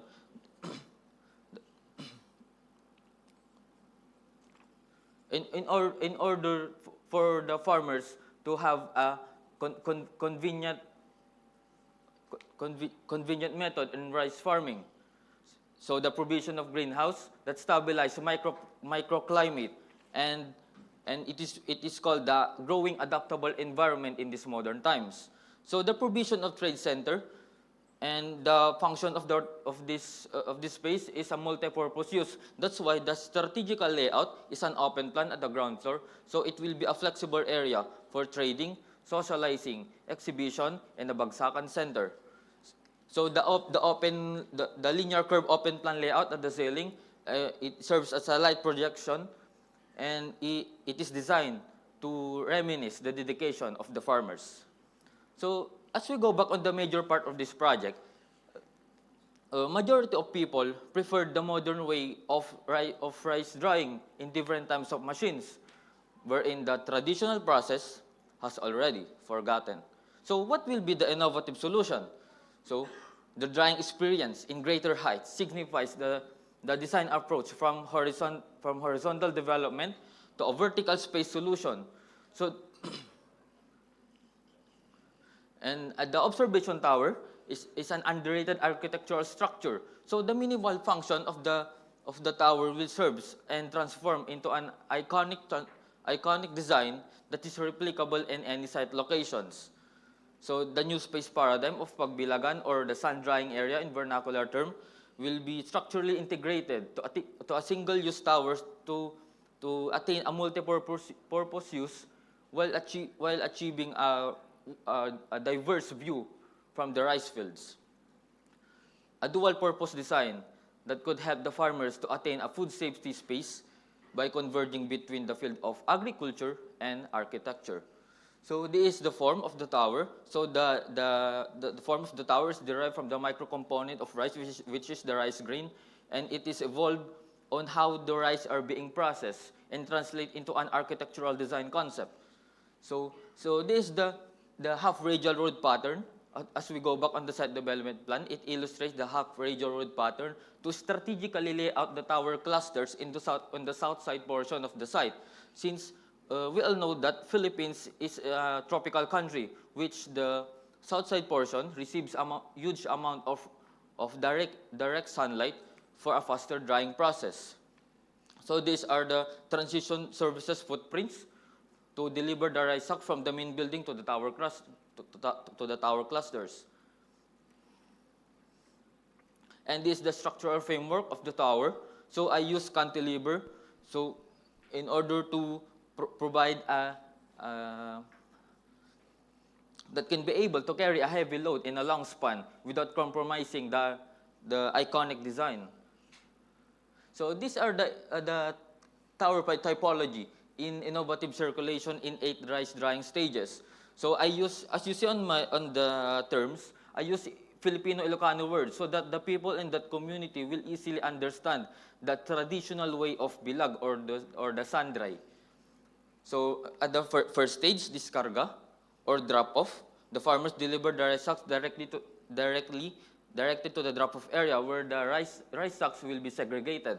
On the second stage is bunag. The hydraulic lift elevator will lift the rice sacks going to the upper level for the convenience of the farmers. And this, the most important thing, is the third stage, is the bilag. It is designed in a split-level platform so that they can easily pour down seamlessly the rice grains to the collecting area. And the fourth stage is linong or to shed, the provision of mechanical roof shed system so that it will be a protective element from heavy rains. So this is the design of the roof shed system in accordance to sunpath orientation. So the first one is the 30-degree rotation. This is used in rainy days. And 90-degree rotation for normal state, and 45-degree rotation in noontime. So this is the moving diagram of the mechanical roof shed system, which connected to the scaffolding support with roller bearings with polycarbonate sheets to maintain the warm temperature. So in fifth stage, akop or to collect. So the funnel tube system allows the farmers to easily transfer the rice grains in a filtration container before it will proceed for packing. So the sixth stage is sako. There are connecting tubes that serves as a receiving mechanism, which the farmers can easily place the rice sacks for packing. And the seventh stage is kamarin or storage. The farmers can put immediately to the storage area for a safe space. And the process will be repeated on the next day. And the eighth stage or the last stage is sako or to sell. So there are connecting modular boxes at the ground floor and serves as a retailing spaces for the people who only buy sacks of unmilled rice. So these are the innovative circulation in 8 rice drying stages. So as you notice, I actually retained the traditional process of rice drying because it is a concept of vertical solution so that the remaining spaces at the ground will be utilized for agricultural rice farming. So for the estimated drying time, in streets 4 to 5 days, but in tower 2 to 3 days. Theoretically, the higher the elevation, the faster the drying process. And for farmers' efficiency, in streets 5 or more people, but in tower 3 to 4 people. Theoretically, the less number of workers, the more efficient it is. So in off-season, the tower will transform into another purpose for drying other agricultural crops that is needs for sun drying. Towers are more than just structures where the grains are poured on its top instead of scattering along the streets. Applying this color scheme symbolizes harmony and perfectly matched to the colors of agricultural environment to witness the authenticity when it comes to materiality.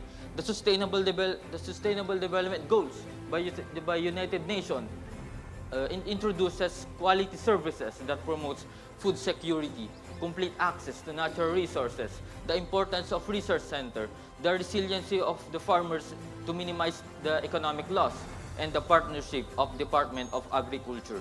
So, as I internalize this code, I actually remember my core memory since I was a child.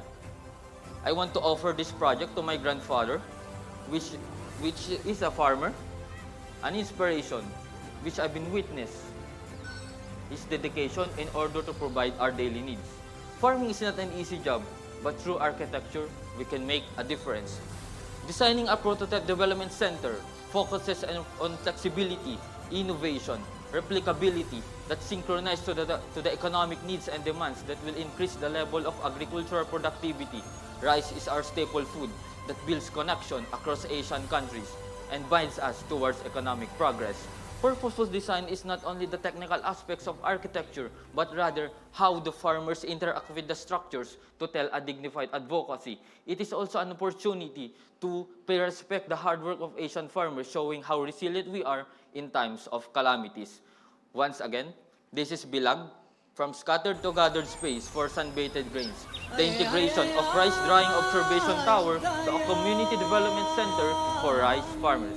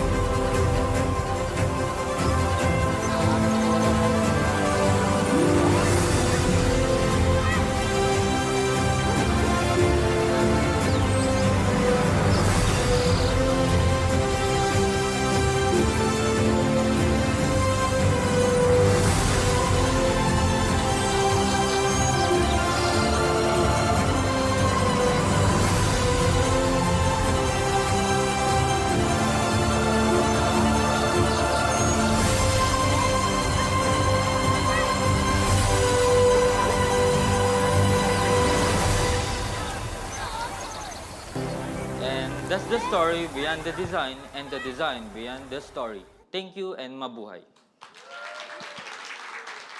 Thank you so much, Ben, for your presentation. Okay, I know the judges are dying to ask you some questions. Let's start with Suhasini. Thank you for your presentation. I have one observation. You obviously have looked at the whole sequence of rice growing to market in terms of pricing and issues at different stage. Kudos. What I would like to know is this area, Belck, is it, you said it is a rice growing area? Yes. And it's mostly rice farming at a family scale farming. It's not industrial farming. Yes. Because I looked it up on the internet. So it's mostly farmers with 2 to 10 acres of land. Your project, for the rice to be still market value that makes profit for the farmers, would require investment in capital that is way above the whole region can afford per farmer. So when you talk about, you're talking that this can be replicated for other areas. And the thing is that Philippines is also an area with typhoons, and your cantilevered structure with the way it is, even with the storage and the movement of the grains and everything, you might cover the roof. But when you have a typhoon, the driving rain is from the side. And your structure is not able to take that kind of wind pressure and also be safe. Forget about keeping the thing. So my question is replicability without driving the cost of rice such that the farmers go out of capital. Second, weatherproofing is not only from the roof level but from the side because of the climatic conditions of this area. So when it comes to replicability, we can be able to adapt this kind of project in different kinds of countries in Asia, because it is one of the basic commodity of every people, and when it comes to the climate, the cantilever concept, it is an iconic design, so that the remaining spaces at the ground will be utilized for agricultural rice farming, and it serves as service area. And the cantilever, and I'm sure that the cantilever structure will be a good foundation for climate resilient structures. That's it. Thank you so much, Ben. Does anyone have one last comment for Ben? Russell?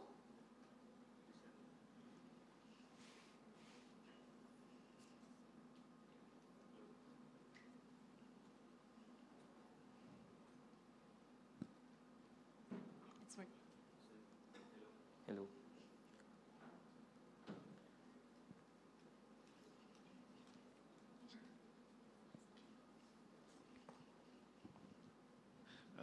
Congratulations, it's an amazing project. I have several concerns with regard to the environment and sun path because of this roofing structure, with whether it is shading, even you say some adjustment, but radial pattern is not compatible with the sun path. That is the one observation I have made.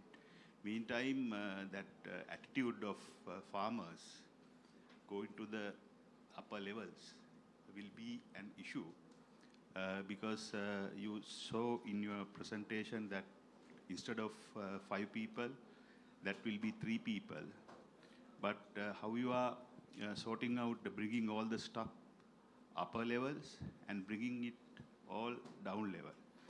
And meantime, you said about the wind and the waste, but side of the building totally covered with the see-through handrails. With the wind, how you are tackling it?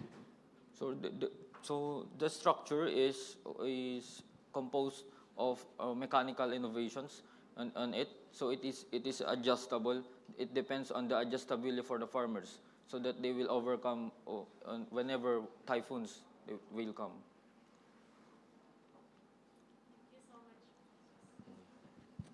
Thank you so much, Ben. Thank you.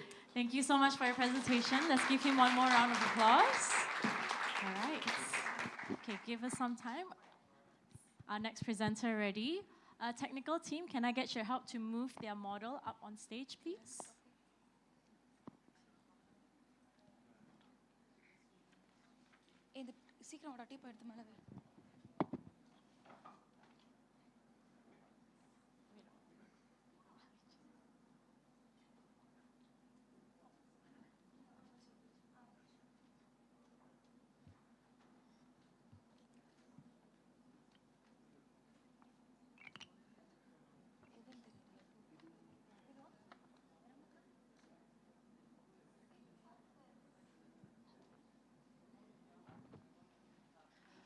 Okay, without further ado, our final presentation of the day, 915, the Kuam Conundrum.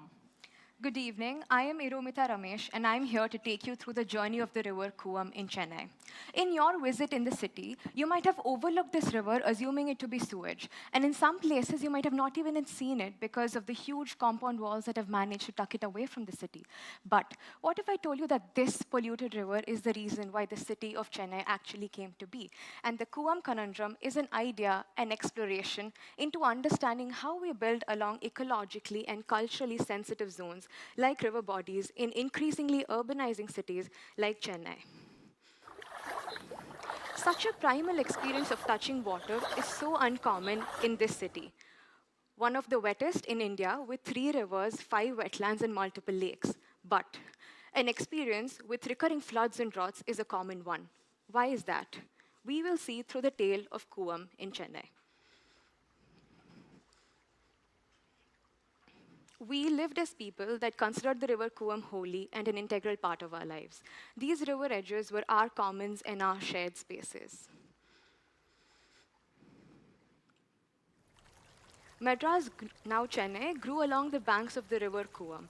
The river is the locus of the city and its people.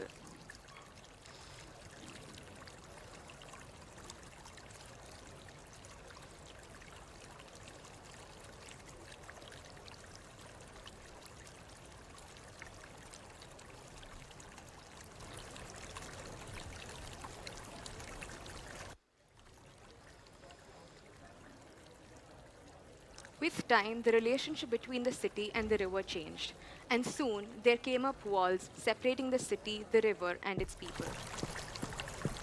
The river system soon fell prey to the desire of urbanization, and the indiscriminate commons now turned into the backyards of the city.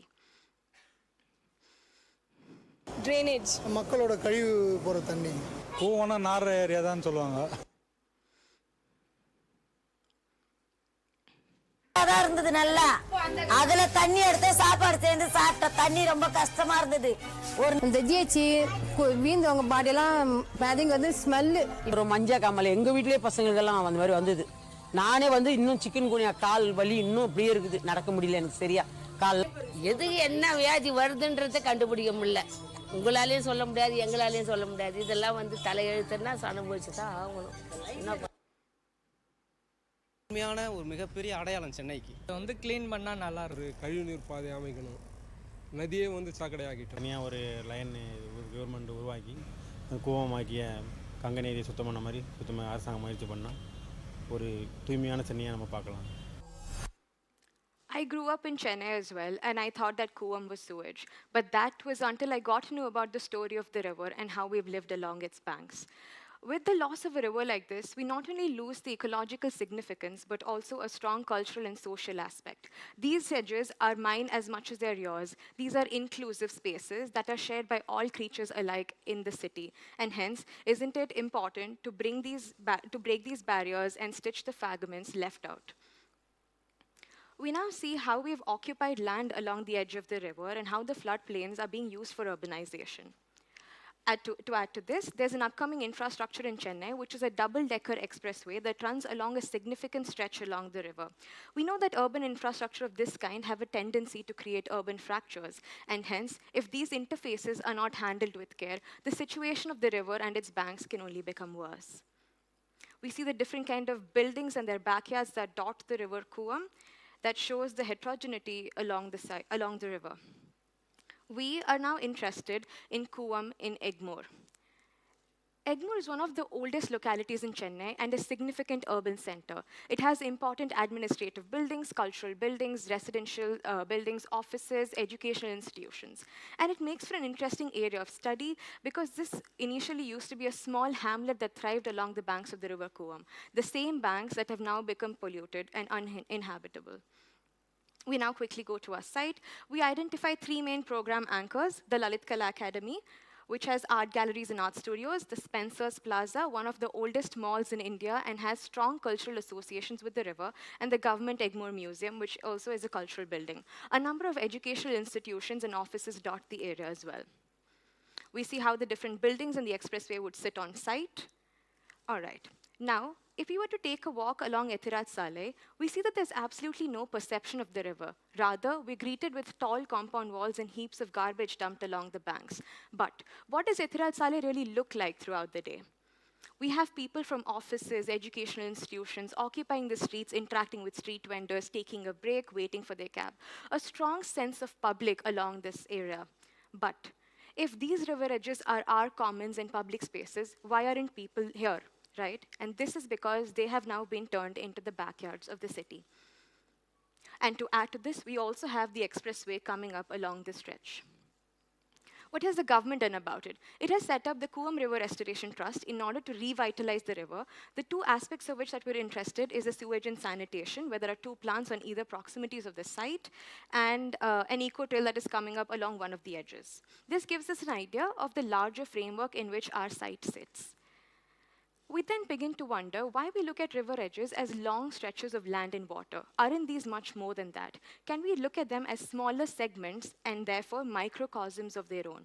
And in doing that, we would be able to look at them from a bottom-up approach.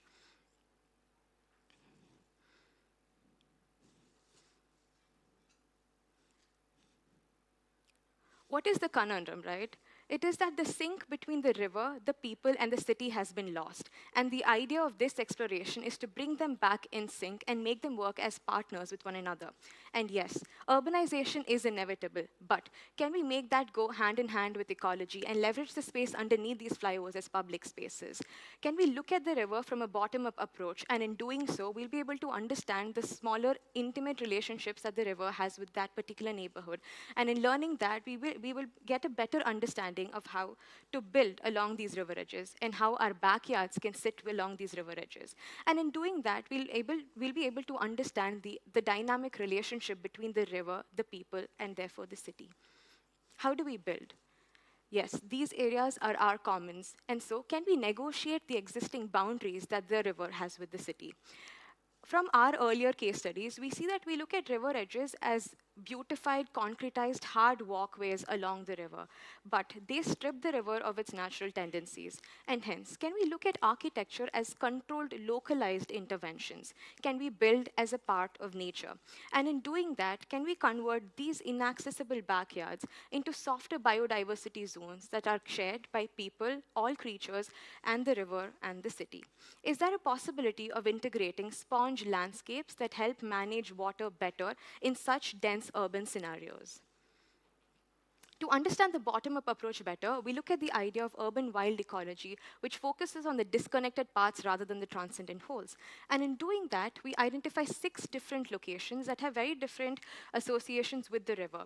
And these help connect and negotiate the river back to the city. And this is how the architectural manifestation of these interventions would look. We now go to our first site. On one side of the river, there's Etirat Saleh, as mentioned before, with a strong sense of public. On the other side, there's a low to middle income group housing that has women and children, people occupying the upper stretches of the river, and there's a strong program anchor like Lalit Kala Academy. And this is the existing state of the banks. What can we do? Can we bridge people and program across the river with the help of a pedestrian bridge and a cultural center?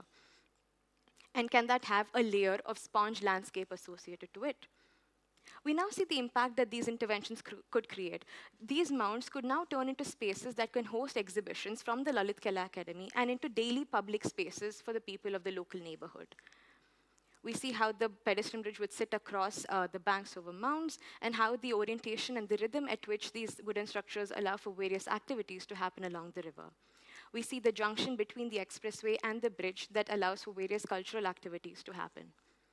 We now go to the cultural center that aims at doing three major things: work as an extension of the context, be ecologically sensitive, and climate responsive. We see how the built is lifted off the ground and the mounds at the bottom now work as a plaza. The build has three major components: the permeable skin, the solid built, and the in-between spaces. We see that this intervention now looks into the river rather than the other buildings that have turned their backs against it. The various programs include art studios, theater performance studios, multi-purpose halls, libraries, and collaborator spaces. And these are extension of programs that already exist in the neighborhood. We see how the art studios sit with the backdrop of the trees on site and an extension of the Government Egmore Museum. We see how these art studios look into the river and sit as an extension of programs of the Lalit Kala Academy, and how the collaborative spaces allow and invite various other office-going people and the public into the space. We now look at the permeable skin that has a fin that allows for the building to open and close owing to the monsoon in Chennai and the hot and humid climate. But there are also spaces in between that allow for people to occupy. We then wonder if these spaces are only restricted to humans. Not really. When ecosystems of this kind are revived, it is expected that birds like household sparrows return. And in that case, can our interventions house these birds along with people as a part of the city and the river? When it rains, the facade of the whole building would close and the mounds would work as sponge landscapes. We move on to our second site, where we have large institutions with backyards that are connected to the river, but again, in this case, is broken by this huge compound wall. What can we do? Can we negotiate the idea of this boundary physically, programmatically, and in terms of ownership? And can we do that with the help of an existing compound wall where it can be made flexible with an intervention such that the backyard of these buildings could be a part of the institutions in the mornings and the evenings could be opened out as a public space along the river? We see the impact of how these backyards have now turned into reclaimed commons of the city. We do that with the help of three major ideas of hinge, rotate, and slide. And we see how these backyards, like you see, have turned into public spaces, and the compound wall hosts activities. This module can be replicated along multiple compound walls, and the backyards of more buildings could be turned into sponge landscapes. They could work together to manage water better. We move on to the third site. We have a strong residential neighborhood over here. We have kids, and we have the river. Can we put these ideas together to create play along the river, where the mounds turn into play areas for the kids and also work as sponge landscapes to manage water during monsoon? We see the impact that these backyards could truly create. Fourth site, we have the flyover and the space underneath it, a strong sense of public along Etirat Saleh, and the river. Can we put these ideas together and create spaces underneath the flyover and leverage them out as public spaces along the river with the help of two interventions, which is the movable walls and the pods? And this is the true potential of these urban voids when placed near the river as a public space. The various configurations and how it would latch on to the pillar of the expressway. Again, this could trigger more backyards to open out to the river, and it could also be dismantled and repurposed elsewhere. The final site, we now come to Mount Road. The two things that we're interested in is Spencer's Plaza, like mentioned, one of the oldest malls in India, and a street right next to it that leads to a park at the back and the river. And this is the existing state of this situation. Can we negotiate the street and integrate it with the plaza in Spencer's and also connect the park with the river at the back with the help of this intervention? We could do that with the help of an event street that sits between two buildings. They could host for impromptu performance spaces, flea markets, and book fair, and could also be a space for daily activities where the homeless could sleep at night. It connects to Mount Road with the help of pop-up stores, and at the back with the help of an open performance space to the river and the park. This intervention can also be dismantled and repurposed elsewhere. We see how the multiple interventions sit with the site as reclaiming commons, and they also allow for various activities and cultural activities and festivities to happen along the river edge that reinforces the idea of the river culturally in the minds of the collective. We see how the spawnscapes would work through time and manage water. Here we have two posters.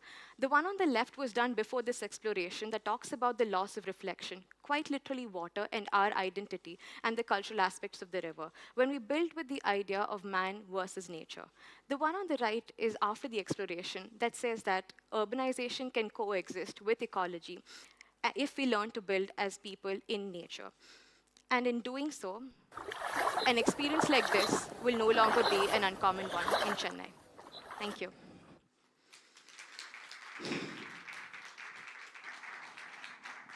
Thank you so much, Aramita, for your presentation. Now, I would like to open the floor up to the judges for any questions.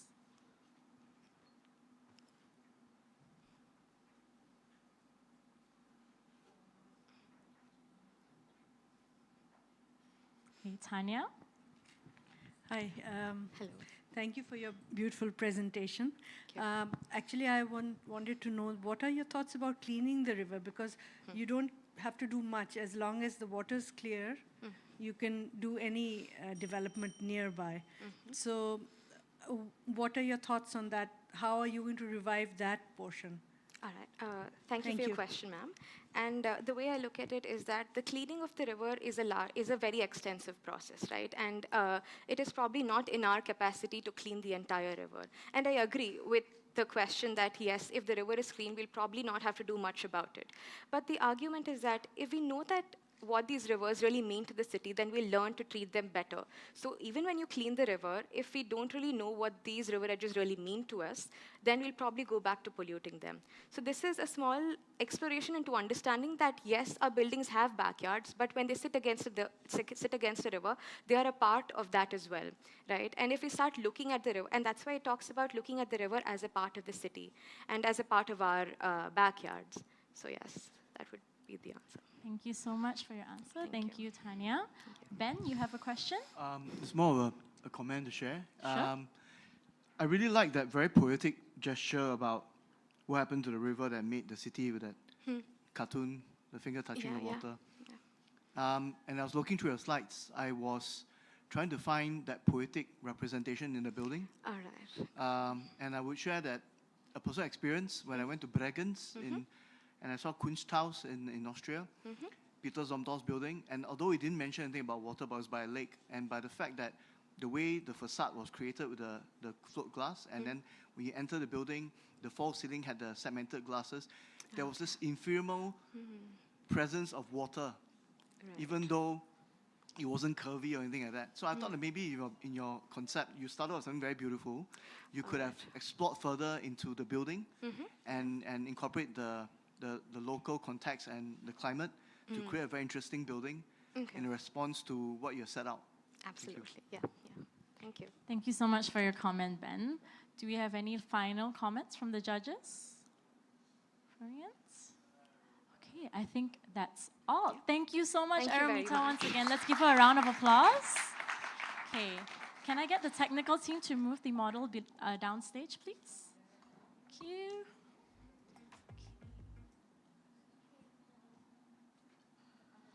All right. What a riveting session that was. We've been here since morning till now. Thank you so much, everybody, for joining us for the live presentations and judging of the architectural category of AYDA Awards International Finale 2023-2024. For the architectural finalists, you may now take a deep breath. Let's breathe in. Okay. We're done. You did it. Okay. My name is Samantha. It was a pleasure being your moderator for today. I will see you all tomorrow at the speaking engagement and award ceremony to find out who will be our AYDA Designer of the Year. Thank you, everyone. Thank you so much.